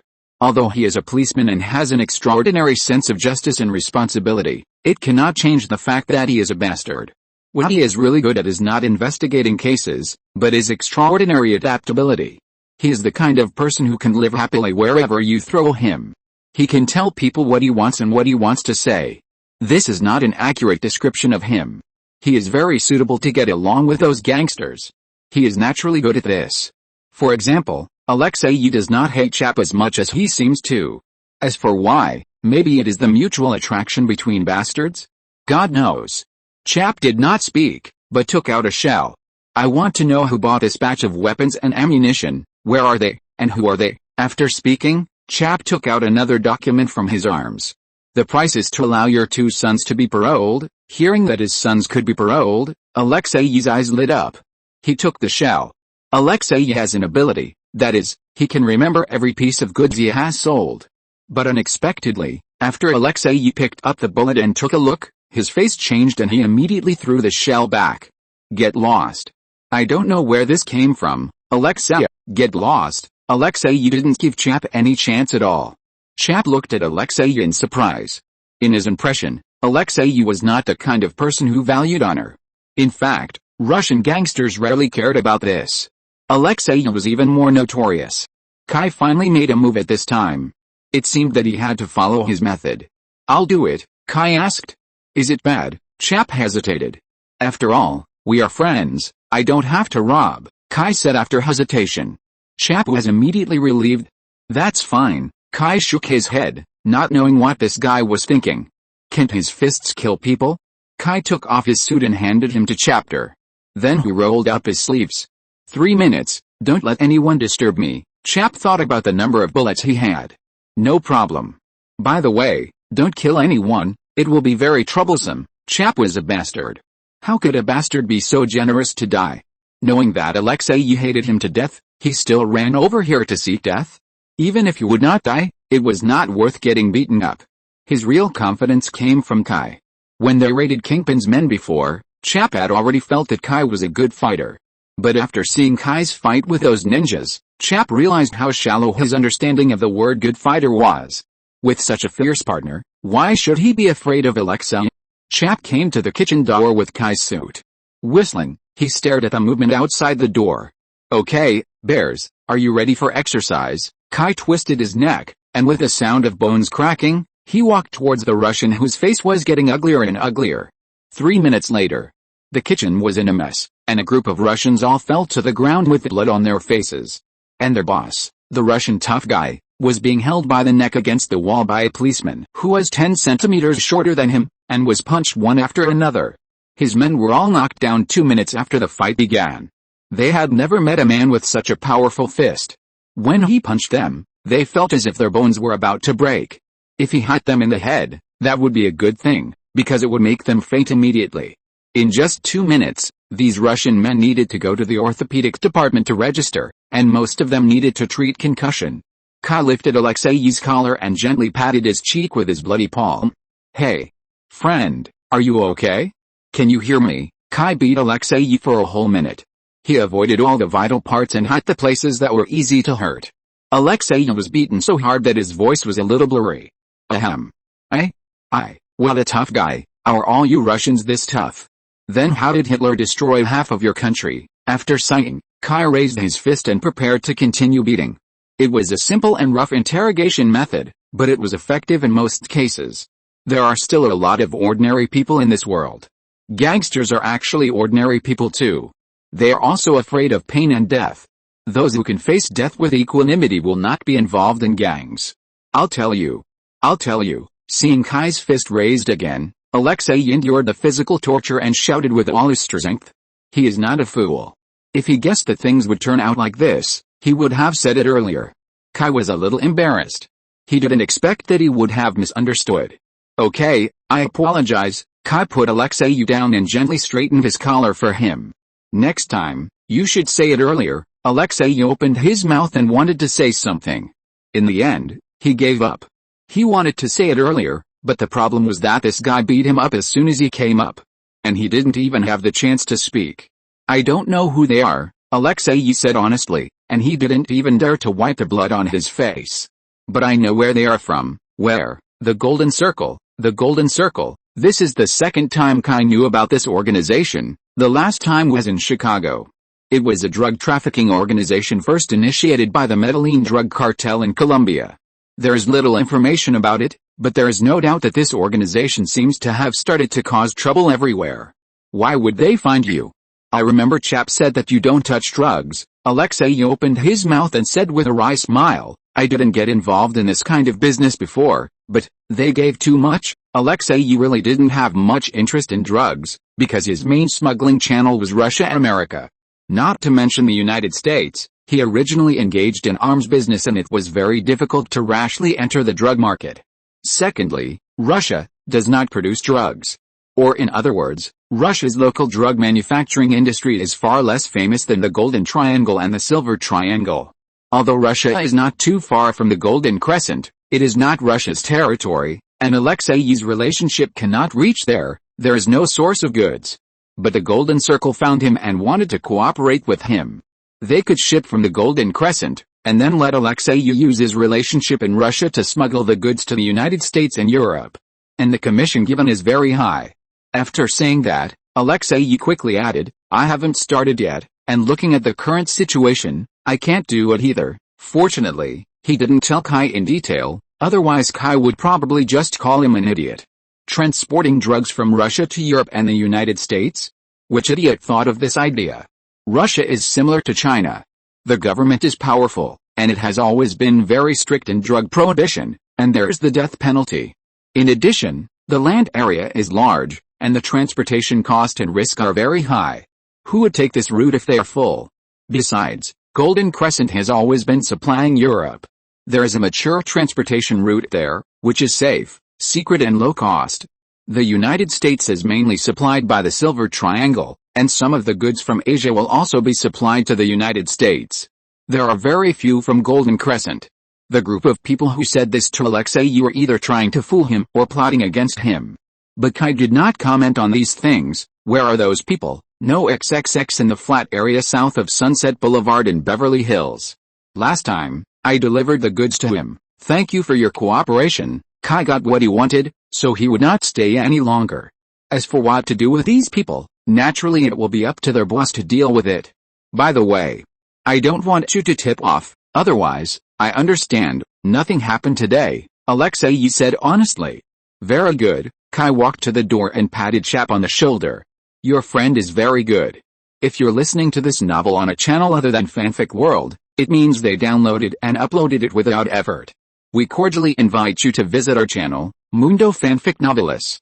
There you'll find the original version of this story and you can explore many other novels of various genres. We're waiting for you to immerse yourself in a world of incredible novels. Chapter 466 Ambush and Executioner. Kai waited in the parking lot for almost half an hour before Chap came over slowly. What did you do in there? Why did you take so long? Kai asked curiously. Chap curled his lips. It's necessary to appease them. Boss, you were too harsh. Two guys haven't woken up yet. Alexei is now afraid that the two brothers can't resist. Kai didn't ask Chap why he had to appease a group of gangsters. This kind of thing is normal. After all, gangs can't be eradicated in the United States at all. It's caused by the environment. Sometimes, the police and gangs really can't be too antagonistic. Everyone is just making a living, so there's no need to be so nervous. Don't worry, I know my limits. I won't die, just a concussion. Kai's current martial arts level is really hard to compare. After all, he cheated too much, but it should be no problem to get a God Fist number 2.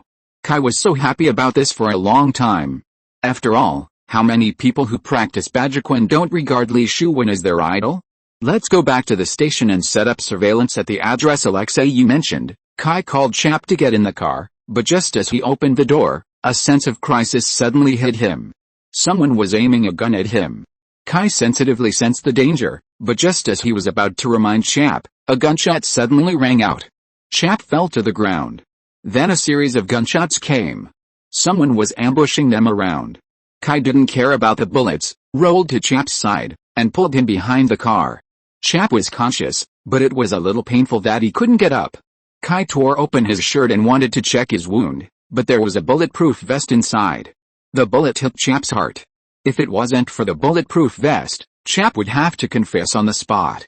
But even so, Chap was not feeling well.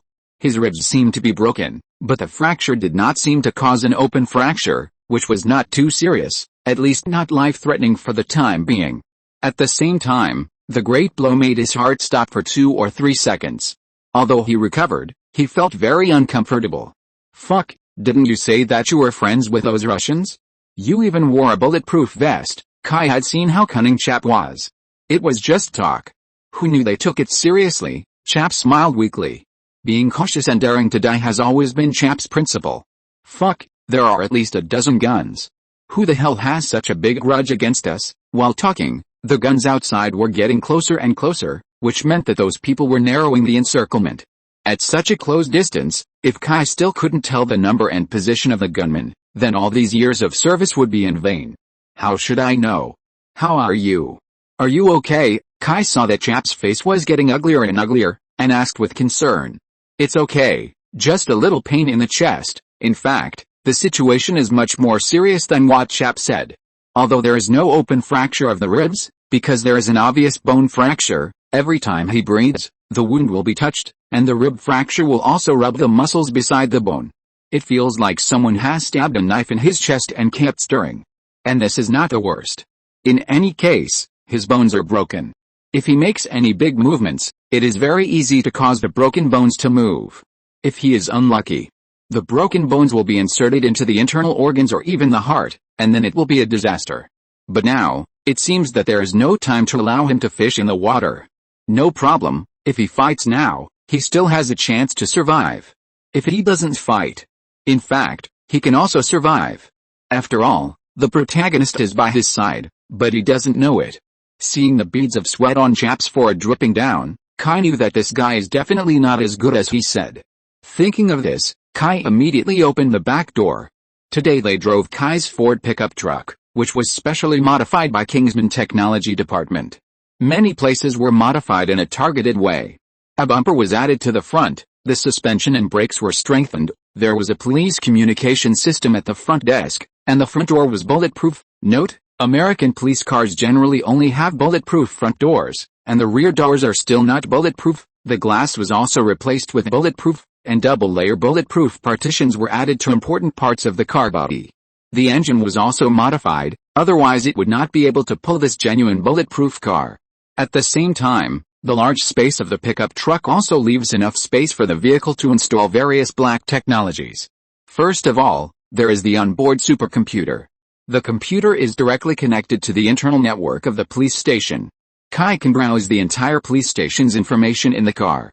At the same time, automatic driving and autonomous defense systems are also necessary. After the owner leaves the car, the onboard computer will automatically lock and record any malicious person. When necessary, it will even fight back autonomously. The car body has its own electric shock protection device. Another thing is the arsenal. Kai installed an automatic arsenal on the car. The arsenal adopts a scientific spatial layout. If you want something, notify the onboard computer, and a mechanical arm will automatically deliver the item to Kai. In fact, this is not the most exaggerated. Kai doesn't know if the technical personnel of Kingsman are seriously lacking in security. They actually installed 2 sets of modified metal storm weapon launch systems on both sides of the front of the car. The roof is also equipped with a minigun modified from M134, with a shortened barrel, reducing the weight by 60 to 80 pounds, and a miniaturized battery, equipped with an electronic magazine, 2,000 rounds. There are also 6 hidden blade micro-missiles under the car. In addition, there are some counter-attack weapons inside the car. When Kai just got this car, he was shocked. This is not a car, it is simply a mobile tank plus arsenal. The firepower is even more crazy. However, Kai likes this full sense of security. Although these functions are too black technology, resulting in very low practicality, Kai can't use these functions in public, right? People in Los Angeles will go crazy. But Kai just likes it. Whether it can be used is one thing, and whether it exists is another. Just like many famous car collectors, most of the cars they collect will never be on the road, but they just enjoy looking at them. Kai has the same mentality. However, it is not completely useless. For example, now they are hiding behind this car. Although those people outside are fighting fiercely, except for the sneak attack at the beginning. The rest are all a waste of bullets. In other words, it is not easy to use the various functions of this super pickup truck here, so Kai can only use the weapons in the vehicle arsenal. Kai opened the back seat and a weapon rack immediately rose inside. There were 2 assault rifles and 4 Glock pistols on the weapon rack, as well as 6 fragmentation grenades and 4 smoke bombs. Kai first took out a magazine and a Glock and threw them to Chap, then took out the assault rifle himself. Friday. Scanned the enemy position, picking up the gun, Kai lowered his head to avoid the bullets flying everywhere, and clicked the watch on his hand a few times. This watch was given to Kai by Stark. This thing can be shown in front of others, after all, it has a history. Understood, in Chap's stunned eyes, Kai's Patek Philippe, which looked very ordinary. Kai always felt that Tony's gold and red watch looked too coquettish, so when he gave the watch to Kingsman for research, he asked Kingsman to modify the arm to suit his aesthetics. This watch now has a silver white metal case and a sapphire watch face. After Kai operated it a few times, it immediately deformed and became much larger. At the same time, several laser detectors were extended. After a burst of lasers, a projection screen appeared on the surface. On it was a plan of their location, and more than a dozen red dots were moving on the plan. Kai looked at the position displayed on the screen. Then he silently planned the shooting route. About a second later, he stood up, raised his gun, aimed, and fired, all in one go. More than 100 meters away, Carl Burbank, who was watching a group of men gradually tightening the encirclement under mutual protection, suddenly felt a strong sense of crisis in his heart. Without hesitation, he bent down and hid in the corner of a building next to him. Bang, bang, bang. A series of gunshots. Then several gunmen around Burbank were blasted with blood. After the successful attack, Kai did not stop, but quickly turned the gun barrel to shoot in other directions. The 3 consecutive shots continuously harvested the lives of the gunmen. Kai aimed his right eye at the rifle sight, constantly adjusting the shooting angle, and breathing in coordination with the movements of his hands to ensure that the muzzle would not deviate. At the same time, The smart voice of Kai's watch would always remind Kai of the movements of the enemies outside his field of vision. 2 enemies 12 meters to the left, 1 enemy 23 meters to the right. This is the battlefield radar program developed by Kingsman, which can lock the enemy in all directions through laser scanning and sonar systems and notify him. In the field of artificial intelligence, Tony Stark is an authority in the industry, and even Kingsman cannot compare with him in this respect. Although Tony was generous, he did not leave an artificial intelligence system like Jarvis in his watch. The current Friday was also developed by Tony, but it is only a subsystem, and the intelligence level is not high. But it is enough to deal with general situations. For a while, the sound of gunfire became continuous. Give me the magazine. Chap became a logistics assistant, but he was not opposed to this role. After all, he was now injured and he should try to move as little as possible if he could avoid strenuous exercise. In addition, he believed that his shooting skills were definitely not as good as Kai's. Burbank saw that his men had suffered heavy losses in such a short time, and a burst of anger immediately rushed to his head. His emotional control has always been poor, which is one of the reasons why he is called the executioner. He always loses control in battle and kills all the enemies without leaving a single one. Sometimes, he doesn't even let his own people go. Get out of here. Burbank finally couldn't control his desire to kill, and he shouted loudly with his only reason. When he was not angry, Burbank was actually a good person. After all, he was once a pastor. But the problem was that he was rarely not angry. When a group of gunmen heard Burbank's voice, they immediately stopped shooting as if they had encountered something terrible, and then ran out quickly. It was also at this time that Burbank walked out of the bunker. Kai would not let go of such a good opportunity, and immediately raised his gun and shot. Puff, puff, puff. 3 consecutive shots hit the target. But the sound of the bullets hitting this guy was very strange, as if the bullets hit a ball of mud. Swish. Burbank, who was shot 3 times, seemed to be unaffected. He tore off his hoodie, revealing a torso full of scars and burns. His body seemed to have been shaved dozens of times by someone and then thrown into the fire. The right half of his face was even more unrecognizable. In particular, the right corner of his mouth seemed to be cut by some sharp weapon, and it was torn all the way to the base of his ear, looking like a hideous mouth with an evil laugh. In addition, the skin tightening caused by the burns made his right eye abnormally elongated, which made him look more like laughing. But his left face had an angry expression, especially after noticing Kai's gaze on his right face. That anger seemed to have a hint of sadness. Die? Bastard. His left hand twitched a few times, and a few fingers moved randomly like cramps, and then his right hand changed. The ugly right arm, which was originally covered with the burn scars and filled with an abnormal red color, suddenly began to twitch, and then began to expand abnormally, and then tentacles stretched out from his arm. In the blink of an eye, his right arm turned into a group of twitching and twisting tentacles from the forearm joint. These tentacles kept gathering and entangled at the front of his arm, and finally turned into 3 gun barrels made of flesh and blood. They should be gun barrels. Boom! A mass of flesh and blood mixed with a lot of metal fragments shot out from the 3 holes. Bang! The huge power made Kai's specially modified pickup truck bounce off the ground, and the body of the car was even more bumpy. Flesh and blood mixed with metal fragments were embedded on the car, constantly emitting heat and even making a hissing sound, as if corroding the body of the car. Fuck. What the hell is that? Not to mention chap, even Kai was stunned. He recognized this guy. This guy threatened Kai with silver or lead in the parking lot of the police station last time. Damn. It's Kingpin's man. Do you know him? I've only met him once.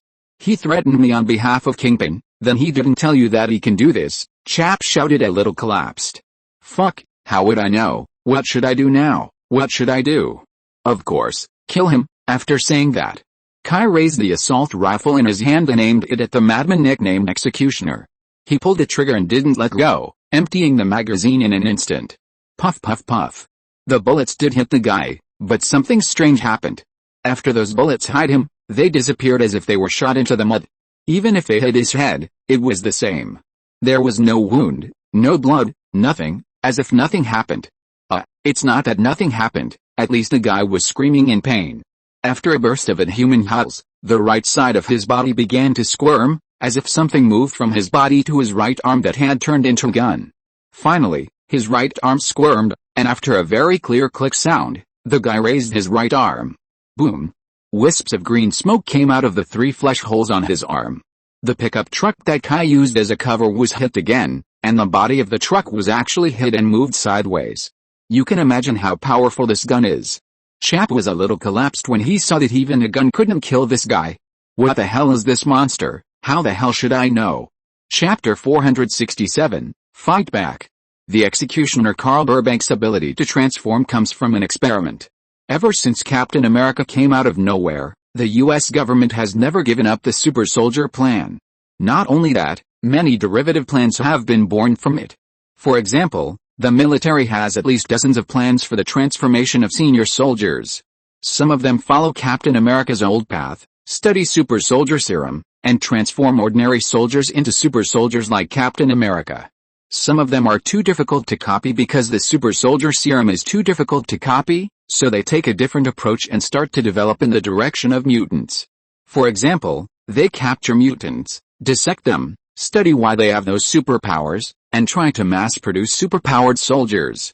Not only the US military, but in fact any capable authority in the US government is trying the super soldier plan. And Burbank's ability comes from one of these plans. The infamous CIA is the one who presided over this plan.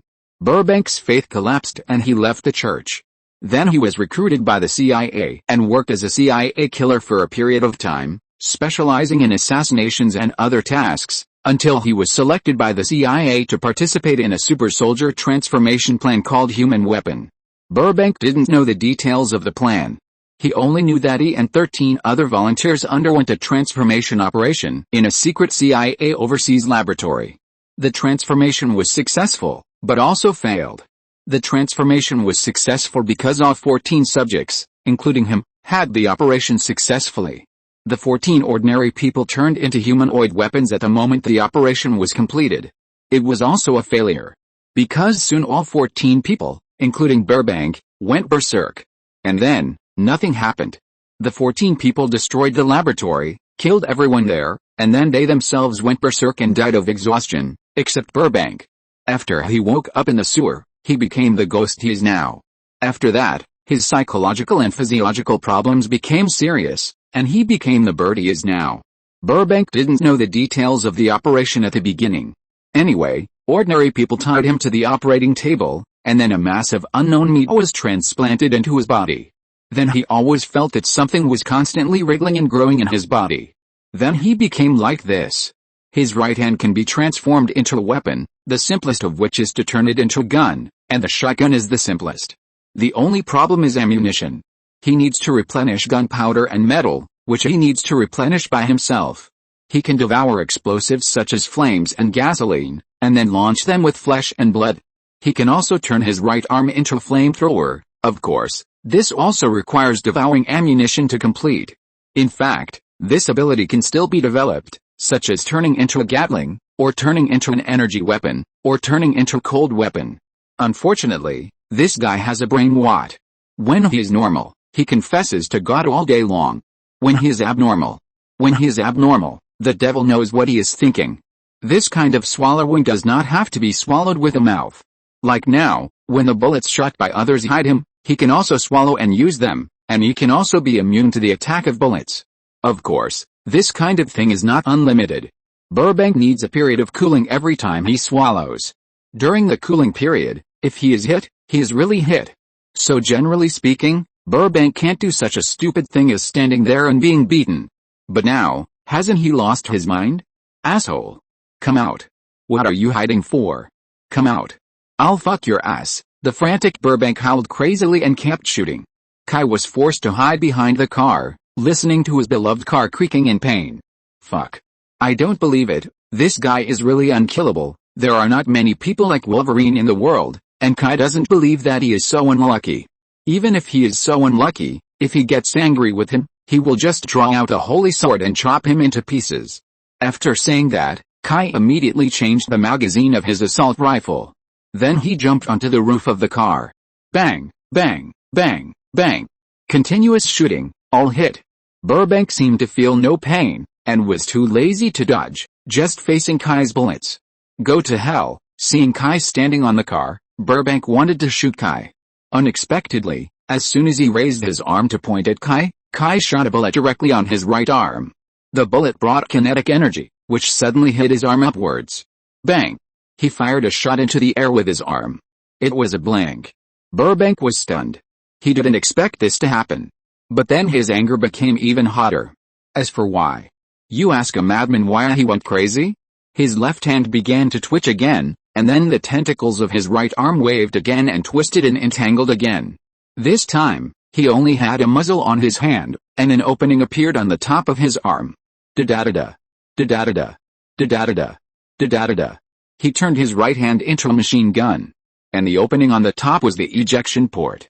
Kai's face changed immediately, and he rushed out several meters with his hands and feet in a push-up-like posture. Then Kai began to move at a very fast speed, moving at an absurd speed, like a ghost, constantly flashing through various obstacles. At the same time, his movements became faster and his shooting became faster. He was adapting to Burbank's attack method and rhythm little by little. The battle seemed fierce, but in fact Kai's mind was extremely clear. While dodging Burbank's shooting, Kai noticed that his counterattack was not without effect. He saw that Burbank's attack had obvious gaps, and his bullets were not completely ineffective. At least a few shots still injured Burbank. Burbank was not completely immune to his shooting. After realizing this, Kai was completely relieved. As long as there was damage, it would be fine. So Kai simply stopped dodging. He counted the magazines on his waist and found that they were enough. He stood not far from Burbank, holding the gun with both hands, adjusting the assault rifle to single-shot mode, and then Kai and Burbank faced each other, like a cowboy duel, shooting face to face. Bang! The first shot Kai shot Burbank's right arm, opening his right arm again, making it impossible for him to shoot Kai. Then Kai quickly pulled the trigger. Bang! Bang! Bang! Pulling the trigger quickly and continuously makes people mistakenly think that the rifle is in burst mode. In fact, it's just that Kai's hand speed is too fast. Kai fired his gun while approaching Burbank, with a very strong sense of rhythm. Every time Burbank wanted to fight back, Kai would shoot his right arm open, not giving him a chance to shoot. Burbank's ability mechanism is that every time he absorbs ammunition, he is immune to firearms and explosions, but when he absorbs to the upper limit, his absorption mechanism stops immediately, just like a magazine full of bullets. In other words, he must shoot out the absorbed ammunition before he can absorb it again. At this time, he himself is not immune to those injuries. So even if Burbank can't hit Kai, he must shoot out the absorbed ammunition, even if it's a blank shot. But how can such a thing be perfect? There will always be a time when it can't be connected, and at this time, Kai will seize the opportunity to make a few holes in him. At this time, Burbank calmed down instead. Because if this goes on, he will die. After realizing this, Burbank immediately made a decisive decision, took out a grenade from his waist and threw it at Kai. Seeing the grenade, Kai would not stand there stupidly no matter how reckless he was. He immediately dodged and ran to the side. Boom! With the explosion, Burbank actually quickly rushed into a car and drove away. At the same time, the gunman who had been hanging at the end and did not participate in the battle also found the other two cars and fled. Kai stood up and wanted to shoot, wanting to keep Burbank. As for the gunman, he was too lazy to care about such minions. But at this moment, Burbank, who had already got into the car, suddenly changed his arm into the caliber of a mortar, and then there was a loud bang. The cars of several gunmen not far from Kai suddenly exploded. The explosion brought up fierce flames and dust, which instantly obscured his vision. Kai could only lie down suddenly, cursing in his heart "Fuck."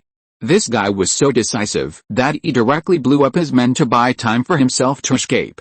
Just as Kai was about to catch up, suddenly, 3 SUVs rushed out from behind him. The next moment, Kai's voice changed. SHXT, the tops of the 3 SUVs opened, and 3 people came out from inside. One of the gunmen was holding an M249 paratrooper machine gun. Crazy. Damn it. This is Los Angeles, not Afghanistan. Kai's mind raced, and he quickly took out a smoke bomb from his waist and threw it over. A moment later, with a bang, smoke suddenly floated up near the 3 SUVs. Unfortunately, the other side didn't play by the rules at all, and didn't care about the smoke at all, but just fired directly according to their previous impression. Bang bang bang bang bang. A series of bursts of gunfire rang out. Chap hadn't noticed the 3 SUVs behind him at first, but when the noise came, He was immediately shocked. How could it be so brutal? It's hard for people who haven't really seen machine guns shooting to imagine the power of such a killer. There are countless machine guns in movies, but most of them have been weakened for the needs of the plot. The burst attack of hundreds of bullets, the firepower advantage brought by it, can suppress dozens of infantrymen and make them unable to raise their heads. If the bullet hits a person, it's lucky to be disabled. Kai immediately fell to the ground, then rolled quickly and left the place. He didn't breathe a sigh of relief until he was behind a pillar in the parking lot. Friday, Kai was also furious. It didn't make sense for a policeman like him to be beaten by a group of gangsters. He pressed a watch case on his arm and shouted, "Start the minigun." Automatic counterattack system activated. Chap, who was hiding behind the car, suddenly found that Kai's pickup truck seemed to have some movement. He looked up and found that the top of Kai's pickup truck, connected to the back half of the car, suddenly opened a gap, and then a folded short Gatling machine gun popped out from it. Then the computer screen on the console in the pickup truck suddenly turned on. Target scan. The topographic map around the pickup truck appeared on the screen, with the popular positions on the 3 SUVs marked. Request authorization. Fire, Kai shouted. A sound of motor rotation sounded, and the minigun on the pickup truck automatically aimed and fired. Da da da da da da da da da da. The bullets shot towards the place where the smoke was concentrated like a metal storm. It even blew away the originally thick smoke. About 10 seconds later, the minigun on the pickup truck stopped firing, leaving only the hot barrel still rotating under the rotation of the motor. When everything was calm again, Kai walked towards the 3 SUVs carefully with his gun raised. The 3 SUVs had been completely destroyed, with bullet holes everywhere on the body. In the cars, the gunmen were all lying crookedly in the cars, and the blood and minced meat made the interior of the cars a mess. After checking, Kai found that there were no survivors, so he put down his gun. Chap also limped over. He saw the tragic scene and said speechlessly, "Are all New Yorkers so crazy?" He saw it today. He used to think that the gangs in big cities were all the same. But he didn't expect that Kingpin's men were so crazy. In order to deal with a Los Angeles policeman, they actually sent so many robbers, and there was also such a monster, and even prepared a heavy machine gun. How big a grudge is this? No wonder Kingpin is feared by so many people. Fuck. My new car. Kai didn't care about the New Yorkers. He only knew that his new car, which he had only used for a few days, was unlucky today. This car is very troublesome to repair. Even repainting the car is not possible for ordinary repair shops. You have to know that the paint of this car is made of special materials, and even the process is different. It needs to be operated by Kingsmen. Chap's attention was finally drawn back. Where did you buy this car? And your watch? Kai just remembered that he seemed to be a little exposed just now. But it's okay, it's still within the acceptable range. Tony gave it to me. Tony. Chap was a little confused. Tony Stark. Chap accepted it at once. After all, the Stark Group is the main arms supplier of the US military and is also synonymous with high technology. If these equipments are obtained from famous super genius scientists, it is much more reasonable. On the contrary, another piece of information revealed in it made Chap more concerned. Do you know Tony Stark? Not many people know that Kai was transferred to Los Angeles by Tony Stark. To the outside, Kai's transfer was due to the need for special talents to be introduced by the Los Angeles Police Department. After all, things like backdoors need to be kept low-key even in the United States. Yet, Kai replied nonchalantly, then took out his phone and called Alfu, asking him to send someone to tow the car away. After a long pause, Chap finally came to his senses from the fact that his boss actually knew Tony Stark. Boss, how much do these two things cost? The implication was that he was envious and wanted them. Kai glanced at Chap and curled his lips. You can't afford it. At the end, in order to dispel Chap's unrealistic thoughts, he added, the police station can't afford it either. This week's recommendation votes are a little miserable. I'm begging for votes with all my heart. Recommendation votes, monthly votes, any kind of votes are fine. Chapter 468 Bat Armor. Kai's house was renovated a few days ago. Kai originally planned to invite the serious crime team to have a party to celebrate. Americans also pay attention to this. But there are too many things to do recently, and there is no time at all. He can only make up for it after the things are over. Because of this, Kai also moved back to the house. As for Afu, I don't know what he is busy with recently, and I haven't seen him for a long time. But Kai didn't care much. He is such a big man, he can take care of himself, and he doesn't have that kind of aristocratic disease. But it's rare that Afu actually added tonight. Master, Afu is still the British butler. No matter when and where, he stands straight, his hair is not messy, and he looks energetic. Kai nodded and didn't say anything. To be honest, Kai is a little tired, not physically, but mentally. I don't know why, I always feel a little tired. Master, dinner is ready. Are you going to? Kai didn't wait for Afu to finish, and said directly, let's have dinner first. Afu nodded, and soon, he pushed a small dining cart over. Kai didn't care at first, but when the dishes were served, Kai found out that it was actually Chinese food. And it wasn't the modified version of Chinese food, it looked quite Chinese. Braised pork, chopped pepper fish head, preserved egg tofu soup, corn ham sausage, and the most surprising thing was that there was actually mouth-watering chicken. This is not a dish that can be made in ordinary Chinese restaurants, because many of them are home-cooked dishes, and fish heads are even rarer. After all, Americans don't like to eat offal and fish heads. Seeing these familiar dishes, Kai looked at Afu with a little surprise. Afu, what is this? Afu smiled proudly and said, I heard you say that you like Chinese food before, especially the Hunan cuisine of Hangzhou in Chinatown, so I took advantage of the time recently to learn how to cook Chinese food, and especially look for those first-generation Chinese immigrants to ask for advice. This world is similar to Kai's previous life. Most of the immigrants are from coastal provinces. Especially in Guangdong and Fujian, people in the mainland are not so willing to immigrate. So there are not many people who can cook authentic Chinese food, and even fewer people who can cook this kind of home-cooked specialty. From this, it can be seen that Afu has put in a lot of effort. Looking at the table of dishes, Kai instantly felt refreshed. After tasting it, he found that it was still a bit strange. Maybe it was because of the raw materials. It was a little different from authentic Chinese food. Apart from other things, the taste was a bit light and sweet, especially the chopped pepper fish head, which had a lot less flavor. But this is understandable, after all, there is no pickled pepper in this broken place. As for the difference in taste, it is probably because the chef who taught Afu assumed that Kai was a foreigner and could not adapt to the salty and fresh taste. But it was already very good. Kai had a great meal today. At the end of the meal, Kai suddenly wanted to eat barbecue. Not American barbecue, but the skewers in his previous life. I wanted to eat sheep eggs and sheep kidneys, and I wanted to eat grilled lamb skewers. Foreigners really don't like offal. But Kai suddenly wanted to eat it, so he told Afu to find the raw materials. Afu was really surprised. In fact, foreigners don't really not eat offal. In fact, they eat offal in Europe, but they are not as awesome as China, who even eat pig brains. Americans really don't eat offal. The reason is very simple. Americans basically don't know how to cook. If you go to the Michelin restaurants in the United States, you will see that they are all foreign dishes. As for American dishes, there is no such thing. Even in many countries with a long history, it is believed that the United States has no color of its own and is just copying others. However, even if Westerners eat offal, Afu still finds it difficult to accept Kai's desire to roast kidneys. Kai doesn't understand why he can't accept this. They also eat livers and even pancreases, so why can't they accept kidneys? Although Afu is very puzzled, due to Kai's insistence, he didn't say much, just promised to do it. This is also the reason why Kai likes Afu. After dinner, Afu got a box from somewhere, which looks a bit like a large suitcase.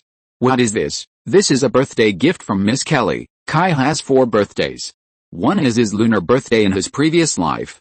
In his previous life, he celebrated his birthday according to the lunar calendar, but he also celebrated it according to the solar calendar. Especially after his parents passed away, he basically didn't celebrate his lunar birthday. Let's not talk about the solar birthday. The date on the ID card is the date. The 3rd birthday was the day he was born when he traveled through time. He had no feelings about this day. He didn't take it seriously unless others reminded him. Moreover, after arriving in the modern era, the calendar had changed, so this birthday naturally fell through. The 4th birthday was the date of birth on his current identity document. Strictly speaking, this birthday was not Kai's, but came from Adam. So Kai didn't care much about this birthday and never celebrated it. Others didn't care either. After all, it wasn't uncommon not to celebrate birthdays. There were so many people who didn't even have parents, so there was no point in celebrating birthdays. So when Afu mentioned birthdays, Kai greeted him with a smile. Afu also understood Kai's doubts. Kai was born 10,000 years ago, but the astronomical calendar of the ancient Celts 10,000 years ago was completely different from the current one, and they didn't know how to convert it. Miss Kelly, Miss Diana, and Miss Catherine have decided to take the day you wake up from the mausoleum as your birthday. Kai didn't dwell on it after hearing this. It was just a birthday anyway, and he didn't care, so he just let them do it. While talking, Afu finally let the things in the box come out. But Kai fell silent after seeing it. What is this? Kai looked at Afu expressionlessly. Afu was also a little embarrassed. After all, he thought it was too childish. Combat uniform, Afu said, but at the end he felt it was not quite accurate, so he added, this is a couple's version customized by Miss Kelly for you and her. That's right, this is the legendary superhero uniform. Afu went on to explain, nano-microcrystalline fiber double-woven yarn fabric, reinforced sewing, can perfectly defend against puncture damage and bullets. The strength of this fiber can ensure that as long as it is not hit by a sniper rifle at close range, it will never be shot through. It is fireproof and acid-proof. In addition, the interior of the armor is reinforced with carbon fiber for earthquake resistance to absorb damage to the maximum extent. Afu knocked on the armor while speaking. Although it was made of fiber, it was extremely strong. Then Afu mentioned the cape behind the armor. The special memory fabric produced by Kingsman is very soft under normal circumstances, but once it is powered on, Afu didn't know where he pressed the armor, and only heard a slight sound of electricity. The cape behind the armor suddenly unfolded and turned into a pair of bat wings. The molecules will be reorganized and become extremely hard, and can resist pistol bullets at close range. The only disadvantage is that it needs power support. In addition, there is this. Afu put down the cape and raised the armor of the armor. There are 3 blades on the armor, and there is a circular device at the connection between the blades and the armor, but it is not clear from the outside what it is used for. But after Afu pressed a button inside the armor, the 3 blades shot out immediately. The blades immediately opened in the air and turned into 3 bat-shaped flying knives. What's more amazing is that the optional bat darts actually hovered in the air. Then Afu blew a whistle, and the bat darts immediately began to fly up and down according to the tone of the whistle. This is actually a voice-controlled dart. Kai was immediately interested. In fact, basically no man would refuse such a thing. As a man, who doesn't have a mecha dream? Thanks to the last time we solved Valentine and obtained his sonic technology, many of which we have begun to use in our new equipment, and these bat darts are one of them. The blades of these darts use high-frequency oscillation cutting technology, which can easily cut anything. As Afu said, he took out a solid steel ball the size of a child's fist and threw it out, then blew a whistle, and 3 bat darts immediately flew towards the steel ball like a young swallow flying into the forest. There was no sound, and the steel ball was divided into more than a dozen pieces. When the steel ball was divided, the 3 bat darts immediately returned to the armor. And it's also Valentine's technology. Afu's cover-up was not over yet. He put on the armor, put on the gloves connected to the armor, and came to the swimming pool outside the house. Buzz! A slight electric current sounded. I saw a blue light flashing on the armor, and then many small circular apertures appeared on the palm side of the glove, and those apertures were distributed all over the palm. The sonic blast launcher can emit 3 levels of shock waves. The lowest level of shock waves can easily stun the enemy, and the second level of shock waves can be launched remotely. I saw Afu's palm emit a blue light wave, and the water in the swimming pool exploded immediately. As for the highest level of shock waves, that thing is about the same power as a bundle of dynamite. It can easily dismember a car. In addition to these black technologies, what Kai is most interested in is the combat boots of the armor. The bottom of the combat boots is equipped with a micromagnetic control device, which can make people float in the air for a short time. During normal actions, the combat boots can also make people move silently, just like stepping on an air sponge. In addition, it can also provide unimaginable grip, allowing people to fly over eaves and walls as if walking on flat ground, and even allow people to stand on the wall parallel to the ground. It is simply a technological version of Kingguang. In addition to the armor, there are also some odds and ends, all of which are the latest products from Kingsman. Even the Knights of the Round Table in Kingsman have not had time to equip them. Kai is indeed very interested in these things. But why Batman? Yes, This thing is exactly the same as Batman's armor. Of course, there is no need to delve into the details. In short, when Kai saw these things, his first reaction was Batman. Batman? What is that? The new code name you gave yourself. Afu naturally didn't know what Batman was. This was designed by Miss Kelly based on the image of the superhero Night Owl.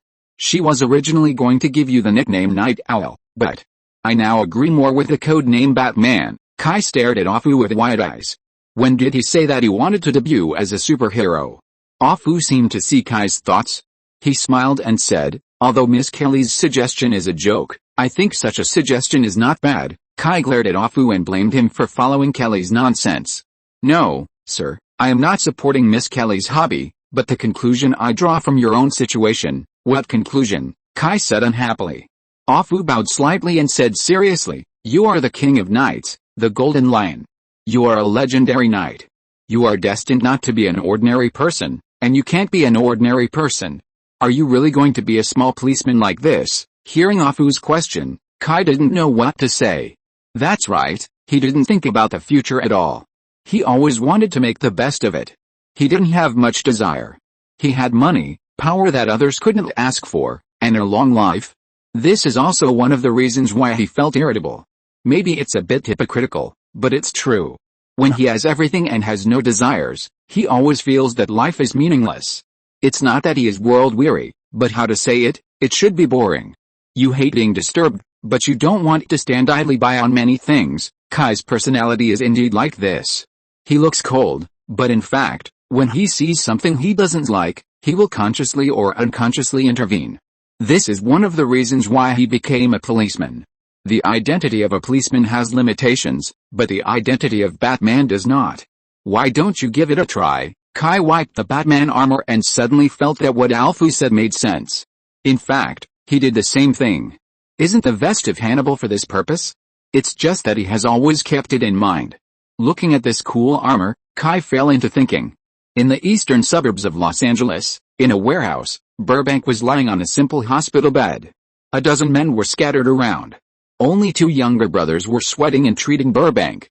It was called treatment, but in fact it was to carefully remove the bullet from Burbank. These two people were not professionals at first glance. The one's hands were shaking, like sifting bran. Burbank had no reaction to the special physical connection. But this did not reassure the two men, because no one knew whether Burbank would go crazy the next moment. Finally, when the bullet was taken out at the last moment, the two of them breathed a sigh of relief. Finally, nothing went wrong. After they helped Burbank put on the bandage, they immediately ran away as if they were running for their lives. This was like gambling with one's life, either nothing happened or death. It was too exciting. Have you found out where the policeman lives? Burbank's hoarse voice was as dry and cracked as if he had just returned from the hot and dry desert. I found it. Tonight, we will act again. The police will never think that we will act again, so I will never allow failure to happen a second time. Bring all the equipment, including explosives. You should understand that since you have accepted Kingpin's mission, you will either succeed or die. There is no third choice, understood? A group of robbers obviously understood what Burbank meant, so they replied in a low voice, understood. Just then, a mechanical and cold electronic voice sounded above their heads, understood. This voice was incredibly recognizable, and everyone could hear that this was not the business of any of them. The few people who reacted the fastest pointed their guns at the place where the sound came from without hesitation. But when a group of people looked over, they did not find anything unusual. In the empty factory building, there was only a lonely steel frame beam, without even a ghost in sight. Chapter 469 Batman. Just as everyone was slightly stunned, a black figure slid down from the shadows in the corner of the warehouse, and the cloak on his back hardened into narrow wings, and rushed towards them in an instant. Several quick reacting gunmen immediately drew their guns and fired. Bang, bang, bang. Unfortunately, the bullets hit the figure, but there was no effect at all. Instead, the black figure took advantage of the force in midair, and the whole person flipped in the air, and swung out his left leg fiercely. The two gunmen on the outermost side were instantly kicked in the head, causing them to make a slight click. The two gunmen flew backwards and hit the gunman next to them. Seeing this, the gunmen behind immediately turned their guns and continued to shoot. Facing the concentrated fire of bullets, The cloak on the back of the black figure suddenly spread out and turned into a pair of wings, and then the black figure flew backwards out of thin air. At the same time, the black figure swung his hands, and 6 black darts flew out. Those gunmen were sent to Los Angeles to kill people. Naturally, they were not rookies who had just debuted. They were smarter than monkeys. So when the black figure swung his hand, they immediately dodged, but they soon found out. Nema, this dart even turned. Squeak. Wherever the dart passed, no grass grew. Those gunmen never thought that the small dart was so vicious. They were just scratched lightly, and their hands and feet were immediately broken. Some people even dropped their hands on the ground before they realized that they were hit. While the group of people were scared out of their wits by the bad dart, the black figure suddenly accelerated and rushed towards the crowd. The cloak behind him just returned to its normal state at this moment, slowly falling, and the black figure stood in the middle of a group of gangsters. The gunman closest to him was a little overwhelmed when he saw such a big man suddenly appear next to him. But before he could figure out what to do, a big black hand grabbed his neck. Instinctively, the guy raised his gun and shot the black figure at close range. As a result, as soon as he raised his hand, he felt a sense of weightlessness, and then the world spun around. Finally, with a bang, he hit something and passed out. It turned out that this guy was regarded as a humanoid weapon and was grabbed by the neck by the black figure and thrown at others. After this action, the bat dart flew back to the black figure's arm like a bat returning to a cave. Last warning. Everyone put down your weapons and lie on the ground. It's for your own good. The cold mechanical electronic sound rang out, and the triangular lenses of the black helmet's eyes flashed white light, like the god of death, making people feel cold and frightened. Kill him. Burbank was also startled, but when he saw the black figure clearly, his shock immediately turned into anger. Because he saw clearly that this guy was a human. Since he was a human, he would kill him, so what was there to be afraid of? And what was this guy doing dressed like this? Cosplay? Burbank felt that he was being fooled. The person who came was of course our protagonist. Under Burbank's accumulated power, a group of gunmen dared not resist even if they were afraid. After all, Burbank himself was a madman, and Kingpin was standing behind him. Bang! A burst of sound rang out. A gunman opened fire first. Then the gunmen, who were highly nervous, subconsciously pulled the trigger. Bang! Bang! Bang! Bang! Snap! Snap! Snap! The sound of pistols and rifles was continuous. But Kai's response was very simple. He opened his arms. Sound wave impact. Buzz! Suddenly, many blue light circles lit up on the bat armor, and there was a wave of air. Then all the gunmen suddenly felt like they were flattened by a hammer. They felt their heads go black and blood began to rush to their heads. Then some of the gunmen began to bleed from all 7 holes, some began to go crazy, and some even fell to the ground with their heads down. Several of them fainted on the spot, and then a lot of blood began to flow out of their mouths and noses, and then they fell to the ground like a piece of wood and did not move. The attacks of these snipers were very loud and crackling. Kai's counterattack was very simple, without even a sound. But facing the attacks of the snipers, Kai stood still, motionless, and the bullets hit him without any effect. In fact, it was not useless. After all, although the bat armor was bulletproof, it did not mean that it could ignore the strong potential energy brought by the bullets. It was completely relying on Kai's inhuman physique to resist. Although he was not injured, he still felt the pain. Kai's counterattack was much stronger.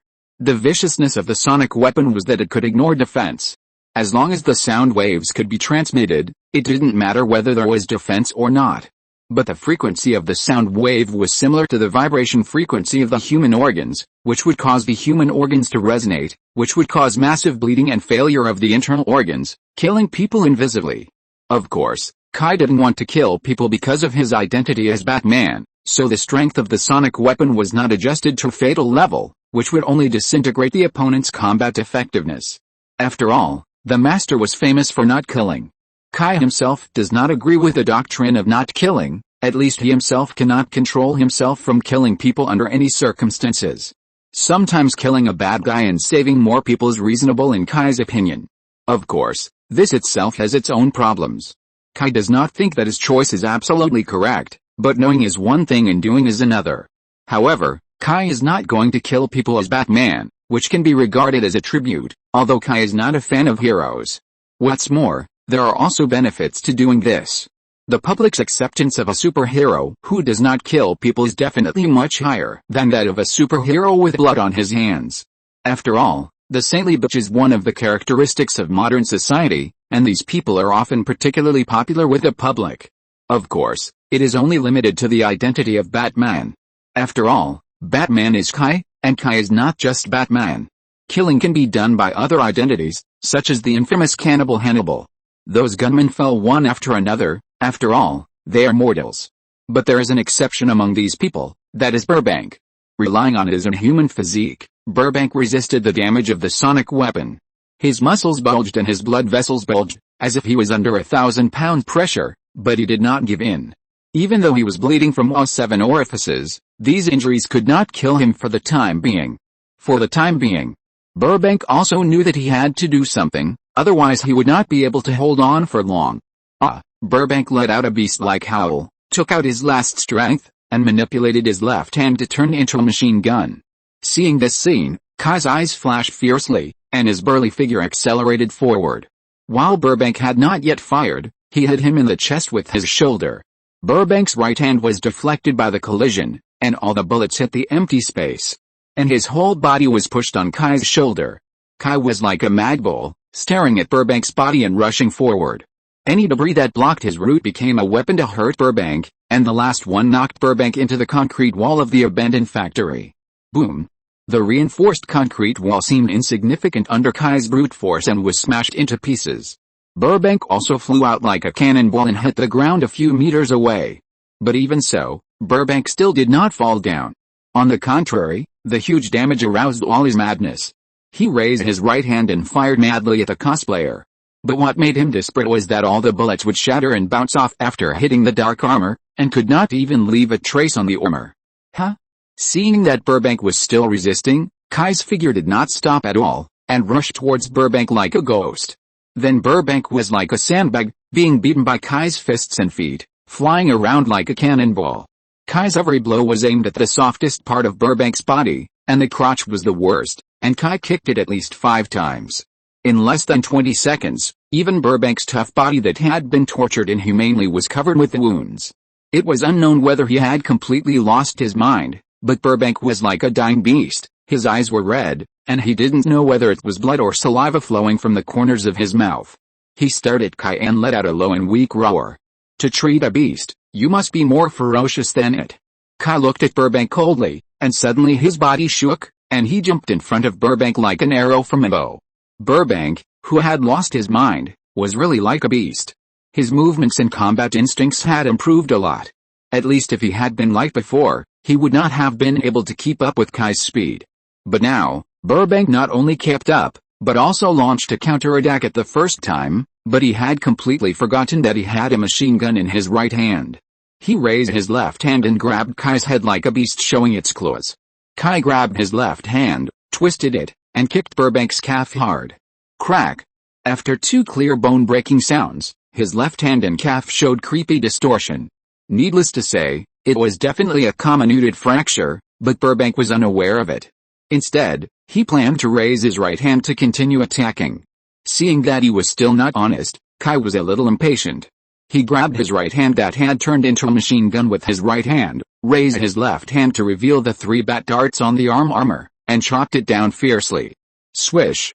Burbank's deformable arm was actually cut off by Kai like that. But Burbank didn't care much now, he had completely fallen into madness. Kai saw that if this guy continued like this, he would either be beaten to death by him or die of madness. Kai didn't care whether he died or not. But Kai still planned to get some information from him, so for the time being, he couldn't die. Thinking of this, Kai kicked him with a whip kick. Snap! Burbank was knocked away again, but the miraculous thing was that his neck was almost broken, but he was still alive and well. So Kai had to walk to him, grab his head, and activate the sonic weapon. Of course, the intensity was adjusted to the lowest, not lethal. Buzz! Burbank's body stiffened, and then he finally fainted. Carrying Burbank, Kai walked back to the abandoned factory again, looking at the unconscious gunman on the ground. Suddenly, he felt a little troublesome. As expected, being Batman is troublesome. With so many gunmen, it is obviously not an easy task to throw them to the police station. At 3 o'clock in the morning, Kai was called back to the office. When he appeared at the police station, a garbage truck was parked at the door of the police station, and there were police officers all around to guard and isolate, and there were more than a dozen ambulances outside the isolation zone. This was quite a big scene. Kai pretended to know nothing and asked, "What's going on? Is there a terrorist attack?" A police officer next to him had a weird expression on his face. "That's about right." He pointed at the ambulances and said, "Someone has captured the gunman who attacked you earlier. They are in that garbage truck. All of them are seriously injured." The person who brought them here was very considerate and told us police officers about their injuries. He also helped to call an ambulance. Kai pretended to be, "Are you kidding me?" The police officer shrugged.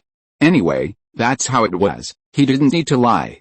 "Then do you know who helped me so much?" The police officer's expression became even weirder. "Batman, at least that's what the guy said." Kai felt so ashamed that he exploded. The police officer thought Kai didn't believe it. A superhero, really? But maybe he just debuted.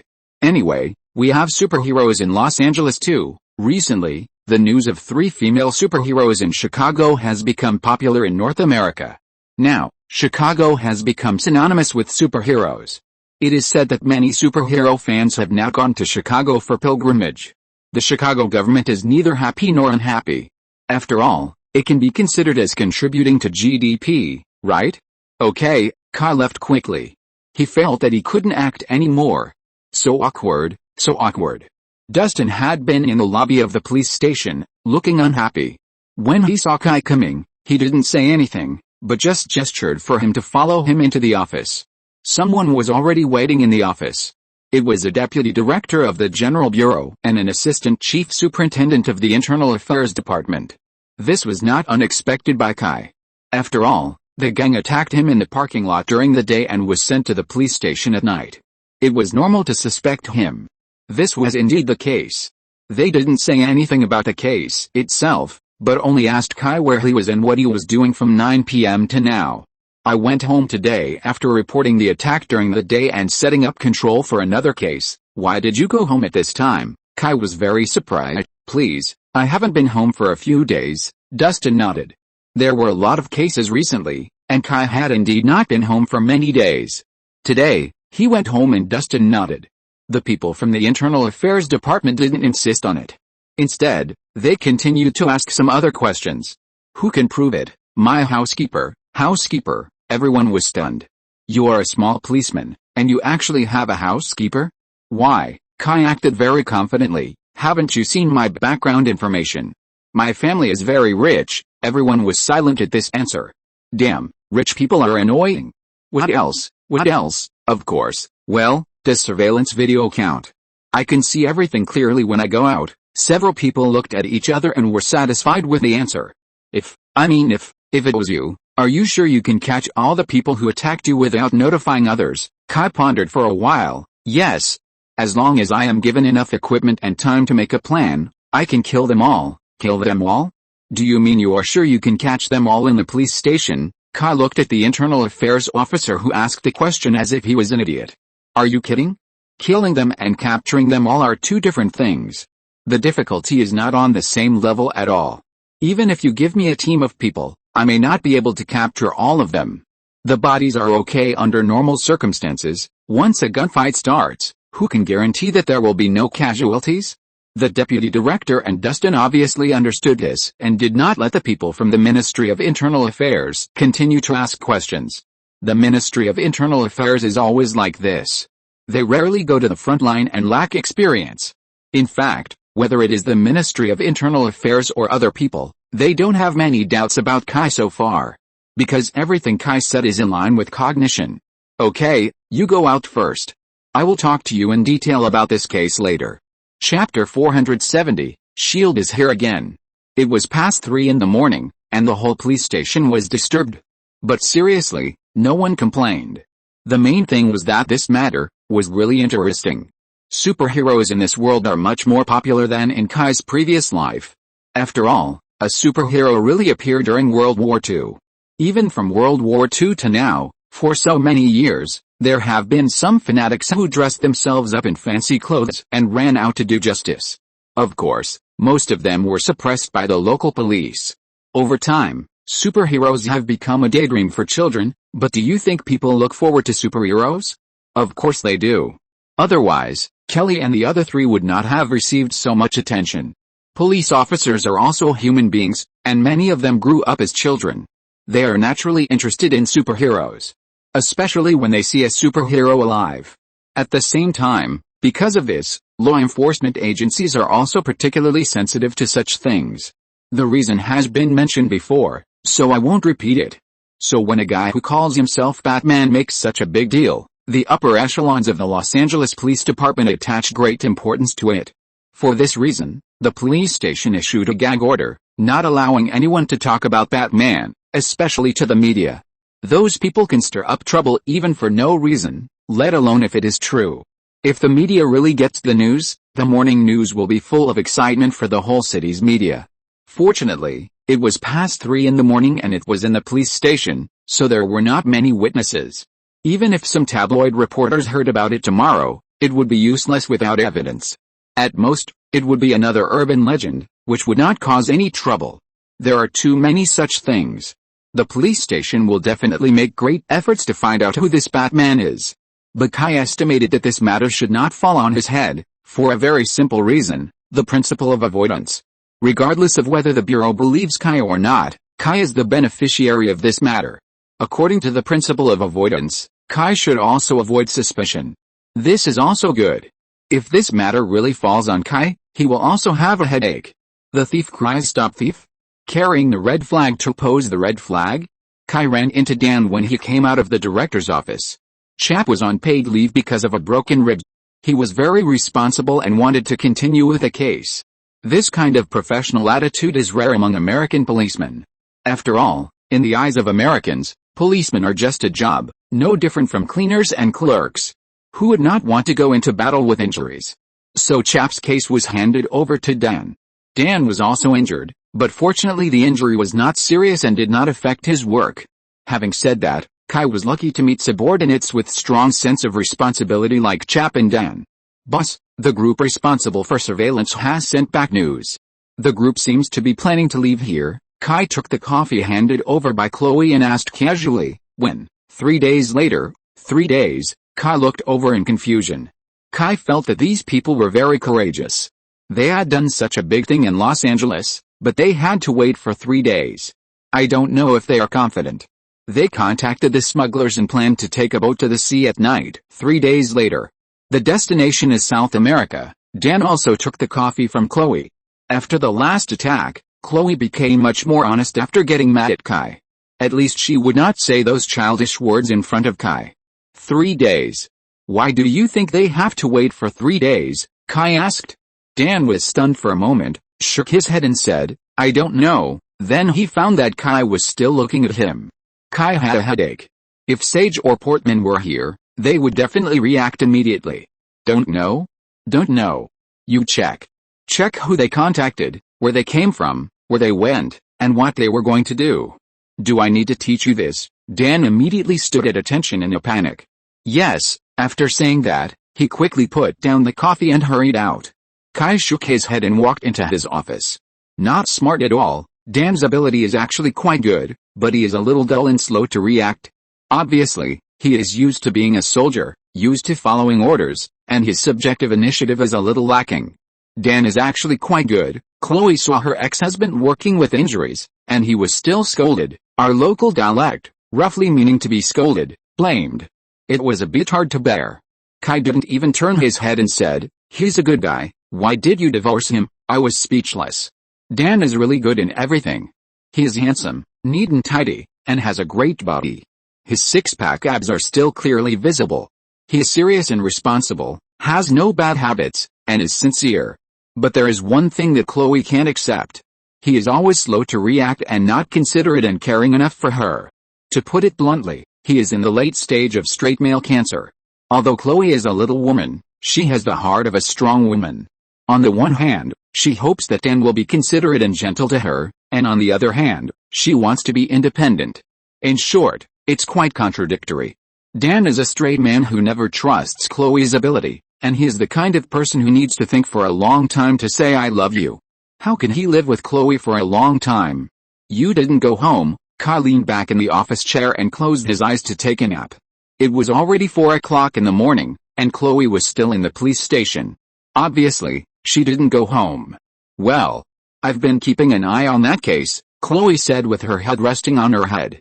Kai opened his eyes, looked at her, and said admiringly, "You are brave after knowing your shame, not bad." Chloe looked at Kai. She didn't think she was brave after knowing her shame. After all, not everyone is as good as Kai. It's normal for them to lose to more than a dozen armed bandits.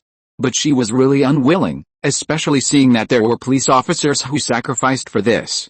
"What about your child?" Kai knew that Chloe had a daughter. But Kai has never been good at getting along with children, just met them.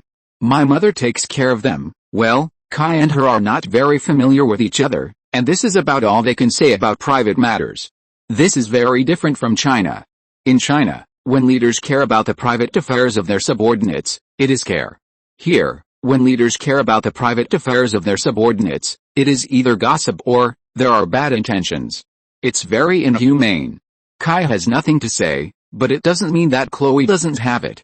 Are you really not Batman? Kai looked at Chloe with a questioning look.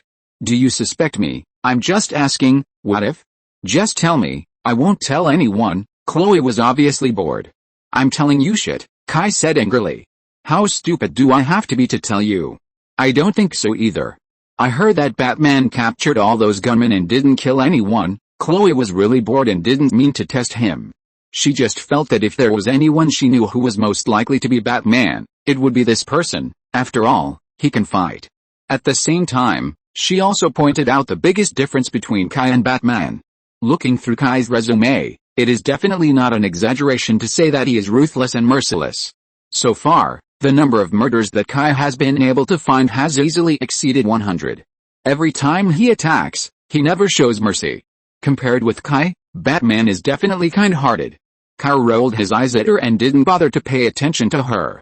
Instead, he asked about their views on Batman. "Have you seen Batman?" Of course, Chloe was a little excited when talking about this. But Kai knew very well that she had never seen shit. Kai had never seen her when he was sending the gang of thugs away. This girl was obviously making it up. But Kai would not expose her, so he let her be. Kai pretended to be curious and asked, "What does Batman look like?" "I tell you, he is very handsome." Kai touched his face. Although this face was indeed handsome, he had never seen Chloe praise it before. "Did you see his face?" "Of course not. Superheroes have their faces covered, then you still say he's handsome." "I guessed." Kai looked at her speechlessly. Chloe had an expression of "don't you believe it." Women's intuition is very accurate. Just as Kai and Chloe were talking nonsense, Dustin came in without knocking on the door. How rude. Chloe stood up immediately when she saw the director. There was another person following Dustin, who was Kai's acquaintance. "Tisk. I didn't expect to see you everywhere." "Agent Phil," the man smiled kindly. "This is definitely a coincidence." Phil was still dressed the same way, bald, in a suit, looking like the uncle next door. But Kai knew that this guy's appearance was never a good thing. "It seems that you smelled the smell again." Kai nodded to Dustin. Dustin was surprised. "Do you know each other?" "Of course, we have cooperated happily in the previous few meetings," Phil said with a smile. Kai didn't care. "If you say so, then it is." Dustin obviously heard that there was a story between the two, but in view of the mysterious identity of the bald old man, Dustin didn't intend to ask more. "Since you know each other, that's great. Regarding the Burbank case, this agent Phil needs to talk to you." After saying that, he left immediately. In their line of work, there are not many opportunities to meet people from these mysterious departments, but once they meet, the best way to deal with it is to listen as little as possible, talk less, and pretend not to know. Only in this way can you avoid trouble. Dustin ran away, and Kai looked at Chloe. Chloe was quite curious, but seeing Kai staring at her, even if she wanted to stay, she didn't have the courage. "Okay, everyone's gone. Tell me, what do you SHIELD plan to do?" Phil didn't seem to hear the sarcasm in Kai's words, but said calmly, "Burbank. We want him, Tisk. I say you SHIELD are really good. We are responsible for everything, but you come out to take advantage of the ready-made things. That's too much." "As far as I know, those people were not arrested by your Los Angeles Police Department. They were arrested by a vigilante." "What's your business?" "Believe it or not, Tomorrow's news will say that we arrested them. Kai will not be bluffed. If you have the guts, just announce the truth. If S.H.I.E.L.D. really wants to do this, it will not only be the Los Angeles Police Department that will cause trouble for them. The U.S. government will also have to talk to Nick Fury. As mentioned earlier, the government has no good feelings towards the so-called vigilantes and superheroes. Even though the U.S. government has been praising Captain America, it was for propaganda purposes at that time, not because the U.S. government really needs a Captain America. S.H.I.E.L.D. dares to stab the Los Angeles Police Department on such a principled issue. Just wait for the U.S. government to stab them 10 or 8 times. Kai, we don't have to do this, right? Phil was a little helpless. Since the last unpleasant parting, Phil found that this little policeman had a very bad attitude towards their S.H.I.E.L.D. HMPH. Stop talking nonsense. Kai would not talk to Phil about those things. They were all adults, and they didn't need a S.H.I.E.L.D. agent like him to pretend to be a close friend. What do you want? Phil then resumed his businesslike attitude. I can give you the person. But my serious crime team lacks some equipment and funds. Kai naturally wanted to extort money. He didn't lack these, and the serious crime team didn't lack them either. As the richest police department in the United States, Los Angeles' sufficient funding could make its counterparts in Chicago cry. Even a big police department like New York can't compare to the Los Angeles Police Department. There are so many celebrities. Those celebrities have money, so they have to do charity? Otherwise, how can they attract fans and show their social responsibility? Donating to the police station is very cost-effective among all charities. There is no funding. As for equipment, we can provide some weapons and equipment, and we can also send a few police cars. It is impossible to give money. Although S.H.I.E.L.D. claims to be an international organization, in fact, most of their funding comes from the United States. Some of it is solved by S.H.I.E.L.D. itself, and some comes from the appropriation of the U.S. Congress. Otherwise, why would S.H.I.E.L.D. listen to the U.S. government? Not giving money, but still wanting people to obey orders, such a good thing has never been heard of in ancient and modern times. It is precisely because of this that S.H.I.E.L.D.'s funding situation needs to be supervised by the Congressional Budget Committee. If S.H.I.E.L.D. dares to give money to the Los Angeles Police, believe it or not, the budget will be cut in the second fiscal year. Why? You have money to support brother units. What does it mean? It means that the budget is abundant. Extravagance and waste are wrong. If we don't cut your budget, whose budget will we cut? So giving money is not okay, but giving equipment is fine. After all, the money has been spent. That's another way of saying it. In the past, many units like to spend money before closing the accounts at the end of the year, and that's the reason. Kai nodded. He was just unhappy with S.H.I.E.L.D. But he didn't expect to make a fortune from it, and he didn't expect this little thing to bankrupt S.H.I.E.L.D. He just wanted to get something. Also, I want to share intelligence. Intelligence, this, Phil hesitated a little. After all, intelligence has always been a sensitive matter. Kai naturally knew what he was worried about. I'm not interested in those messy things. I don't want you to show them to me. It's troublesome to know too much. You should understand what I want to know. Phil pondered for a moment and nodded. I understand.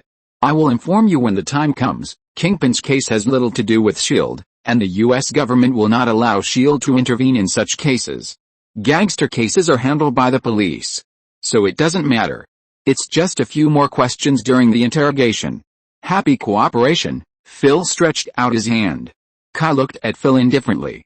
I don't want to cooperate with you at all. Your presence represents trouble. I beg you, you take so much money from us taxpayers every year, please work a little harder and stop letting these superhumans run around. Phil shrugged. This kind of thing is not something we can control, that's not our job. He left him alone. What are you doing here? After sending away the plague god S.H.I.E.L.D., Kai took a nap in the office. He didn't come out to get breakfast until after 8 o'clock in the morning. As a result, he saw Joe's daughter, the black female reporter Iris West, as soon as he left the office. When Iris saw Kai, her eyes lit up immediately, and she grabbed him and pulled him to the rest area. Did a superhero send a carload of criminals to the police station yesterday? Who told you? Just tell me if there was one. No. It's fake. Someone obviously saw it. Who? Find him. You can't do this. The public has the right to know. Yes, I think so too. So I tell you, look at my mouth shape. No. Kai was making coffee on the coffee machine while teasing the little girl. How come you have time to run to our police station so early in the morning today? Don't you have to go to work? Oh, my dad asked me to come. He wanted to find you to go to Star Labs. He said that Barry has made a breakthrough. Barry? Kai had forgotten who Barry was. It took him a while to remember that it was Joe's unlucky adopted son who was struck by lightning. So soon, Barry was struck by lightning and became a vegetable. Kai was not sure how much the experimental treatment program of Star Labs could help his condition. Unexpectedly, it really worked. Yes. Dr. Leno also said this is a miracle. Chapter 471 Harry doesn't believe in ghosts. Barry's awakening was such a big deal, of course Kai had to refuse. Nonsense, he and Barry didn't know each other at all, and he helped him in the first place just to repay a favor to Joe from the West Area Crime Unit. He wasn't even very familiar with Joe and Iris. Others were enjoying themselves as a family, so what was the point of him being a complete outsider standing there? So Kai rejected Iris' invitation. I guess others were just being polite. After all, it was Kai who provided the treatment opportunity, so he should be polite. But if Kai agreed, it would be a bit too rude. Iris didn't leave immediately. After she got the news about Batman this morning, she immediately took it to heart and thought there was news to be dug up, so she pestered Kai and hoped that he would accept her interview. Unfortunately, Kai was not interested in the interview. Iris, your father is a policeman, right? Iris was very curious why Kai asked this, but she answered honestly, of course. Then you must know what a policeman, especially a policeman working on the front line, hates the most, right? It's fame. Kai looked at the girl seriously. This is all old-fashioned. Iris also had her own opinion. This is Los Angeles. No one doesn't want to appear on TV. Your branch chief likes to deal with us very much. And being famous doesn't hurt you. At least this way, it will be much easier for you to get promoted and get a raise. Most of the police who hate appearing in the media are old-school policemen. They always feel that what they do is too dangerous. Exposing themselves is equivalent to putting themselves in a dangerous situation. But now is a new era. There are always some new people who don't care about this.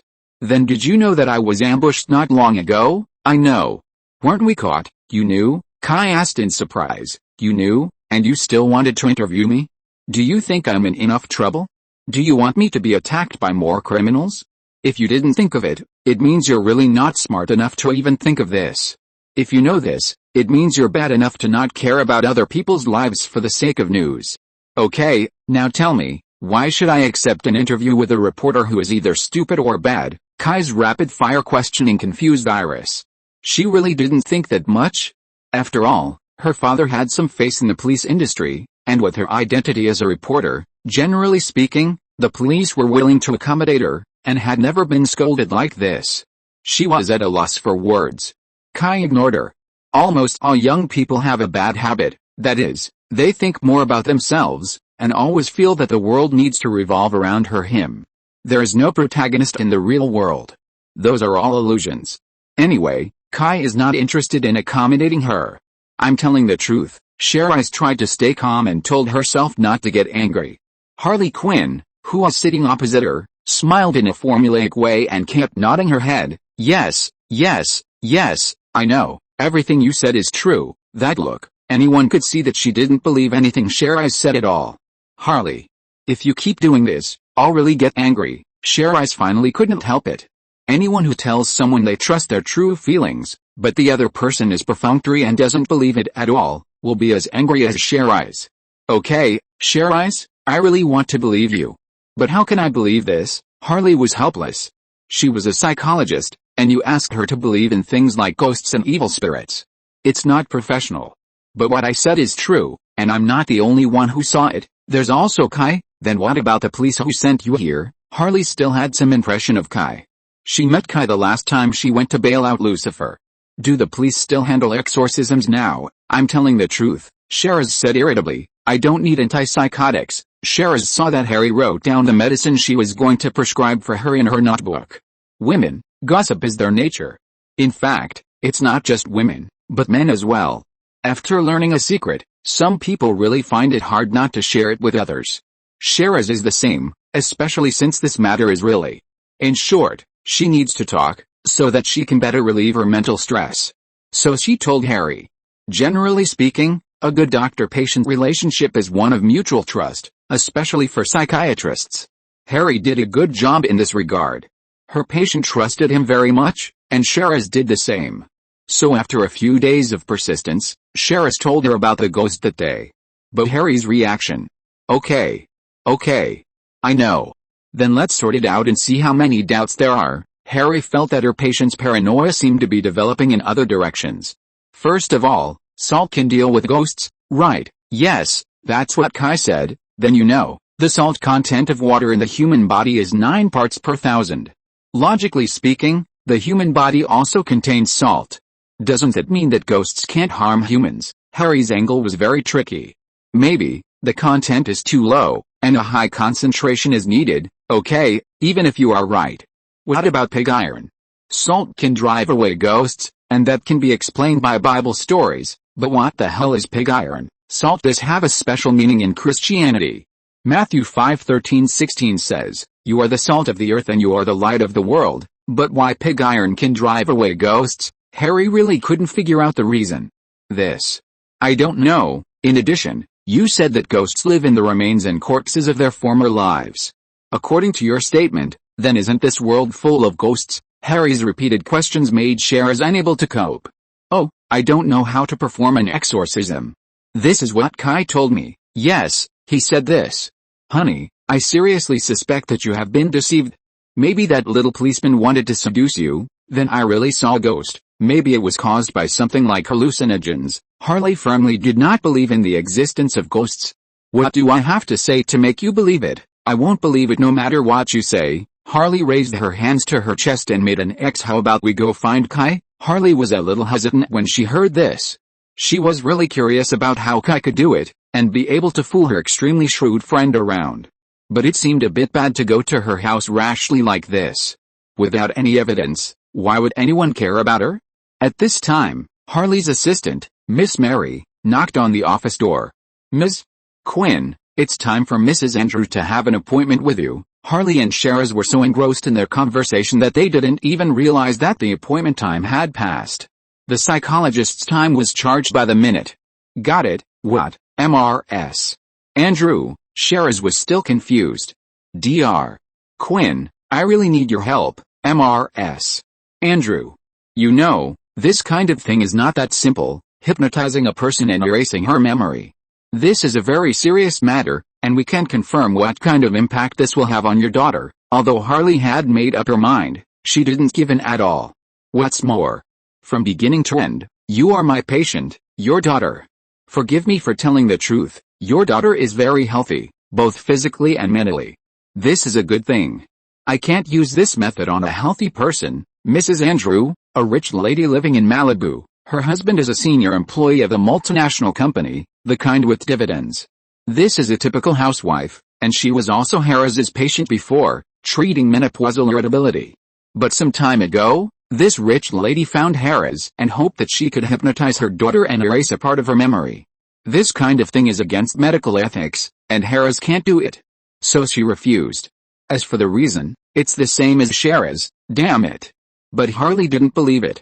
Can you tell me why you want me to delete your daughter's memory? Mrs. Andrew didn't say much before, and Harley didn't care.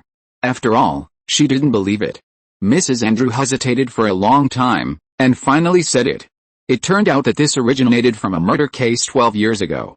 Mrs. Andrew is not a native of Los Angeles. She came from Springwood Town, not far from Crystal State Park. 12 years ago, a murder occurred in a local area, and a kindergarten cleaner was burned to death by fire. As for the murderer, it was the parent of a kindergarten student.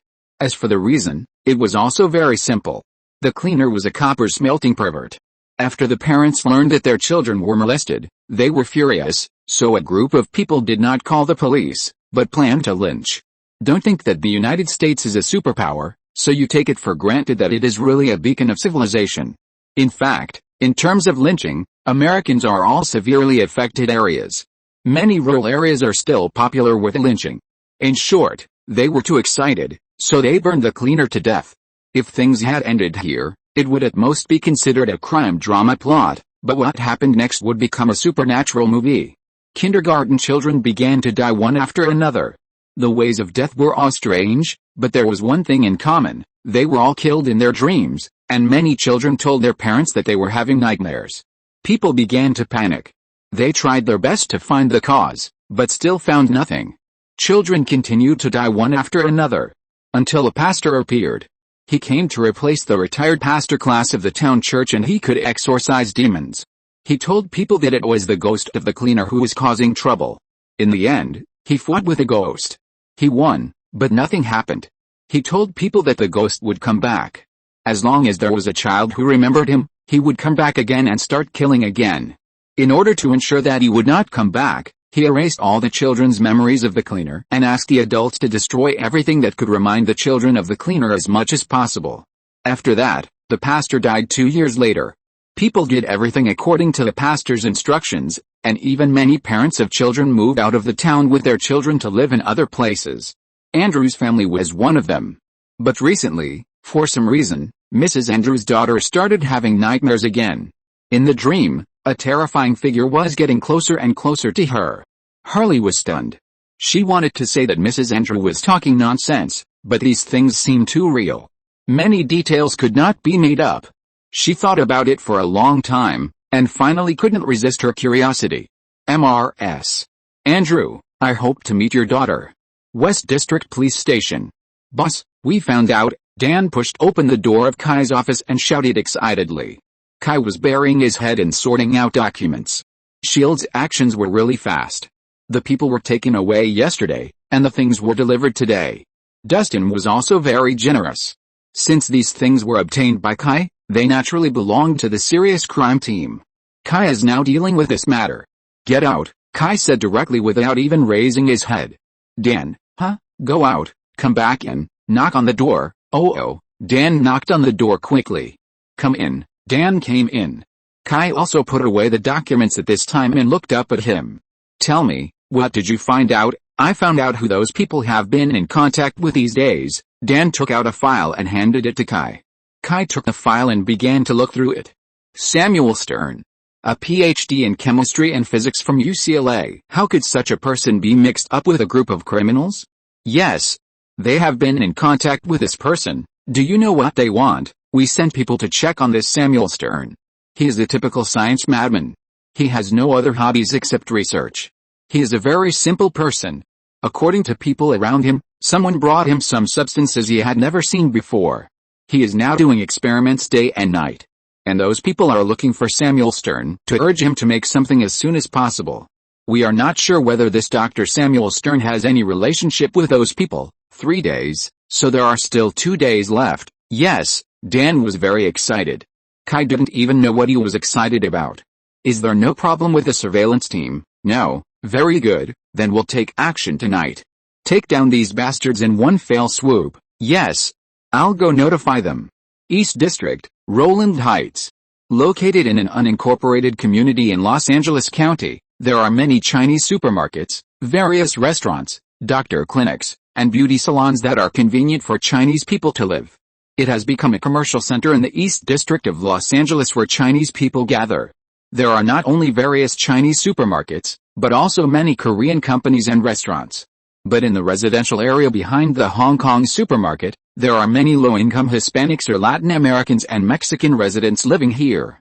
The public security in this area is very poor, a typical no-man's land. At night, the police are reluctant to go there.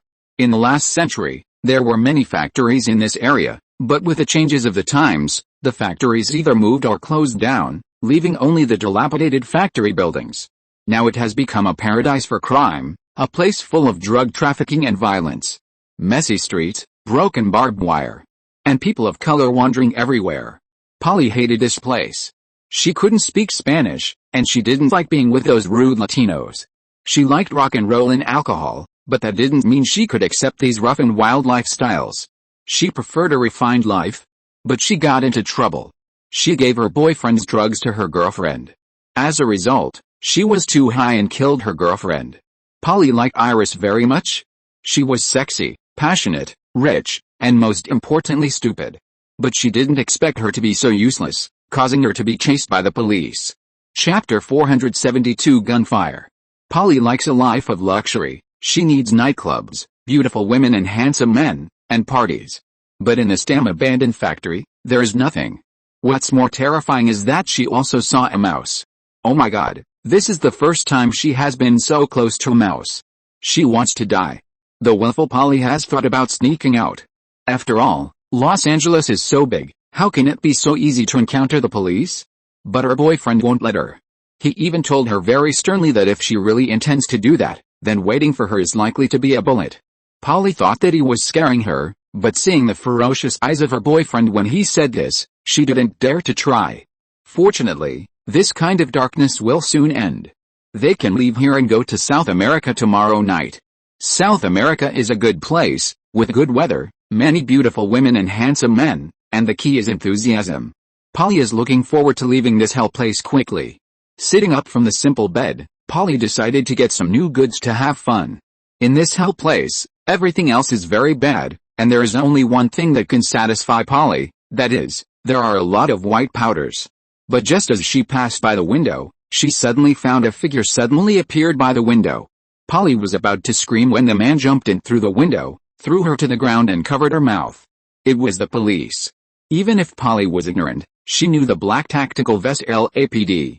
Because she couldn't, she struggled to remind others that the police were coming, but before she could struggle, she felt a shock in her head and knew nothing. I'm already in. Wait for my signal. Kai threw the unconscious woman aside and pressed the communicator on his neck. Got it, the SWAT team on the opposite side understood. In fact, the SWAT team was very opposed to Kai's no venture, no gain tactics. It was too reckless. Once a problem occurred, it would very likely affect the entire operation. More importantly, the person who carried out this central meeting tactic would be very dangerous. For example, if Kai was not careful and alarmed others, he would very likely be fired upon by all the gangsters before the SWAT team attacked. But Kai insisted, and the SWAT team, which did not have the command authority, had no choice. Besides, Kai's force was trusted by everyone, so the plan was passed by force. After dealing with the woman, Kai came to the door carefully. He carefully poked his head out and found that not far from the door, several gangsters were chatting with guns. The content of the chat was very pornographic, and they were fantasizing about Polly in the room. They said how the woman screamed and how coquettish she was last night, which made them sleep poorly. They also complained that the boss was not nice enough, that he had a woman to solve physiological problems, and they could only be forced to eavesdrop and not get to vent, which was fatal. Their boss did not allow them to go out to have fun. Kai heard this and suddenly thought of a bad idea. He rolled up his sleeves and showed his smartwatch. Friday, can you synthesize the voice of the woman just now? Yes sir, okay. A group of people were still making pornographic jokes in the corridor outside the room, and suddenly a very charming gasp was heard. Fuck. Here we go again, a gunman said angrily. The resentment of a full man who doesn't know the hunger of a hungry man has almost materialized. Wait a minute. The boss doesn't seem to be in there, right? At this time, another gunman suddenly remembered something. Yes, we just saw the boss go out. Several gunmen looked at each other and suddenly became quiet. Their boss just walked over. Although they didn't know where he went, he should still be in the factory, but definitely not in the room. Then, this woman is in there. Several people looked at each other and suddenly smiled at the same time, which all men understand. It is said that this woman has a bad private life. She doesn't care about men or women, and she also likes group sports. In short, it's just a bus. They privately guessed that the reason why their boss is obsessed with this woman is probably because her skills are really good and she is also very fun. Do you think the boss will come back? It's hard to say, he's probably reporting back home. It'll take at least 10 or 20 minutes, then you say, I know what you want to say, but there's not enough time. There are several of us, and she's the only one. Even if the boss comes back in half an hour, it's not enough time. The person who said this was immediately looked at like a fool by the others. Fuck, we just want to take advantage of you, but aren't you afraid that the boss will tear you apart? The guy immediately broke into cold sweat. Who started this group of guys? At this moment, the extremely charming panting sound came again. Several big men immediately bent over. It was too tempting. No. Even if you touch me, I'll accept it. Anyway, this woman is just a bus. Maybe the boss won't care. He rushed into the room regardless of anything. Although the other guys were a step slower, they also rushed in one after another. As soon as they opened the door, they saw Polly lying shirtless on the bed, as if she was asleep, but her posture was too revealing, as if she was tempting them to violate her. The horny bandits could no longer hold back, and immediately rushed to the bedside, intending to satisfy their desire to have sex, and maybe they could go further. The explosion of hormones made them completely lose their vigilance. They didn't notice that when they ran to the bedside, the door was quietly closed, and behind the door, Kai pulled out two M1911s with silencers. BIU. BIU. The two bandits who were walking at the end were shot on the back of the head, and fell forward without a grunt. The two bodies fell forward and bumped into the bandits in front. Hey, don't cut in line. The two people who were hit immediately turned around to teach their unruly companions a lesson, and saw two gun barrels pressed against their foreheads. BIU. BIU. Two bullets shot into their foreheads and opened their skulls. The noise was quite loud, so the last gangster was startled. But before he could open his mouth to yell, a gun was thrust into his mouth. BIU. The world was quiet. But the unlucky guy was lucky. When he fell directly on Polly. This is also considered a good luck, right? Kai did not deal with these people, but let them fall to the ground. He turned back and opened the door, and found that the corridor was clear. He put back the two pistols, picked up the assault rifle, and walked out. Just as he approached a corner, Kai heard someone talking. He hid near a nearby corner and used a small mirror to check the situation outside. There were 6 gangsters sitting outside the corner chatting. This was a bit troublesome. After turning the corner, there was a large open area with no cover. There was no place to provide cover for Kai. The enemy had a good view outside, and it was impossible to sneak in. He could only attack by force. He said to the communicator, "Prepare for a strong attack." After speaking, he took out an iron pineapple, pulled out the safety, and held it in his hand, waiting for the opportunity. At this time, a burst of gunfire suddenly came from outside. A group of gangsters who were chatting and talking immediately picked up their weapons and prepared to rush in the direction of the gunfire. And Kai was waiting for this opportunity. He picked up the grenade that was about to explode, threw it hard, and threw it into the middle of the people near the entrance of the passage. Boom! These people had no power to resist, and were blown up and flew out. At the same time, Kai took out another grenade, but this time he didn't hold it in his hand again. He threw it out with greater force. Boom! The second explosion sounded, and Kai rushed out with his assault rifle. Bang! Bang! Bang! The gunfire sounded like a storm, and Kai moved along the wall, venting bullets on the gangsters rushing out of the abandoned factory while choosing a suitable shelter. Unfortunately, this factory seemed to have been abandoned for a long time. The slightly valuable things in the factory were taken out and sold by the homeless. There was nothing in the factory except a few broken sofas and a few empty oil drums. At the same time, the gunfire outside the factory became more and more frequent. It was obvious that the SWAT assault was very successful. The gangsters were attacked from all sides and were in chaos. Fortunately, at this moment, a man in a sweatshirt rushed out from nowhere. Kill that one first. He grabbed a rifle from his men and fired at Kai. Seeing that he was about to be targeted, Kai could only rush towards the gangsters without being able to find a cover. There was no way he could avoid being targeted because his vision was too wide. The enemy could easily target him, and he had nowhere to run. On the contrary, if he ran into the middle of the gangsters, he could avoid being targeted. They couldn't kill their own people. He did it as he thought, and his body turned into a black shadow and rushed straight towards the gangsters. Before the gangsters were about to target Kai at the call of the leader, Kai stuck close to one of the gangsters on the outermost edge. The gangster was about to shoot, but found that his hand holding the gun was blocked by Kai's body. Just as he was about to retract his hand, he felt a sharp pain in his back. He had been hit by several bullets shot by his companions and fell limply. Kai picked up the fallen body of the gangster and rushed forward quickly. When the body was covered with more and more bullets, Kai exerted force on his hands and threw them at the gangsters on the left. He changed direction and rushed out from the other side. The assault rifle in his hand flashed like a phantom, and a burst of gunfire spurted out of the muzzle. Immediately, a group of gangsters fell to the ground. While dealing with this group of gangsters, Kai immediately turned around and stood still, holding the gun horizontally with both hands, and shot at the gangsters who had just been knocked down. Da da da da da da da. The gangster who had just stood up felt a bright fire and fell down.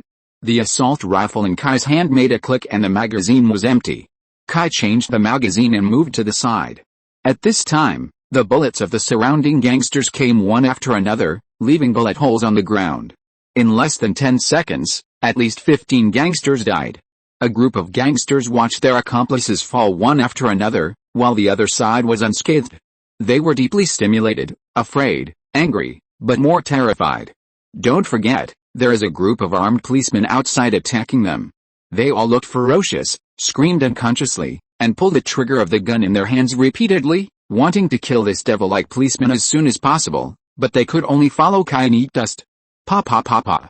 After changing the bullets, the figure turned and changed direction like a ghost, and rushed into a group of gangsters again. The gangsters were frightened and desperate. Sure enough, the companions who had been frightened didn't care about them at all, and shot at them without hesitation. But their brains didn't have time to issue a command to dodge, and they were shot to the ground.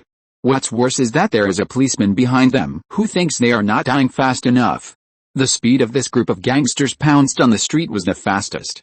In less than 3 seconds, basically everyone could stand in place. At the same time, several gangsters on the opposite side were also killed by Kai. The remaining robbers were furious. They didn't care about anything, no longer caring about their companions, no longer aiming, and raised their hands to hit Kai randomly, which made him look a little more threatening. But it was only a little. The real threat was not them, but the man hiding behind the robbers. This guy had been wearing a sweatshirt hood since he appeared, hiding his face in the shadow of the hood. Finally, when he saw that his men were getting fewer and fewer, he couldn't sit still anymore. He tore off his sweatshirt. A familiar face appeared in front of Kai. Remember the last terrorist attack at the Art Museum of Chicago? This guy was the murderer of that terrorist attack. Last time, this guy didn't fight with Kai, but was beaten up by Catherine and Diana.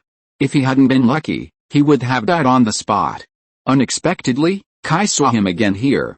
Kai remembered that Eggsy had told him about this guy's background: Charlie, British, and a nobleman.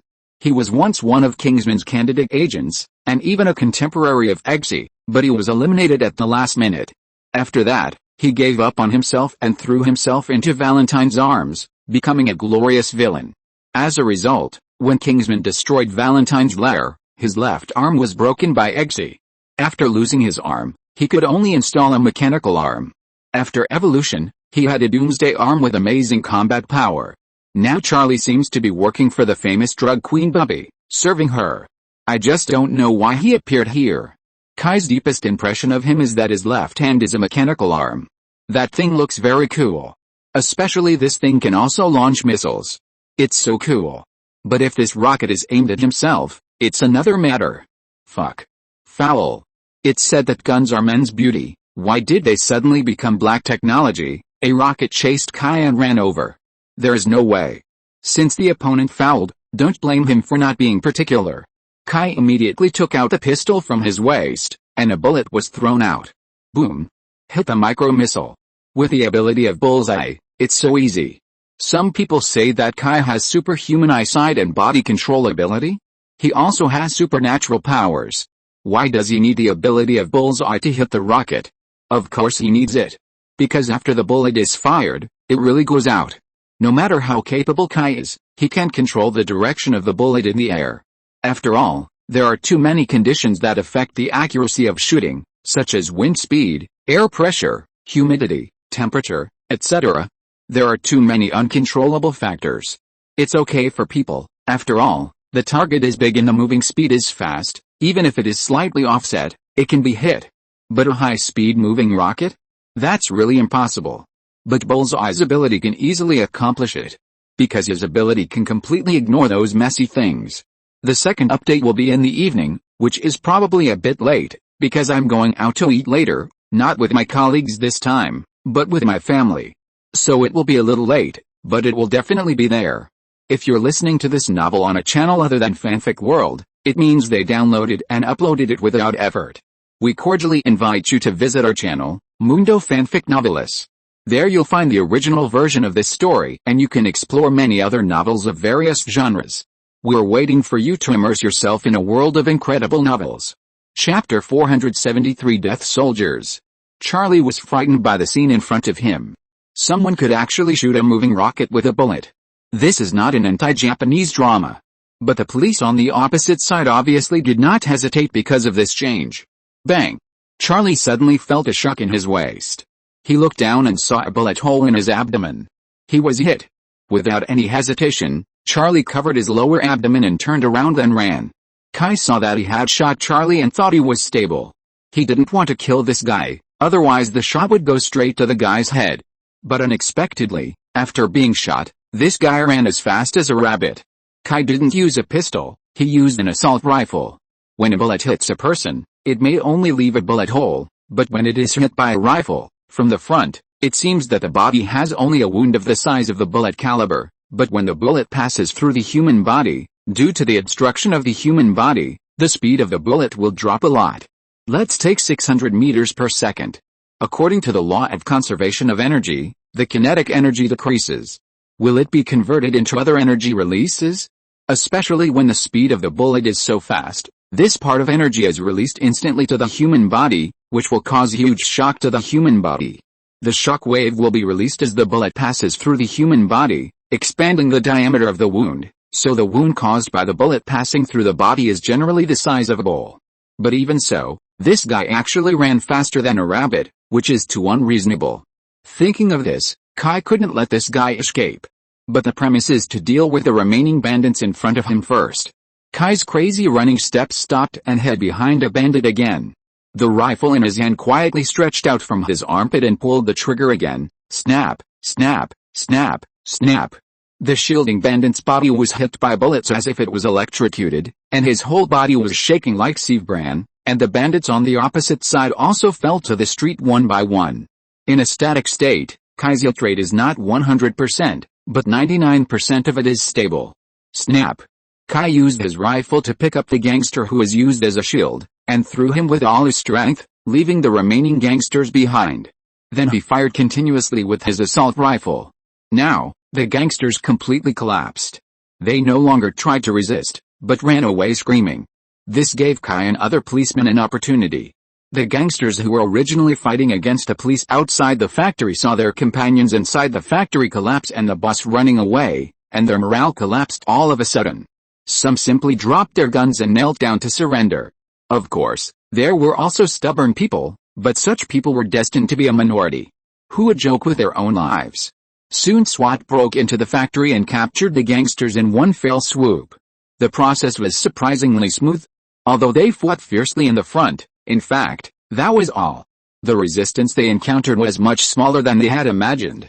The SWAT team members certainly knew that they were able to complete the mission so smoothly thanks to someone. But after entering the factory, the SWAT team members suddenly found that there was no sign of Kai in the factory. Charlie took out a blue injection and injected it desperately into his wound while running away. This blue injection is called alpha gel, a biosynthetic gel. Before it comes into contact with human tissue, it is liquid. Once it comes into contact with blood and air, it will immediately turn into biogel. This biogel can perfectly fit the biological tissue of the human body and can play a role in slow recovery. In a limited time, it can even replace human tissue and complete the formation of metabolism. Of course, this gel is still in the early stage of experiment. According to the research of scientists within the organization, these gels have a broader prospect. Unfortunately, their boss is not interested in this. After all, they are from a criminal organization and have no intention of entering the medical industry. Therefore, the research on this biogel has stagnated, and only a small amount of finished products have been produced so far for important members of the organization to save their lives. With the gel covering the wound, Charlie felt much better, and even the pain was disappearing rapidly. If it weren't for the body's reaction to blood loss, he would have suspected that he had recovered. But these are all temporary. After all, he was hit by a rifle and a big hole had been opened in his lower back. The gel can only relieve the injury, but it cannot completely cure this injury. He needs treatment, and it needs very high-end treatment. So Charlie planned to run away. As for Polly, well, now that crazy woman can go to hell. If she hadn't taken the test samples out as drugs, perhaps so many things wouldn't have happened. He had to run away quickly. As for the aftermath, although it would be embarrassing to do so, Charlie didn't have time. The gel's effective time limit was only 60 hours. He had to rush back to his lair during this period to receive a full range of treatment. So Charlie planned to ask the local gang members who had a cooperative relationship with the organization to kill Muir Stern before leaving. If possible, the test samples should be destroyed. Of course, this is all for the future. The most important thing now is to avoid those policemen. But at this moment, a cold breath came towards Charlie. Charlie instinctively threw himself to the ground. Pa pa pa. 3 bullets grazed his scalp and hit the opposite wall. Charlie turned his head and saw that the policeman was following him like a ghost. If it were the same as before, Charlie would definitely turn around and kill the unruly policeman, but now he has no time to waste. First of all, he was injured. No matter how magical the gel was, he was torn off several pounds of flesh and blood by the bullets, and a big hole was opened in his waist. If he hadn't been lucky, he would have lost a kidney. In short, he was in a bad condition. Secondly, there were policemen all around him. He only had one arm replaced with iron, not his whole body. He would be doomed if he was surrounded. So he made up his mind not to get entangled with Kai, so after dodging 3 bullets, he not only did not stop, but ran forward with his hands and feet. Seeing that the guy still didn't forget to run away, Kai was a little impatient. Originally, everyone had a good fight, and he could have not cheated, but now this guy kept running away. Raise your hand and shoot. Bang! Charlie's legs softened and he fell to the ground. Looking down, he saw 2 bloody holes on his thighs. Don't move. If you move again, I'll blow your head off. Kai walked not far from Charlie, pointing the gun directly at his head. Charlie seemed to have given up, lying on his back on the ground, raising his head slightly and looking at Kai. Who are you? Why are you against me? This question. Kai pointed to the police badge hanging on his chest. LAPD. Why are you against you? You won't forget that we lost 3 brothers because of your girlfriend last time. Charlie didn't know about this at all. In fact, Charlie didn't do anything to rescue Polly that day. Don't forget, he is a terrorist. The attack on the Art Museum of Chicago last time has been classified as a terrorist attack by the authorities. If he dares to go out in such a high-profile manner, he will be hunted down by the FBI and the Department of Homeland Security. What do you want? Money or something else? I can give it to you. Charlie didn't respond, but tried to bribe Kai. As long as you let me go, everything will be fine. You don't have to worry about me breaking the contract after I escape. We have always been very generous to capable people. How much can you earn a month? I can give you 10 times. As long as you let me go. And I can pay first. As Charlie said this, a black card popped out from his mechanical arm. An anonymous black card with 2 million in it. I can give it to you. Let me go this time. How about that? Charlie said temptingly. There are only 2 of us here now. No one will know. It seems that you have to add one more charge, bribing the police. Obstructing justice. Kai certainly looked down on the 2 million. Charlie smiled bitterly. I didn't expect that there are really policemen in this world who don't love money. In this case, suddenly, Charlie waved his mechanical arm at Kai. The palm on the arm suddenly flew out and flew directly to Kai's face. Then you go to hell. The thrown mechanical palm was full of sharp teeth. One squat, even a solid steel ball as big as a head could be crushed. Bang! With one shot, the mechanical palm was shot away. Bang! The next shot hit the joint of Charlie's mechanical arm. The angle of the bullet was just right and it got stuck inside. The mechanical arm could not move this time. Bang! The third shot hit the connection between Charlie's shoulder and the mechanical arm. Puff! With a muffled sound, the mechanical arm did not break away. Kai frowned, embarrassed. So he put away the M1911 and took out the M500. When Charlie saw the M500 revolver, his first thought was, this gun, where did he get it from? The M500 revolver, known as the most powerful pistol in the world, is the M500 revolver from Smith & Wesson in the United States. The M500 revolver is also very famous in the world of pistols, and its fame comes from its large caliber. This gun has a caliber of 0.50 inches, that is, 12.7 millimeters, and fires .50 Magnum high-powered pistol bullets. Because the bullets are too large, the general revolver chamber can hold 6 rounds of bullets, but this one can only hold 5. This thing is generally not used to hit people, but to deal with big elephants and rhinos. Boom! Half of Charlie's shoulder and mechanical arm flew out together. Ah! The mechanical arm flew out, although it had left Charlie's body and was stuck in the joint by the bullet, it still twitched and jumped like a fish thrown on the shore, so Kai shot it twice more, hitting the joint. So the mechanical arm broke into 2 pieces. Looking at his masterpiece, Kai nodded with satisfaction. Hey, buddy, do you need me to read you the Miranda Declaration? Kai looked down at Charlie, who was already like a dead fish, with a sense of superiority as a winner. Unexpectedly, Charlie showed a weak smile. The golden circle will not let you go. Then his head tilted, and he died. Fuck, Kai thought that he had just shot too hard and directly broke his artery, so he hurried to stop the bleeding. As a result, when he got closer, he found that there was no bleeding at all. A pool of black blood flowed from the corner of this guy's mouth, and the black blood also exuded a pungent smell. It was obviously chloride poisoning. And the weight is not small. Fuck. Are you so decisive? I haven't done anything yet. Such death warriors have existed since ancient times, but most of them are just legends. Kai has never encountered one. After all, the desire to survive is the instinct of life. It is better to live a miserable life than to die. Few people can face death calmly, even Kai doesn't think he has this ability. So death warriors are really rare. But I didn't expect to meet one today. After losing the possibility of escape, he immediately committed suicide. The gunshots attracted the surrounding police. The moment they saw Kai, the first reaction of those police was not to come to help, but to raise their guns. Stop. Don't move, put down your gun. Kai immediately raised his hands obediently. There is no way. These Americans are more ferocious than each other when shooting. Even if it is a friendly force, they may really shoot. Kai recently saw a news report about a 16-year-old child who failed the exam and attempted suicide at home. His family called the police, and then the police sniper shot him to death. Suicide became homicide. I don't know what the child was thinking when he was shot to death. I guess the child was just pretending, but he really died. It was even funnier afterwards. The police sniper was considered innocent. After all, he stopped the child from committing suicide. He really stopped him. In short, Kai didn't want to make a fool of himself. Soon the police confirmed Kai's identity. He relaxed his vigilance. Sir? Do you need us to call an ambulance? A policeman pointed his gun carefully at Charlie, who was lying on the ground, and asked cautiously. Ambulance? Forget it, he has already died.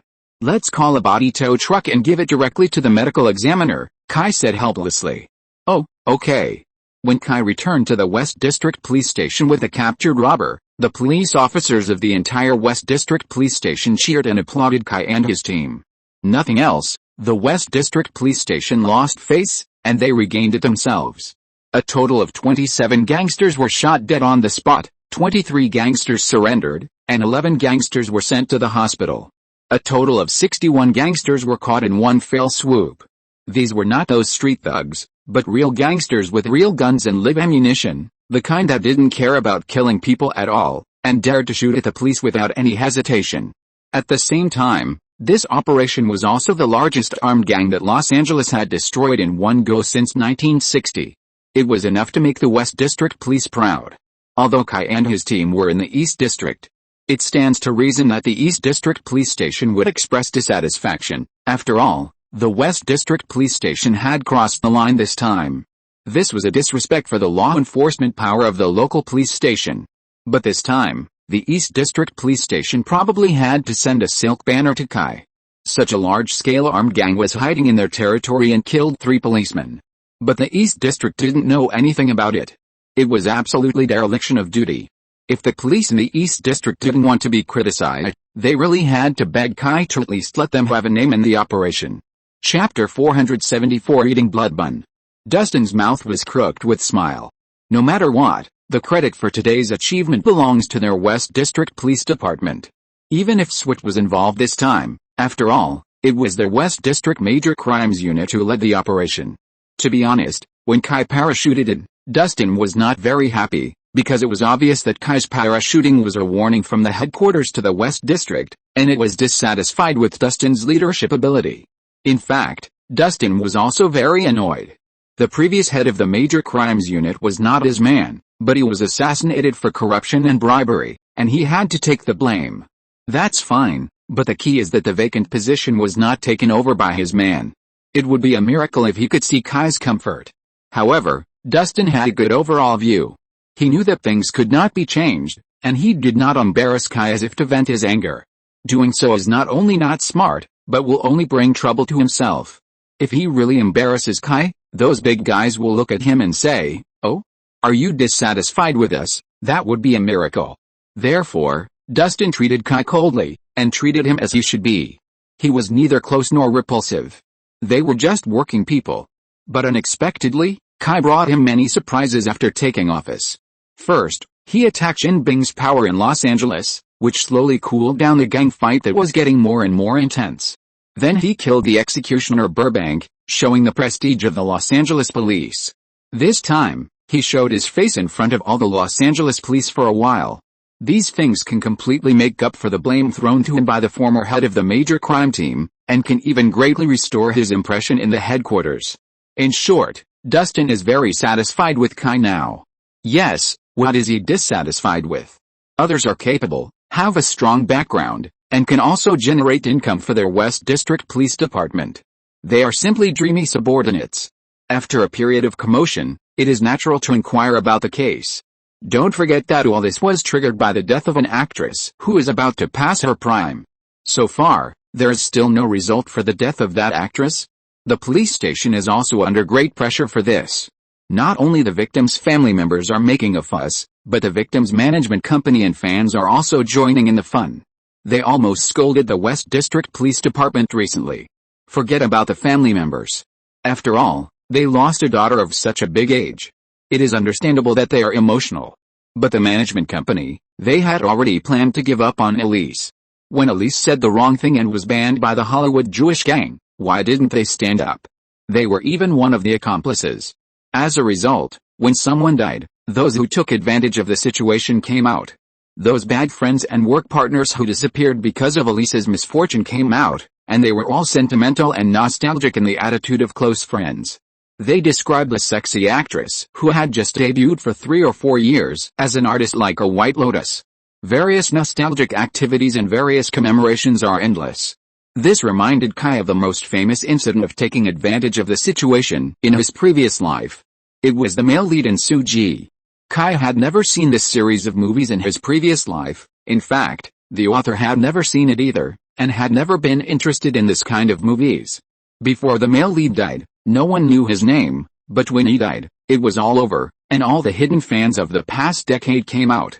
Weibo, Moments, Twitter and other social software were all flooded with messages, as if a great artist had passed away. It was as if it was unjust not to know his achievements. What the hell is going on? Kai can guarantee that at least 70% of those who miss the actor online are not fans at all, but are just influenced by public opinion. In short, they are just mindlessly following the trend. The situation is similar now. Anyway, there are all kinds of praises and praises. Even the male lead in the incident of Elise saying the wrong thing, the big director, came out and shed a few crocodile tears, as if the previous unhappiness had never happened, and the same goes for the banning incident. Kai was so embarrassed by what he saw. Then it was even more disgusting. The third film of the so-called MR Power had already changed the female lead, and it was only a matter of time before the official announcement. As a result, the film company went ahead with a previous decision and planned to use the latest computer technology to let the female lead continue to act in the third film.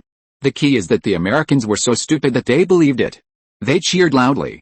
They thought the producer was humane. As a result, this movie became a big hit before it even started shooting. It's fun.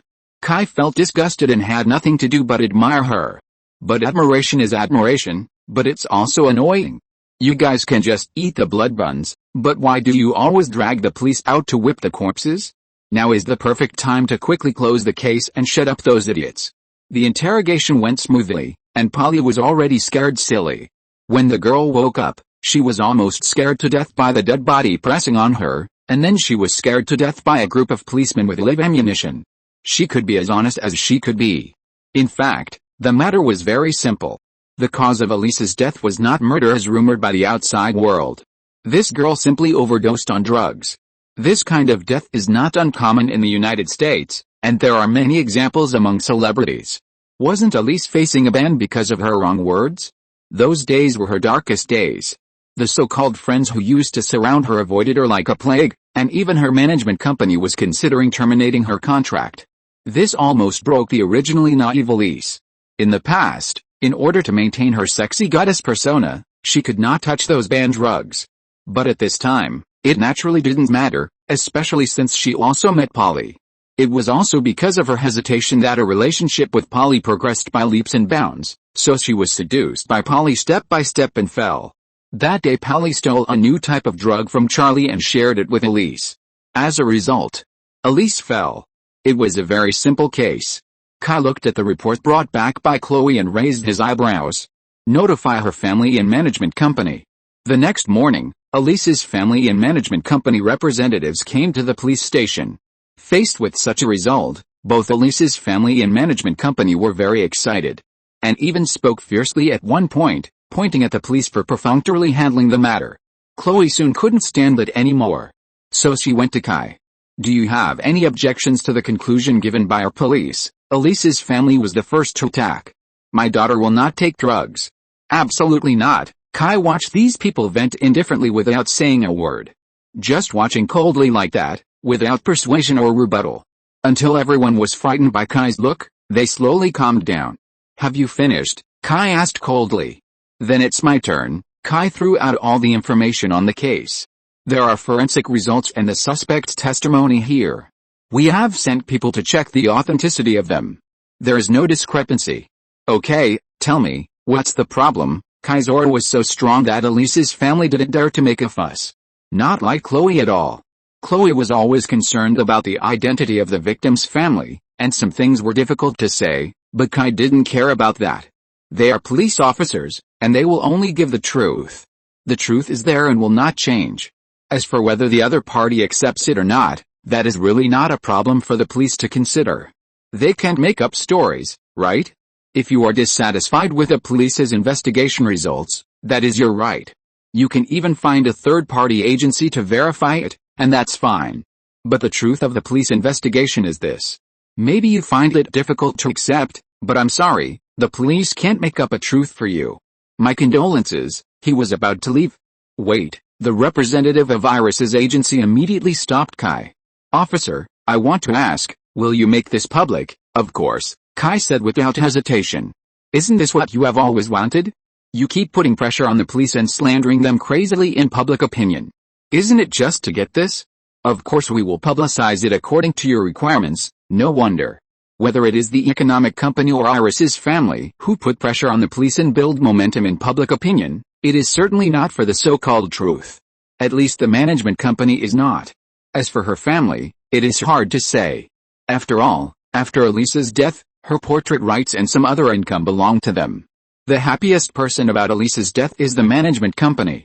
After all, Elise was almost useless before. Now, with her death, the management company can make a lot of money from this. For example, in the third part of the King's Avatar, the management company took her family's authorization and directly offered top salary and box office share. The producers are already considering it, and they are very likely to agree, because Elise's death has made her more popular. Scolding the police is naturally for this purpose. For them, Elise is dead, and the truth is not important. They even hope that the truth cannot be found. Do you know the most famous Black Dahlia case in the United States? The deceased was obviously just a low-level actor. In Hollywood, such an actor would make at least $8,000 if not $10,000. But after the storm of public opinion, this little actor reached a height that she would never have thought of before her death. Even after decades, people still remember her. Elise's agency wanted to make it look like a cold case, so it would be best if it became an unsolved case. But the police not only found out, but the truth they found was very bad. If this gets out, let alone other things, the contract they are negotiating now will definitely have problems, and it may even fall through. After saying that, Kai left directly. He knew what that guy was planning to do by calling him, but he was too lazy to pay attention to this grandson. He scolded them so much before, and now he has to accept the backlash. They don't do their jobs, but they want to use the police as a raft. They deserve it. Wait. Officer, I think we can talk. Regarding the cause of Elise's death, I think we can change the statement. The agency hopes to attribute Elise's death to Polly, and it would be best to create some grievances and hatreds, so that the public opinion can accept it. They also have topics to hype. Kai ignored him. I know your director. I think he will be willing to talk to me. Kai still ignored him. Director? Would Kai care about this? He is not looking for a promotion. Even if the president comes, it will be useless. We can give money. This guy was really anxious. Seeing that Kai was not willing to listen, he shouted out something he shouldn't have said in a hurry. Kai stopped. The guy thought Kai was moved. But Kai didn't look at him, but looked at Chloe. Did we record our conversation? Chloe didn't expect it to unfold like this. She was a little confused, but nodded immediately. The victim's family raised an objection, so they naturally wanted to record it and keep it as a file. Very good, Kai nodded, then took out handcuffs, twisted the arm of the agency representative and handcuffed him. Now I'm suing you for obstructing justice and attempting to bribe the police. You have the right to remain silent, but everything you say will be used as evidence in court. By the way, do you have a lawyer? Well, judging from you, you should have a lawyer. If not, we can help you appoint a lawyer. The guy was stunned. Kai underestimated these people in the entertainment industry. As soon as Kai detained the idiot, the director called him immediately. It was not a branch director, but the director of the General Bureau. Of course, the director of the General Administration did not mean to force Kai to release the person. It is true that Hollywood capital does have some deterrent power to the director, but this deterrent power is not as strong as Tony Stark. Kai has an antenna on his head. He can only discuss it in a friendly manner. There is no way. There are too many people who eat blood buns, and they don't allow anyone to smash their rice bowls. Kai listened to the director's request patiently, but did not say anything bad. He just told him that he would only announce the truth. The director understood it almost immediately. Announcing the truth is announcing the truth, but how to announce it is particular. Directly announcing the cause of death, without saying anything else, is also announcing the truth. Announcing the cause of death and announcing the cause and consequences at the same time is also the same. But the two represent very different things. Apart from anything else, if Kai really announced everything at once, the great director would be miserable. After all, this matter is rounded off as this great director forced people to death. Jews have a lot of say in Hollywood, but they are not so powerful that they can cover the sky with one hand. There are also forces against Jews, and there are many of them. If they hype it up a bit, they may point the finger at the Jewish gang in Hollywood. It will be a lively time. Hollywood has always been a leftist camp, and what it emphasizes is freedom and anti-dictatorship. If it is really revealed that the Jewish gang killed people for a word, haha, the life of the Jews will be difficult. Because of the Holocaust in World War II, the Jews attached great importance to the control of public opinion and their own image.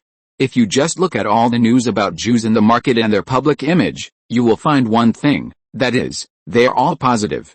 They package themselves as the smartest, toughest, and most tragic nation in the world. They don't want to see the public opinion environment before World War II again. So they can't allow the truth of Iris's death to be exposed. So this time, it's not Iris Economic Company alone that is lobbying for public relations, but Hollywood Jews as a whole. This kind of power can indeed reverse public opinion under certain circumstances. So Kai's meaning is very clear. What you want me to say depends on what you do. The director knows these things better than Kai, so he just chatted for a few words and hung up the phone. He also saw the benefits of this, so he naturally had to do something. Chapter 475, Ghost. Kai had no interest in those swindlers. He just needed to teach them a lesson.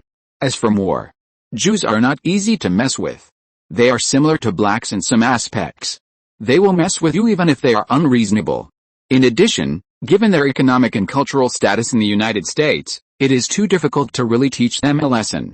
At least Kai doesn't have the ability to do so. So he quickly let it go. At most, he would lock up the idiot who bribed openly for a few more days and let him spend more on legal fees. He has more important things to do. For example, those gunmen and intelligence on Charlie. On Kingsman's side, Kai only learned that Charlie is now working for an organization called Golden Circle, which is a global drug trafficking organization. Now even drug dealers have kept up with the trend of globalization, but a bunch of unknown guys on the Yankee side are clamoring every day to do something like make America great again. However, unlike in his previous life, he did not aim for the presidency from the beginning, but followed a traditional politician step-by-step approach and started from the local councilor. He is now a member of the New York City Council, but the same thing is that he still likes to be in the limelight and often makes some radical remarks to attract attention. This guy is obviously from New York State, a state that should support globalization the most, but he likes to oppose globalization. I don't know why he can be re-elected, and even Kai has his eyes on the throne of the mayor of New York. According to the polls, this guy's approval rating is still very high. Many experts speculate that the reason why he has such a high approval rating is not because many people support his political views, but because of his entertainment attributes. Not to mention, this is really what Americans would do. After all, the presidential election is just a huge talk show in their eyes. Back to the point, although the Golden Circle organization has been discovered, its internal situation is very mysterious. At least Kingsman has very little information about this organization.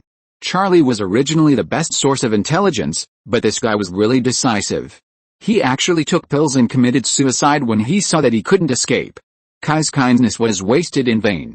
If he had known earlier, he would have shot him at the beginning. Charlie died, but many of his men are still alive. Having these people is also extremely important for understanding the intelligence of the Golden Circle. In addition, Kai was also very interested in the reason why Charlie stayed in Los Angeles. Do you understand what you did? You destroyed a discovery that could shock the world. A thin man in a white coat with messy hair was in the interrogation room, nervous and angry. He seemed to have social phobia. Even when he was angry, he was chewing his fingers and lowering his head, not daring to look at Kai and Chloe. Dr. Samuel Stern. We did what we should do. These bastards killed 3 of our police officers. Kai knocked on the table and said impatiently, we just want to know why they came to you. This is very important. It is related to whether we will sue you. Let me remind you that those people are terrorists. I hope you can understand the seriousness of this matter. Yes, they are terrorists. Right, they are terrorists. Kai was a little helpless. This guy was like a mentally retarded child. He always spoke in a different way from them. Are all scientists like him? That kind of substance? Well, anyway, it's finally getting to the point. They handed me a substance that I had never seen before. That substance is very special. Its properties can allow cells to break through their original limitations. It is an excellent natural catalyst. If I have more samples, I can study its properties. That will be the biggest breakthrough in the entire 21st century. It can bring qualitative breakthroughs to hospitals, chemistry and even biology. That substance is really perfect. By the way, did you seize those substances? Can you give them to me? That could win me a Nobel Prize. Well, Kai felt that he had said it in vain. For a whole half hour, this guy was just wasting time. He either spoke some profound words that were completely incomprehensible, or some incoherent formulas or other messy things. To be honest, Kai felt that Ulka should throw him into a mental hospital instead of keeping him in school as a professor. Kai said to Chloe helplessly, are those mysterious substances we found in his place still there? Chloe flipped through the files. Still there, but very little. Most of them were consumed by this guy's experiments. Send those things to the Star Laboratory and see what surprises the nerds there can bring us. The Star Laboratory has cooperated with the Los Angeles Police Department. Their anthropology laboratory will also do autopsies and forensic identification for the Los Angeles Police Department. More importantly, it is their own business, don't worry. Okay, Chloe nodded obediently. She had to be obedient. This boss was really awesome. Then it was the interrogation of the gunman. Most of these people were desperate criminals, some were mercenaries. In short, their origins were all kinds of strange. They didn't know much about the Golden Circle, which made Kai a little disappointed, but he didn't feel surprised. If he could really figure out the details of the Golden Circle from a few minions, then this organization would not have been hiding for so many years. Seeing that there was nothing to gain, Kai handed the rest of the things to others. He's the leader. If he does everything, how can he train his subordinates? So Kai handed everything over to his subordinates openly, and found a place to order a cup of tea and have a good rest. Speaking of drinking tea, Kai actually missed his teacup in his previous life. Kai remembered that his battalion commander gave it to him when he was in the army. It was not a valuable quilt, but a transparent glass thermos cup. When he went to report to the battalion commander accidentally remembered his birthday and gave him his newly bought quilt. As a result, the battalion commander suffered from lung cancer the following year and died. After that, Kai kept the teacup, mainly because he was used to it, and it was also a thought that he couldn't bear to throw away. Kai likes to drink tea with boiling water, and slurp it. The boiling water makes his whole body warm. Anyway, many people think that he looks like an old man, but Kai likes it very much. He can change it, especially in winter. If he doesn't drink a sip of boiling water to make tea, he will feel uncomfortable all over, as if he has not done anything. In fact, Kai can accept coffee. He is not picky about this aspect, but if there is hot tea, he still prefers hot tea. But Americans don't seem to have much preference for hot tea. So every time Kai orders the kind of tea with a higher temperature, the waiter is weird. Kai was holding a newspaper, reading it from time to time, sipping hot tea, and he felt very comfortable. If he had to say anything, it was that California was relatively dry, with few rainy days or snowy weather. Rainy days and hot tea were more suitable. Just when Kai was enjoying a rare leisurely afternoon, a phone call interrupted the tranquility. "Hello. Officer Kai? I saw ghost." Kai looked at the two women with dark circles under their eyes speechlessly. "How many days have you not slept?" 3 days, Sally said unhappily. On the other side, psychologist Harry was in a state of, how to describe it, the stage of reshaping her worldview, stupid, looking like she had been greatly stimulated. "What did you do?" To be honest, encountering a ghost is not an ordinary thing. Generally speaking, unless you deliberately look for ghosts, ordinary people may not encounter a supernatural event in their lifetime. Sally had seen a ghost once before, and if nothing unexpected happened, she would never see it again in her life. After all, it takes a certain amount of luck for things like wronged souls and evil spirits to form. Otherwise, any dead person could become a ghost, and the world would have been doomed long ago. Sheraz looked at Harley and finally told the whole story. It was simple. Curiosity kills. That day, Sheraz and Harley argued about whether Kai could really exorcise demons. When they couldn't reach a conclusion, a patient came to Harley, a psychologist, for help because of a supernatural event. Harley planned to use this incident to test Kai and to see if Sheraz really had delusions. The cause of the supernatural event has been mentioned in the previous article, so I won't repeat it. Anyway, after contacting the girl who was troubled by nightmares, Harley decided to use hypnosis to recreate the scene in the girl's dream. As a result, something went wrong and the girl was almost killed. After the girl was hypnotized again, she was attacked by an evil spirit. If the girl's parents hadn't been there at the time, the girl could have seen God at that time. They poured a bucket of ice water on the girl to wake her up. Harley watched the whole process. After the hypnosis, the girl immediately began to scream unconsciously, as if someone was chasing her. Then the girl's body floated up out of thin air, and bloodstains appeared on her body out of thin air, which scared Harley. There must be something fishy going on. In order to save the girl's life, Harley ignored the doctor's rules and helped the girl to seal all her memories of the evil spirit. The result of this was that the girl was saved, but Harley was entangled. Harley was terrified by the evil spirit, so she found Sheraz. After all, she had experience. But the weird thing was, after she told Sheraz everything, Charlie was also entangled. Just like Sadako, it was also a spreading nature. Sheraz and Harley used various methods, but they couldn't stop the evil spirit from appearing in their dreams. So they had to ask Kai for help. Kai looked at Harley speechlessly. The last time the psychiatrist saw her, Kai didn't feel good. To be honest, sometimes people's curiosity is too strong, and it really gets into trouble. What's more, it was her own fault to find and provoke this evil spirit. "Can you help us?" Sheraz begged. It's impossible to say that Sheraz doesn't blame Harry, but there's no point in complaining. Solving the problem is the key. According to what you said, this evil spirit can find victims by spreading his deeds, and then enter the victim's dreams. This is too weird, I've never heard of it. Besides, the ghost didn't even appear, how can you ask me to exorcise it? Kai really didn't understand the principle.